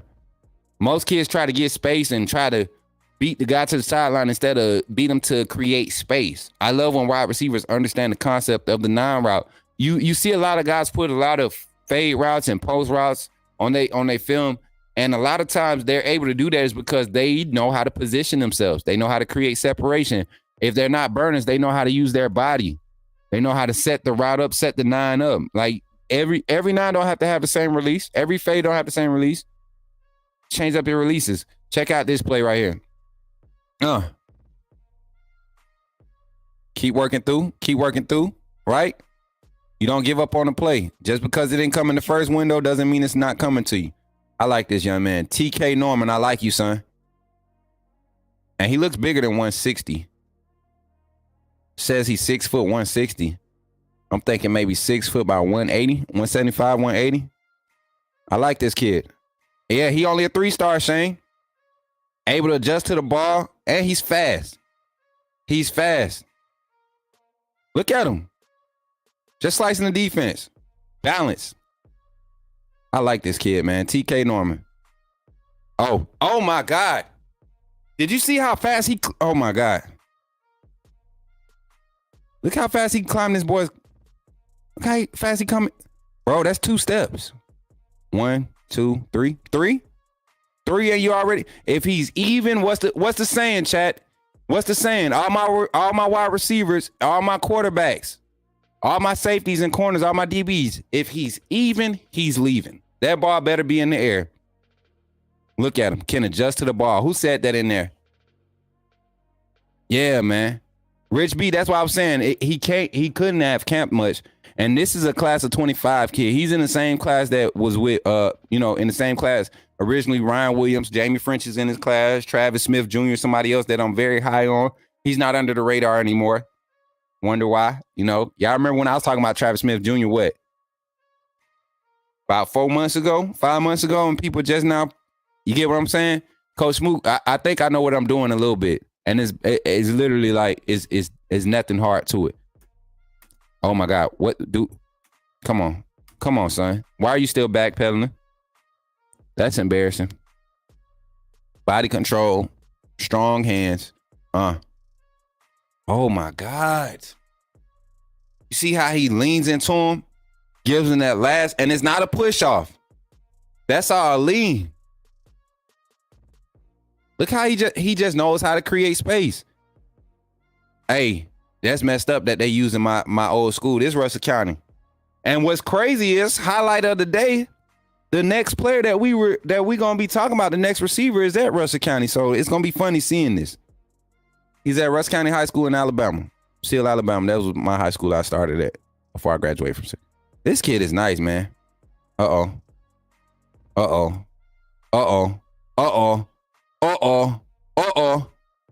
Stay on your feet, son. Is he gonna break one? Okay. Yeah. Just had a good angle on him. Oh my God. Oh my God. Hold on. Go back. See, some people look at this route and think it's just simple. Some people will look at this and they just think this is like, what's so special about it? I want y'all to see why this concept is lit. So you got a double mesh concept, right? Watch what happens at the second level. You got the crosses underneath, right? Quarterback can take those. They playing cloud, sort of like a match or a match zone to it. They playing basic cloud coverage. You see the 2 high safety. Yeah. Look like a 4-2-5, what you see now, generally, right? Look at how all that clears out. You had this guy opening the flash, but watch what he does after the catch with this. I mean, just the awareness. So this had to be like a third and sticks type move, because that was a key route. The quarterback had 2 open reads, and coach said, wait for him to make his read. Look at this DB. He's lost it. He has no place to go. He doesn't understand. This guy's eyes is here. This safety, this corner, they're too deep. You're not going to get there. I'm going to catch the ball. I'm going to be aggressive with the catch. Not going to try to catch it and be posing. I'm going to snatch it out the air, and I'm going to secure it and tuck it away, right? And I'm going to lean forward. I ain't going to try to create no more yards downfield. I like this kid. Yeah, I like this kid. I like TK Norman. I would love to see TK Norman camp this summer and oh my Jesus. TK Norman is special. TK Norman is special, y'all. Look at the hitch routes. Look at the hitches. Look at his breakdown. Look how he chopping his feet. Oh, he playing against Gasson. Gasson got a solid school. Oh, yeah, you leverage. I like TK Norman. Hey, let's slide over to my other guy, TK Norman. What's our ratings on TK Norman, chat? Let's get some ratings. And this is out of 100. Let's get realistic. if I had to rate TK Norman right now out of 100, I'm giving TK Norman just off his skill set, knowing that he has another year to kind of develop as a junior right now. What does a 89.5 get you? Is that like 4-star range? 88.5, 85, 91. Like I can be between an 89 and a 92 right now. I want to see more, and they say, you know what? Yeah, I say a 92. I give him a solid 93. A solid 92, a solid 92. That puts him in a highly touted 4-star range, right? Like 4-star pushing 5-star, waiting for him to do something his senior year, right? If he at Carver, they 6A. I think Carver is 6A, if I'm not mistaken. Y'all double check that for me, undefeated. Carver, Montgomery, they either 6A or 7A. 90 plus, I like those. I like those grades. I like that. That last part, that's what I'm saying, get boxed. Like the way and so I know his coach, Coach Spivey, he is a guru with getting these kids to develop. I mean, I come from an area in Phoenix City, Columbus. Every position that you want to be trained at a high level, there's an OG, somebody that came from like my generation that should have been NFL or should have made it next level. We just didn't have resources in our area. A lot of our businesses and stuff back home are starting to focus around development for our kids, because we got a lot of kids that we need to be sending off to these big universities to get their education and get opportunities to go to the league. You know, Justin Ross comes from Spivey tree. As a recent, Cam Coleman. What's the other kid? Mello just came from there. Rodarius Morgan. All of them come from under Spivey. All these kids, they come from under the trees that are connected to Coach Spivey. Isaiah Fager, all those kids, man. Everything you hear coming out of Phoenix City, Columbus area, if they a specialist, they're going to be tied to Coach Spivey. So I'm glad to be able to have that connection. Carver 7A, bet that. I figured, because when I was in high school, they were 6A. Yeah. Yeah, when I was coming out of high school, they were 6A. Lanier and Carver will be merged next year. What? You know what that does to tradition? You know what that does to tradition? Like, you kill all of that. Dang, I'm gonna have to talk to my folks about that. My parents are my parents are Lanier grads. My cousin Tavares was a Lanier grad, so Carver, I always grew up being like whenever we played Carver in high school, I took it personal. One of my Tavares' little sister, she actually graduated from Carver. Everybody else from Lanier or Lee. Dang, that's crazy. That's crazy. Hey, Corn Guy, I'm gonna need you to take your caps off, man. Is you got bad vision? You need my glasses? All right, y'all, let's get over here to Jamar Burnett. All right, check this out. This is a young man, and I'll take this one personal because when I was at Russell County, it was kind of like the same feel.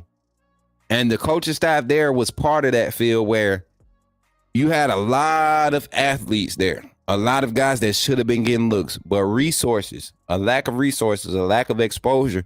Kids were showing up to practice and just wasting talent, not getting a real opportunity to go to the next level. Well, I want to shout out one of my guys, man. Somebody that he's not necessarily a little brother to me, but he's a younger, a kid that played behind me. He had an extensive career playing at the college level, played at Alabama State. He ended up playing in NFL, played for, I want to say 2 or 3 teams, made 2 or 3 rosters. He ended up playing USFL and it had some major injuries during his career, all his career. And now he's back at home coaching. He's on the staff at Russell County. I hit him up, didn't really get a response at first about, players. And I just started looking. And I started looking at players in the area. And there are a few guys that I know of that I grew up around there with. Not grew up, but watching them grow up, I know. And I know a lot of leagues. So they get to see a lot of guys from California, Florida, all of this. This is a kid that a lot of coaches, 707 coaches want. Class of 26, Jamar Burnett. I want y'all to watch it. And y'all are going to, you know what? Check this out. Have I brought somebody on here yet that doesn't deserve a look? I want an honest opinion. In this early stages of us doing this, have I brought somebody on here yet that doesn't at least deserve a look from Alabama? And I feel like if you get a look from Alabama, you deserve a look from anybody. Not necessarily an offer, but a look. Have I brought anybody on here yet, chat, that doesn't deserve a look? Tell me the truth. Be honest. Y'all can be real with me. My boy said he could see a 4-star. I could see TK being a 4-star. Solid. Nicole said happy birthday. Them shutting down Lanier is just so sad. Man, you gotta think that's the castle, man. That's the castle. Right, Alexa. And so that's what that's why I want to bring into this my segment. You know, y'all have had enough Alabama talk and what's going on in the locker room. I don't care to beat the dead horse. Give a perspective real quick and move on. Let's get exposure and bring in some new content with this. This is the fun part for me. I like looking at new players because it'll be crazy that we're talking about Jamari Burnett right today, and he camps with Alabama, shows up and camps with Alabama this summer, and now all of a sudden Jamari Burnett is posting proud to announce that I've been offered by Alabama. That would be awesome. I would probably cry seeing a kid from Russell County get a Alabama offer. And I ain't got to take credit for it. I don't care about being the first one to bring some exposure to him. I just want kids to have opportunities, man. It's 22 players on this screen right now. And if they're working hard and they're trying to get to the next level, they deserve a look. Not everybody wants to play at the next level, but the kids that want to, they deserve a look, especially if they're working hard. This young man is working hard. I love to support these type of players. Check out his film. Let's do live reaction. I only got to watch 2 plays. So I'm only going to start reacting when I react to the plays I haven't seen. Seen this play. And this is the style of offense that when I was a sophomore, this is the same scheme that we were trying to install or had just started running. The same style of spread. This is what we had just started running at Russell County. So it's cool to see how they've evolved it because Brandon was also a part of the next step. And I'll show you who he is on the sideline. Big old 6'5", 6'6" joker. Play tight in it. Y'all see that kid over there, man? There's a lot of speed down there in Phoenix City right now. There's a lot of speed down there, y'all. Let's see what he gonna do right here. I didn't see this play. Oh, this is good, Sweet Tompkins. Climbing. Oh, look at him. The concept forces a too high look to make that safety make a read. Yeah, them kids bigger than we was too. Look at them. Another burner. That's why I was telling y'all. Man. A lot of these kids' highlight films, a lot of these offenses, you're going to see the wide receivers, even on Travis Smith's film, you see them learning how to create space. When you're not a burner, like a Waddle burner or a Ruggs type guy, you got to know how to create space. And that ain't always going to be done with speed. Body control, understanding what the concept entails. Oh, my God. He gave him that inside lean. That's what create the space. When you push inside, now you can create that space so your quarterback can give you some space on the sideline. Bottom of the numbers. Let's see where he starts at. Oh, crosser. In there. Found a nice window. That's another thing, spacing. Go back to this. Another thing. This is something that these players are being taught in high school. See, back in my day, this route would have been, you see how he broke that off and started rounding right behind where his linebackers dropping into that cover so he could sit in the hole. See, back in my day, if y'all could see the mouse, that would have been a route like this. 1, 2, 3, 4, 5, 6, 7, 8, boom, and then come straight across. These kids are getting taught, hey, if you got something up tight, work inside, and then try to bend around, find your window here. Give me a dig to this window. And then he breaks it up. He just turns it into a post, basically, right? Finding space. Let's see what he does here. Inside release. Oh, same concept. You see how every time he gets a look at his safety off his first phase, once he completes the first phase, he's making a read off the safety in the second phase. I like this. I like this style of offense, man. I like this for him. Smart receiver. It's Apex guy. Basic. Look. Oh, look at that. That's that what's that that play on NCAA? Look at the concept. You got basically two seams. One outside, one from your number one from number 3, right? And your number 2 guy runs like a slight wheel. He sits down. I would definitely want to see this young man work back to that ball there, but no need to. The pass was delivered on time. Nice routes. I like how he breaks down. Good balance when he's breaking down. Strong through the arm tackle. Can create yards after the catch. Lined up at tight end. Look at this. Hey, I want y'all to look at something right here. Let's break this one down right here. I want y'all to do, this is discipline. Because this is a play that's key for him, right? I want y'all to check this out. This is a play. Smoot, would you leave what you do now and for an analyst job with Vanderbilt? Don't ask me that, man. Not live, because I love the coach. I would love to go somewhere and learn anything, you know. But yeah, check this out. I want y'all to check out what's happening right here. So this is a key design play for like a tight end delay. What we would call like a we would call this like a Y release or a tight end release concept, right? So you snap the ball. Let's snap the ball. And he engages on the edge as if he has to engage aggressive for it to be believable, right? Because this overhang has to decide who is going to be my responsibility. So if he engages quickly and doesn't try to sneak out, if he tries to sneak out early, he gives a play away. But look at what this young man does. Jamari Burnett, coachable. That's another thing we could highlight with him. Coachable. Look at him. Strong. How he engaged. You see how he jabbed? Boom. You get what I'm saying? Love it. Love it. I love it. I love it. I love it.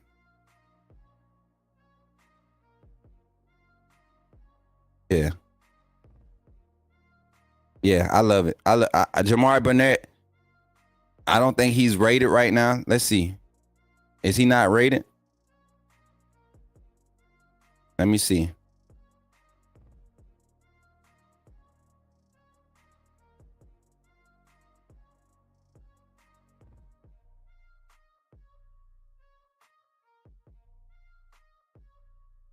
Oh, he don't even have a profile yet. He's class of 26. We gotta get this young man a profile. Jamari Burnett. Yeah, we gotta get him a profile up. This young man definitely needs to be in somebody's draft target. So Jamari Burnett, y'all, class of 26 wide receiver, and Tristan TK Norman, class of 25. TK Norman's probably going to be on somebody's radar very fast. Let's get some ratings for Jamari Burnett. So because he's so young and it's, you know, you don't get a good body of work of what he does, and what he's limited to as a sophomore going into his junior year, I'm gonna give this kid another solid 4-star. And I'm gonna say, depending on where he plays at. Now it has him listed at 6 foot 175. He's going into his junior year. If he's going to stay that size, he's going to have to classify as a wide receiver, right? He's not going to be tight end size, doesn't look like, but in that offense he does. They have him listed as wide receiver, tight end, definitely a wide receiver.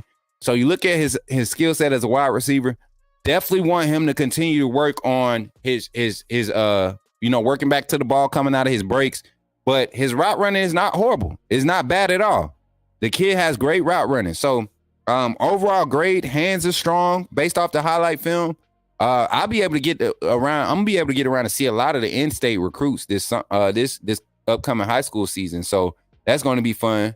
But yeah, if I had to rate him on a scale of 1 to the 100 scale, I'm giving Jamari Burnett, class of 26, Coach Smoot giving him a solid 88, 89.7. So rounded up to 90. I like a B plus grade for this young man. A minus B plus grade.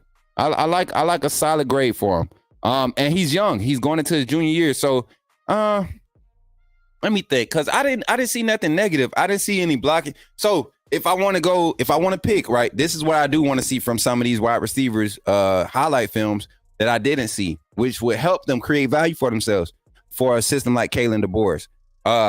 Blocking. Show some plays where you're blocking on the perimeter. Show some plays where you're Show a play where you ran the right route, but necessarily didn't get the ball, right?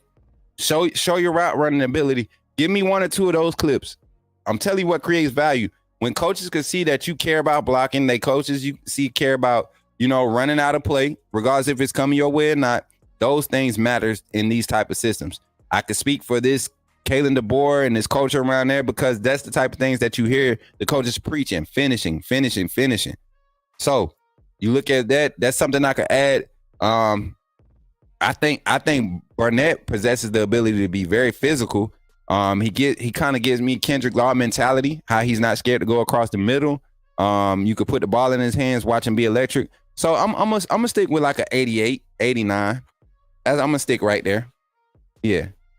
Plenty of room to grow. Right, Darkwing. Plenty of room to grow. 25 though. He has a year on him. TK has a year on him. And TK has been able to, he hasn't camped much, but he's had the opportunity. Yeah. Drew, I like that. Team. I love that. That's what DeBoer preaches. You're absolutely right. All right, so check this out. Now let's talk about a player on the roster that I think we all are kind of forgetting about, y'all. And we're going to stay in the wide receiver room. And let me see.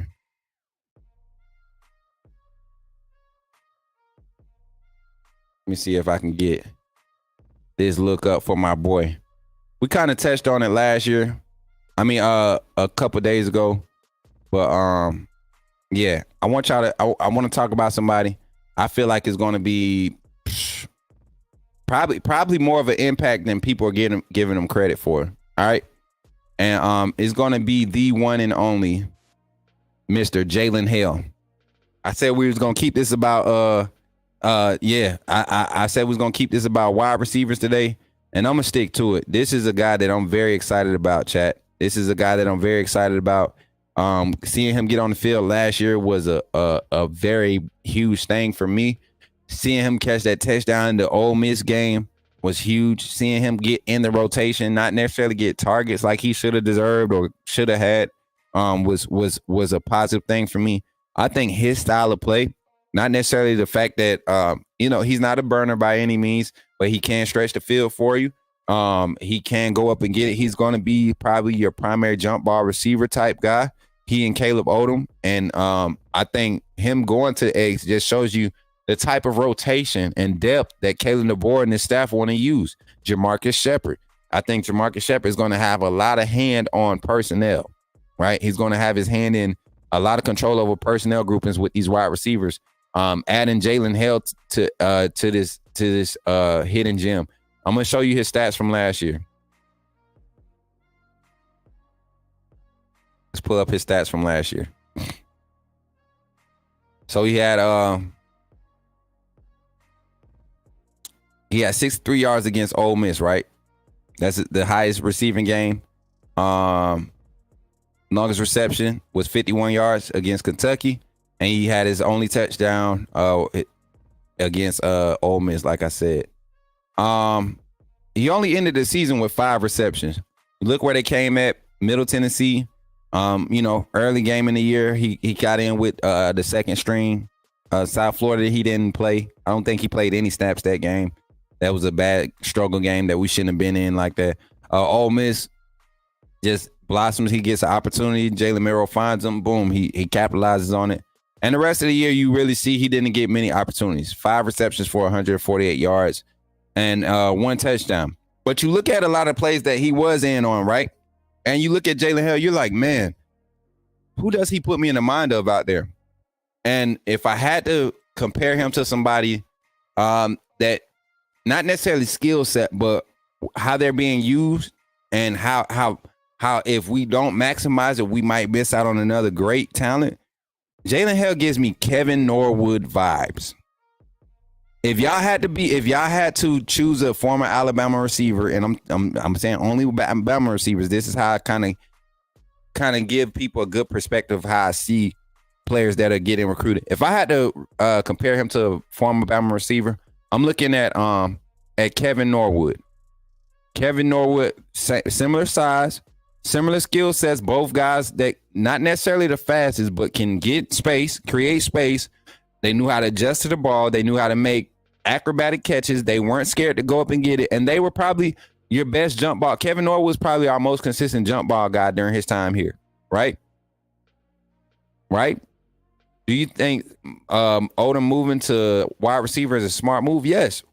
Yes, I think it's probably a better move for him because he's only 212, 215. Yes, he's 6'5", 6'6", something like that, but he's only 212, 215, man. You don't want to put too much weight on a frame like his. He's not like bulky frame. He's long, slender. Get him up to 225. He'll he won't look as huge. I mean, he won't slow down. He'll still be able to carry that weight, still maintains the athleticism just by the anatomy of things. So yeah, I think that's a good move for him. Man, he's going to be able to get his speed up. He's going to be able to get his speed up. So I'm excited about that. Smook, what do you think about Emmanuel Henderson this year? I thought about putting Emmanuel Henderson on today's, but he's not under the radar, Shane, to me. A lot of people, I've been hearing about Emmanuel Henderson for 2 years now. I don't think he's under the radar. I think injuries have kept him off the field, right? And you kind of just have to wait for him to be healthy. And once he gets an opportunity, he will show you why everybody's talking about him. So yeah, I don't think he's under the radar. But good find, Shane. Good find. Appreciate that. Hey, you know what, Jor? I said this yesterday. Getting Quavos is probably better for a guy like Caleb Odom because Caleb Odom wasn't the strongest or the most elite blocker. And you're talking about in a system where the tight ends are implemented in the run game, in the perimeter run game. Tight ends are an intricate part of that whole system. So that was probably a blessing in disguise for Caleb Odom. The best career move he's probably going to see thus far to this point in his career. So yeah, I think that's a good find. I said that though yesterday. Yeah, Shane. No problem, Shane. Always ready to but yeah, Jalen Hale, big playability, goes up and gets the ball. A solid route technician. If I had the greatest route running, I give him a 94. I mean, he's literally just quickness coming out of the breaks, explosion out of his breaks. That's probably the last thing I want to see from him. You don't get to see a lot of comeback routes. You don't get to see a lot of because he's so good at stretching the field, creating space, up top, jump balls. I mean, anything ceiling wise, third phase, he's going to be great at it. He's going to be good at it. Definitely want to see him develop into the other phases of the wide receiver position. What's up? Let's get back to it. Where we at? Back on this graphic here. So that's Jalen Hill. That's my hidden gem for today. Shout out to the Bama, Alabama football, Alabama University media team for getting those graphics in, man. We appreciate y'all for getting everybody caught up. I hope numbers are announced here soon. Spring ball is coming up. Numbers going to change between spring and kickoff in the fall. So we start getting an idea of what you're getting a good idea of what you're going to expect. My guy Drew says, Smoot, this is cool. You talking to the fans. Is this the norm? Is this part of the Boris culture, transparency with fans, or is this a Bama thing? I can't speak for everybody else, but Bama Football on YouTube is a chat interactive based channel. All of our live feeds, we try to interact with our chat, give good feedback because you all do give good feedback. You all make the channel. So, yeah. Robert Foster, Caleb King, he's not. The only reason I don't say Robert Foster, he's not near as fast as Robert Foster was, man. Robert Foster was the first Henry Ruggs. We just didn't use him right. We didn't use Robert Foster. Robert Foster, if Robert Foster didn't have to go through a second year of Jalen Hurts, he would have been a dude. He would have been a dude. And that's not a shade at Jalen Hurts. He just wasn't developed at that level to be the passing QB and use all those weapons. You about to go, baby? How your client? You got a client? Oh, no, your appointment. Yeah. What time? It's at 2? Okay. Yeah, I pray for my wife, man. We got an appointment. All right, girl. Looking like a mommy. Shouts out to my wife, man. Roll Tide, Kareem, you back. Odom is 4.5 speed. Yeah. Solid 4.56 is what I heard, is what I seen. Yeah. a bigger version of Ruggs. Shane, yeah, but Ruggs was a burner too. So Robert Foster and Henry Ruggs, both of them were burners, man. Henry Ruggs, I believe, runs like I think legit. Henry Ruggs, and he ran his combine 40 with a pulled hamstring. He was recovering from a pulled hamstring, and he ran a 4.36 or something like that. I think Henry Ruggs could. I think Henry Ruggs could run a 4.32, 4.29, something like that. I don't know. I just felt like if he had never, he was fast. He was fast. He was fast, Auntie Janet. He was definitely fast. But yeah, so now that we're into one of our favorite segments of the day, reality or reach, let's get into it. I'm going to check the email, see if we got one. The reality or reach. We did that one yesterday. That was Gary came through with that one. Y'all make sure y'all start loading these up. I want to have like different, like 20 of them to choose from. In my previous email today, I accidentally sent one of the.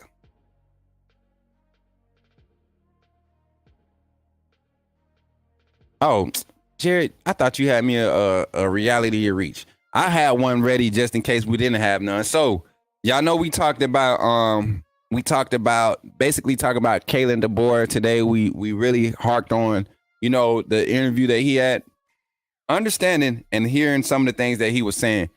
Reality or reach, and I'm gonna approach this from the Darkwing Duck. Yeah, if y'all want to send them, let me put the email in the chat too. I'm sorry, y'all. If y'all want to send those tonight, let me get the email up on the screen. Where's the email? Send me your email. There you go. If you want to get your reality or reach question, your topic in for the segment tonight, we're going to do it again tonight. After we do Chalk Talk, we got Chalk Talk tonight. We're going to talk offense. We talk wide receivers today. We're going to do something fun that I've been waiting to do and get into for a while. And I'm going to talk to Kyle and see if we can get one of the other coaches on with me. So y'all won't think I'm just talking crazy. A lot of people think we be talking crazy over here, but we really be talking some real football. But yeah, send your reality or reaches to coachsmook@gmail.com. Again, that's coachsmook@gmail.com. You can send me anything as far as, what you think, make some projections, make it fun. So mine's for today, though. Reality or reach when it comes to Kalen DeBoer. We talked about him getting 10 wins. We talked about him playoffs, all of this stuff. Reality or reach with Kalen DeBoer. When it comes to these players, will we see more than 4 true freshmen starting total between the 2 starting lineups on both sides of the ball?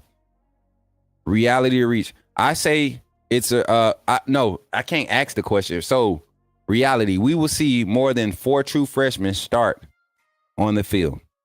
I saw this in the conversation, right? And I started looking at the roster and I started saying that might be a realistic thing. And I'm going to tell you why once you all start replying with your comments. I can ask Merrill if he wants to stay with you. He's been asking. Yep. Let's do that. If that's fine, Taylor. Yep. We can do it because he's a DB, so we'll be able to talk about it. Somebody said reality. Let's go. Reality or reach is my favorite segment too. Yes, straight line speed, Jermaine. Yep. Mama Smoot making it on cam. Facts. Hey, so check this out. My boy says reality. Okay, reality. Bet. All season, yeah. All season, Joy. All season. Start. Reality in certain packages. Okay. Nah, hey, Brian. You got to go watch that race again, man. Ruggs slipped and Waddle barely beat him. Ruggs slipped at the start and Waddle barely beat him. Waddle had the perfect start. I remember that. Reality. Okay, reality. Special teams for sure. Yeah, reality. Well, let's not count special teams, Nicole. I see how you try to pull that technicality. I'm talking about offense and defense. We know now Kalen DeBoer, one thing he is going to do, veteran players won't play on special teams as much. A lot of veteran guys will not play on special teams. I think that's something that I watched with his guys at Washington, his guys at Fresno. You go look at clips, you look at special teams clips, you don't see a lot of starters out there. There's a lot of second string, third string guys, rotational guys that get on special teams, but you won't see a lot of starters. Like Coach Saban put starters on the field for special teams. Kalen DeBoer, this staff, I feel like they might change that up and actually allow young talent to go out there and get game reps. Hit people every week, you know. Go out there and show some work. Get ready. Don't just sit on the bench and get cold and have time to check your phone at halftime and be tampered with. You get what I'm saying? So yeah, reality. I'm liking it. I like it, everybody. That's a strong reality that for a true freshman to start. Now let me get into why I feel that way. You got corners like Zay Mincy, Xavier Brown, Jalen Mbakwe, right? They may not necessarily start on the defense, but there will be dime packages. There will be times where the likes of Malachi Moore, Devontae Smith they're not able to keep up in coverage. And you're going to have to put, instead of having safeties as your Rover and Husky labeled, right? And let me pull up. Y'all know what? Y'all forcing me to do it. Y'all about to get excited. Y'all know what's happening. Y'all forcing me to do it. Every time. Y'all always get me like this. And I'm you know what? If y'all don't mind, which I don't care if y'all mind or not, I'm going to start blaming y'all for this. It's y'all fault. I'm not going to keep letting y'all do this to me and I take all the blame. It's y'all fault that I do this. It's y'all fault. And when y'all see it, it's y'all fault. Y'all do this. Y'all do this to me, man. Y'all do this every time. We get to talking, supposed to be getting ready to close out the show. And guess what? That's what I'm saying. Look what I'm saying. Y'all got me over here pulling up the chalkboard. Nah, Coin God don't like to talk football, so we can't blame Coin God, all right? Can't blame Coin God for the chalk talk, all right? So check this out. So in certain sets, in certain instances, right, you might have a 5-wide set, right? And your defense alignment may have to come out to look like this, right?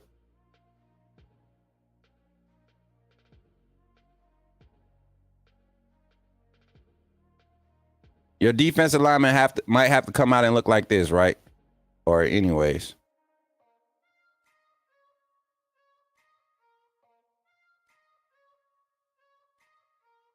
Whatever. But that'll be a free safety. I don't know why it won't let me type in there. All right.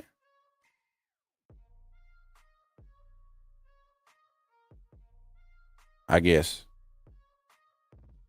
But yeah, so you have a 2-high safety, right? Your Husky will roll over here. 5-wide set. Got your Mike here. He's going to play in the middle. This guy you know what I'm saying? Is going to have this type of look, right? Or you know what else happens with this type of, with Kane Womack? This is what we're going to talk about this night. With Kane Womack, what happens with his defenses? Kane Womack will do one of these, baby. And this is what I love to see. So when you got this type of formation, right? You got this type of alignment. You know what I like to see? I would like to see another corner come and play right here, right?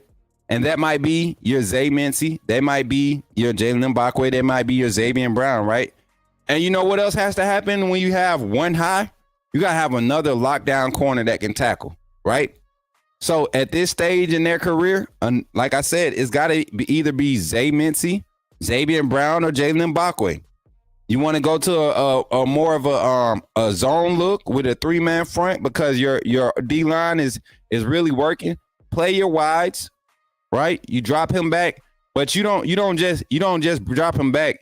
You take this guy off the field, right, and you put your Rover, you put your Malachi Moore here, you put your Tony Mitchell here, or your Devontae Smith. You put Malachi Moore there, right, and you have him playing in the box. You got a true corner. Let's say right here you got let's put Mitchell here. Put Tony Mitchell there. And then one of your young corners here. Right? One of your young corners. Let's put Brown.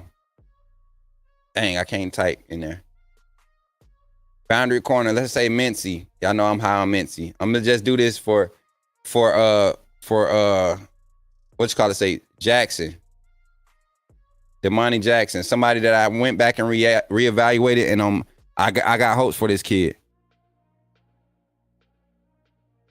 Saab, you know, that's That's why I think. And if you look at this lineup, right?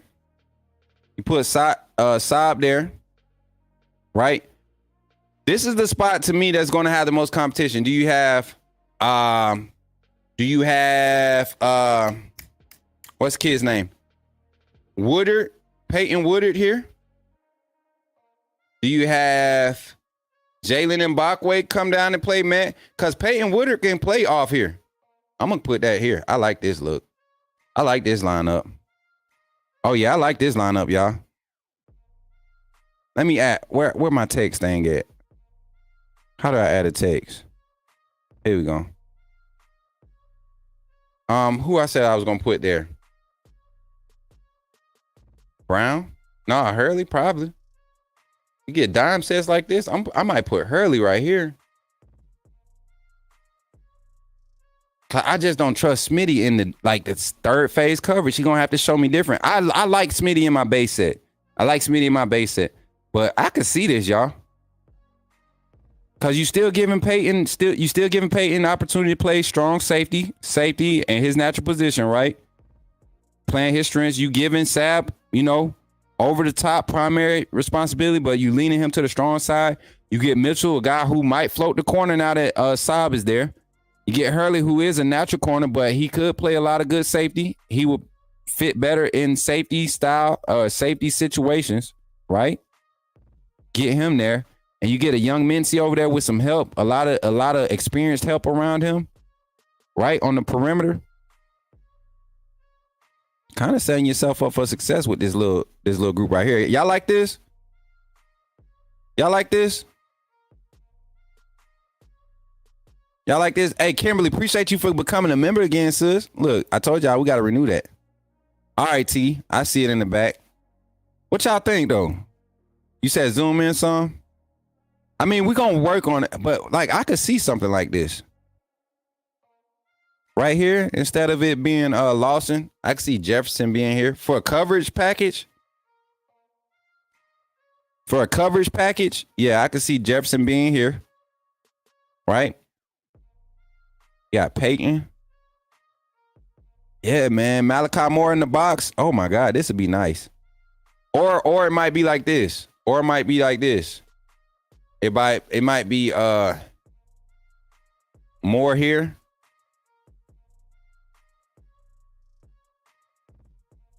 And it might be Smitty. It might be Smitty there. Because Moore does have a better range as far as coverage ability and all that good stuff, right? You know what I'm saying? You put Smitty in the box. Smitty is an in-the-box safety, man. He's an in-the-box safety. I like that alignment, man. Of course, this guy be here. Jackson to be out here. He'll be aligned here. He's head up. He's picking his gap based off of the pressure. Probably going to lean here. He's going to be inside shoulder. He's going to be shading over top, right up, head up. And he should be over the left guard or shading inside technique on the left guard for alignment purposes.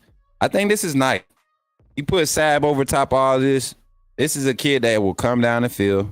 This is a kid that can cover a corner from the middle of the field. I mean, he can cover a number 3 corner, meaning the tight end. If this tight end was to come up, and this is how confident I am about Sapp. If this tight end was to come up and pressure Mitchell and give him one of these, if Mitchell can stay underneath, if Mitchell can ride this, which he has the ability, give him a jam, you force him outside, you riding his hip.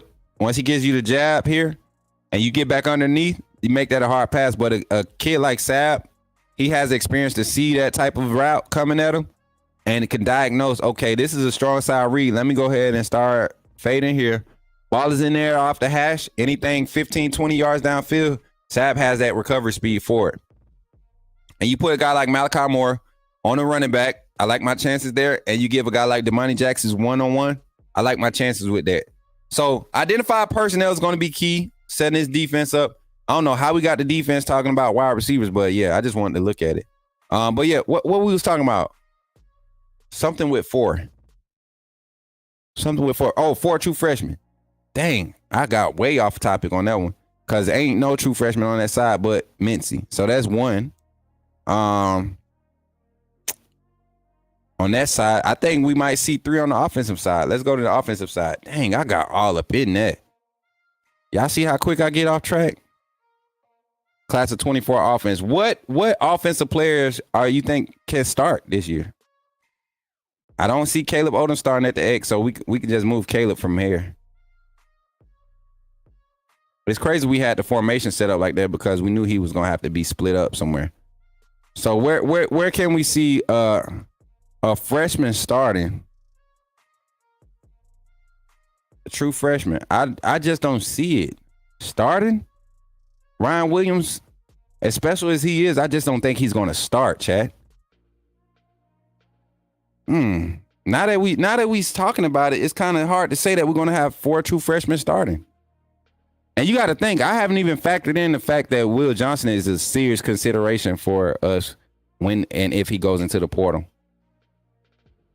I said Ryan Williams, I just don't see him starting. He's going to get a lot. He's going to get a lot of reps. He's going to play. He's going to be implemented, but I just don't see him starting. I don't see Ryan Williams being able to start over Kobe Prentice.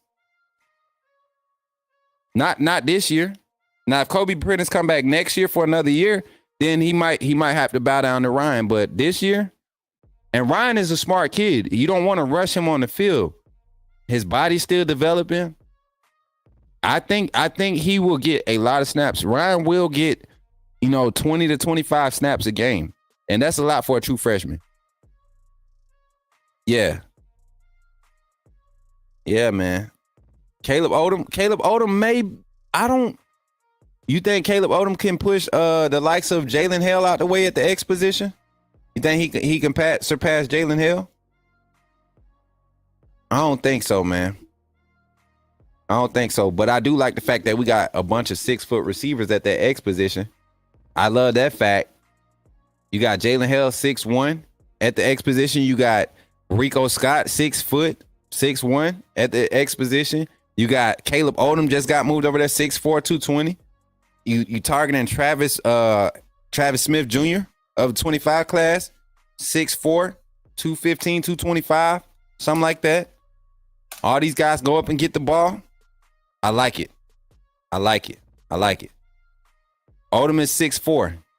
Caleb Odom is 6'4". I don't know if y'all can see it on the screen right now. But yeah, Odom 6'4". Deron Pritchett. Williams is going to be great, but there's still development to be had. And with a talent like that, you don't force him on the field. You don't rush him on the field at all. You don't rush him on the field. Ryan Williams probably weighed a solid 155, 160. Website's gonna say he is more, but that boy, he every bit of 155, 160. You see what I'm saying? They say 165. He every bit of 155, 160.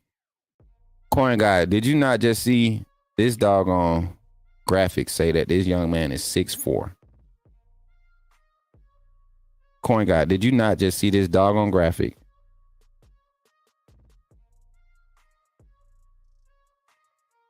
That says Caleb Odom is 6'4". And you come in here and you say 6'4", 6'5". And you see this graphic say 6'4". And you say 6'4", 6'5". Now, if you would have did that for Rico, 6 foot, 6'1", I understand that because this says 6 feet, 0.5 inches, right? 6.5. That's what that displays. If you came in here and was like, yeah, Rico about 6 foot, 6'1", but you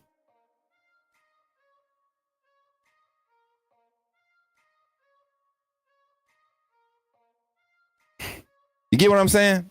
That's why I be on your neck, Coin God. That's why I be on your neck. At receiver is going to come down to who blocks the best, because in Washington's offense, they blocked in recent years. Our receivers didn't block well. I don't think the receivers were held accountable, but when they did block, y'all, Jermaine Burton, Kobe Prentice, Kendrick Law, those guys knew how to block. Malik Benson did a solid job in some instances when he chose to want to block. Who else blocked good when they were on the field? Jalen Hill did a decent job last year. So I think now that this is going to be emphasized, I think they'll develop good, Kareem. I think they will. No, I'm not saying he is going to start. I'm saying out of all the freshmen on offense, he's the best. Yeah. Darian. Definitely. He's definitely. You don't get Mr. Football 2 years in a row and leave a year early. You know what I'm saying? You don't. Jarvis, I'm gonna let him live. I'm gonna let him live today. Oh yeah, copy and paste much, and then Nicole. Not only that, but he typing in all caps. Like we should have. We don't have a rule against all caps. I'm trying to find a way to get rid of. Yo, man, I'm trying to find. Coin guy, why you ain't on the Arkansas page, man? Arkansas ain't got no live stream. Mechie was like 5'10" though. I don't think Mechie was 6 foot for real. I think his actual measurements is 5'10". But Mechie played 6'2", 6'3". That's why I liked about Mechie. He wasn't fast 5'10". He played 6'2", 6'3". You know what I'm saying? Big catches all the time. Yo, man. Hey, my boy Wade's World in the building. Where he at? Wade's World in the building. Where he at, man? What's good? Hey, I let Coin take the heat on that. Hey, listen, Wade. You know how I'm coming, bro. You know how I'm coming. Dirty ass. Damn, that man dirty ass. Listen, man. I just don't understand what he be trying to get at, man. That's all I be saying. Y'all know I'm gonna keep picking too, cause he don't stop. He just keep coming. Like, I guess, is that a winner's mentality? Is that what you're tapping it as? Cap God, that's what you tapping it as, a winner's mentality. Don't quit. That group with Ruggs, Judy, Waddle, and Smitty, they were the real blockers, even when. Yup. Even when. Yup. Yup. You right. Facts. Bacon bits. How you living, Tink? I'm living good, man. I think you had to miss the segment today, man. It was pretty solid. I think we had a solid segment, chat. If y'all think we had a solid segment, run up the Coach Smook emotes for your boy. If we had a good segment today. Little rundown. We did a rundown of today's topics with the other panelists. They came in and they blew the spot up. You know what I'm saying? They did their thing. Ty, Jake, Kyle always leading off with us in the morning. Brought the vibes, brought the energy. Came in. We talked about how Kalen DeBoer was it. We really dove into the Ryan Fowler interview. Then we was able to uncover some gems that we were able to identify. Young man, Tristan TK Morgan out of Carver High School in Montgomery. Let me share this right here. Class of 25, Tristan TK Morgan, wide receiver. I think we all graded him out. We gave this young man a solid, 90 plus rating. I think everybody came out right. So that's a solid 4-star, highly touted 4-star grade. Then we had another young man in Jamari Burnett. Very skilled young man, class of 26 out of Russell County High School in Seal, Alabama. And I think a lot of people, we were sitting right there at the 3-star, 4-star range for this young man, being that he's a sophomore, has that extra year to grow. He's going into his junior year. Excited to see what he does. Both of these guys have some, they're not burners, but both of them have speed. Change of direction is good. TK very developing his route running. You can see that he's a polished route runner. Very strong at attacking the ball. He plays in one of the toughest regions in Alabama. So he's playing against other D1 talent, other D1 guys who are getting looked at as some of the Bama, some of the Georgias, some of the Clemsons, all of that. So the fact that he's only a 3-star is kind of crazy to me, but hopefully this camp season, this off season here, help him get some exposure. Kid definitely deserve it. It would be crazy to see him get a look from Bama, right? That's what we're trying to do. We're trying to get all the quality talent here. Kids that want to play at Bama, right? And it's good to get those kids some exposure. Shout out to Jabari Burnett. Shout out to their coaches that put them on, Coach Spivey and Coach Barnes, man. Shout out to y'all. Appreciate y'all for lending your talent, submitting you guys' talent to the network, and allowing us to get a good look at them. I like it.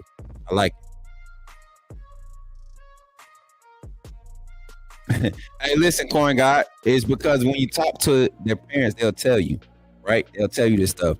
Like somebody had told Kyle that Coach Womack wanted Noah Carter to play at 255, 245. And I was like, nah, it ain't what Pop saying. Pop said 235, 240. You know, that's a 15-pound difference. 5-pound difference. That we're not talking. And this is weight, man. You were talking height. You were talking height.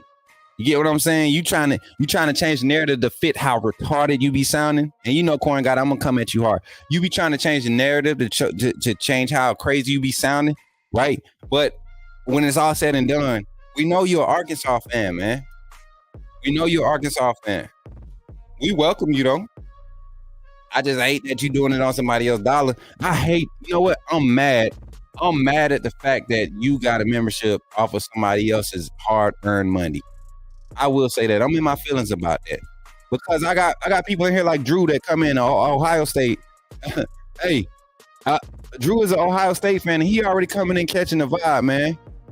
You know what I'm saying? Patriot, like, get out of here, bro.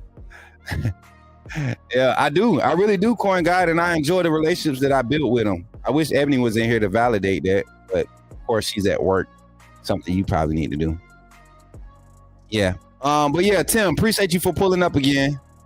Hey, Kareem, you ain't lying. Hey, listen, Nicole, yay for dinner help. Your boy got a dentist appointment set up already. I ain't even got an address down there, but I'm going to see a dentist when I get down there.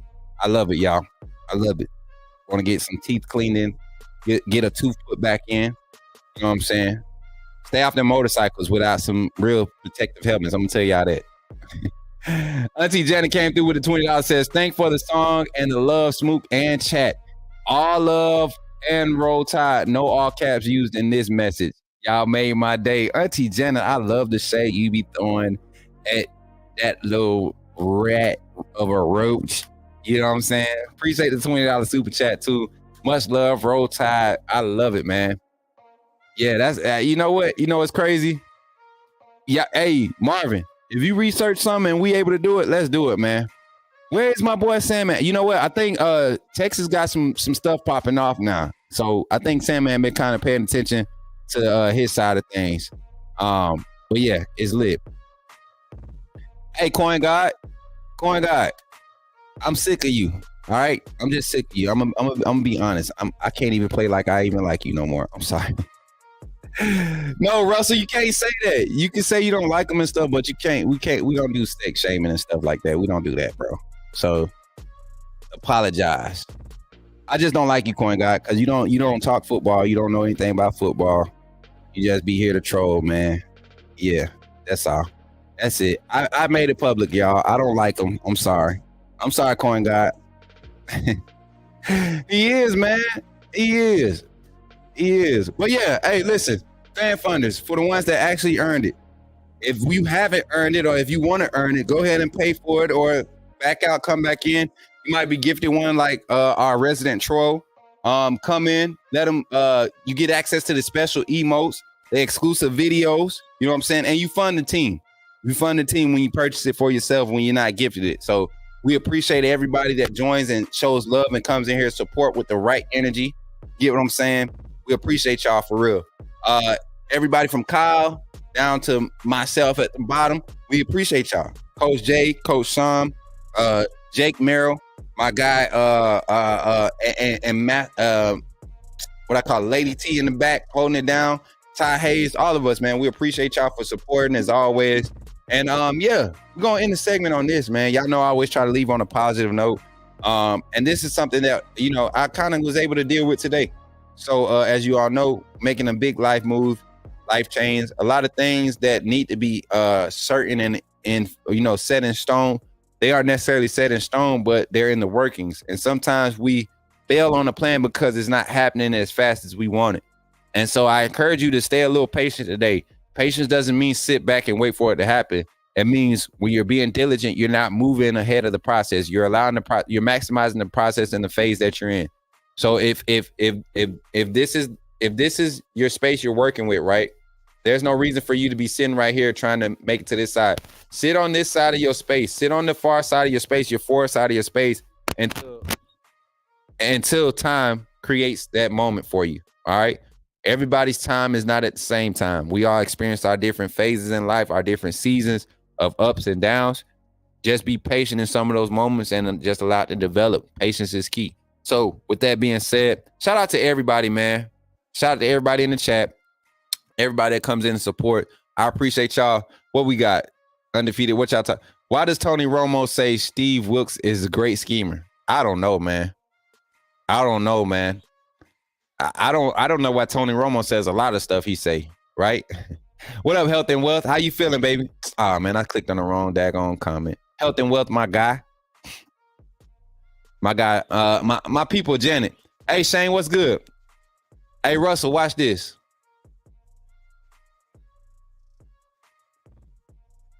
Hold on, I'm about to pull up this link for y'all real quick.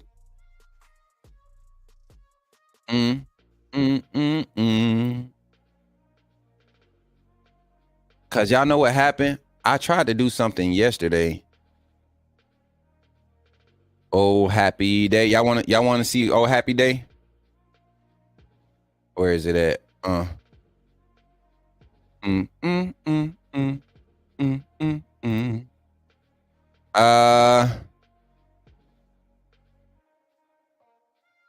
Boom. Shakalaka. Yes, did I do it? Hey, hold on. Listen, time out. Hey, listen, y'all. Time out. Yeah, he just got listed at 6'5" on the roster yesterday.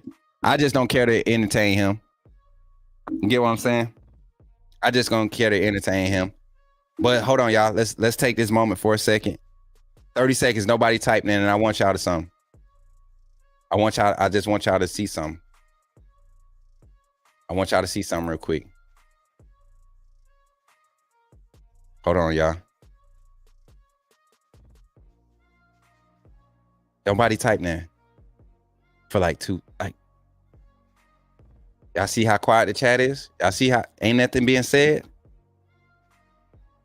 Y'all see that? You see that? Yeah. Run up them emotes, man. Hey, much love, everybody.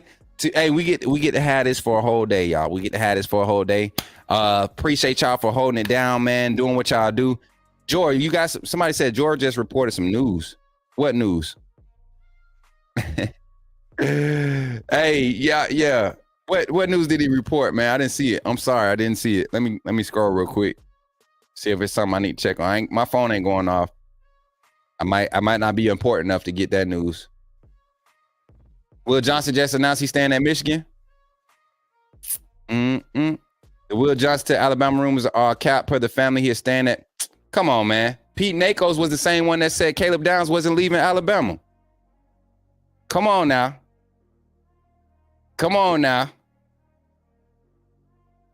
Don't feel bad. We don't like him. I just want to see him or her win when we lift in that. Facts, man. I can't stand Coin God. Hey, Jor. But yeah, Pete Nakos reported when he was the one that put out the report about Caleb Downs not leaving. I don't trust him no more, man. I just don't. I'm not on Justin Riley. Let's not talk about that. Come to my Twitter. We'll talk about that on my Twitter. All right, we'll talk about that. I'll open up a space. We'll talk about that. But yeah, y'all check me out on every platform at Coach Smoot.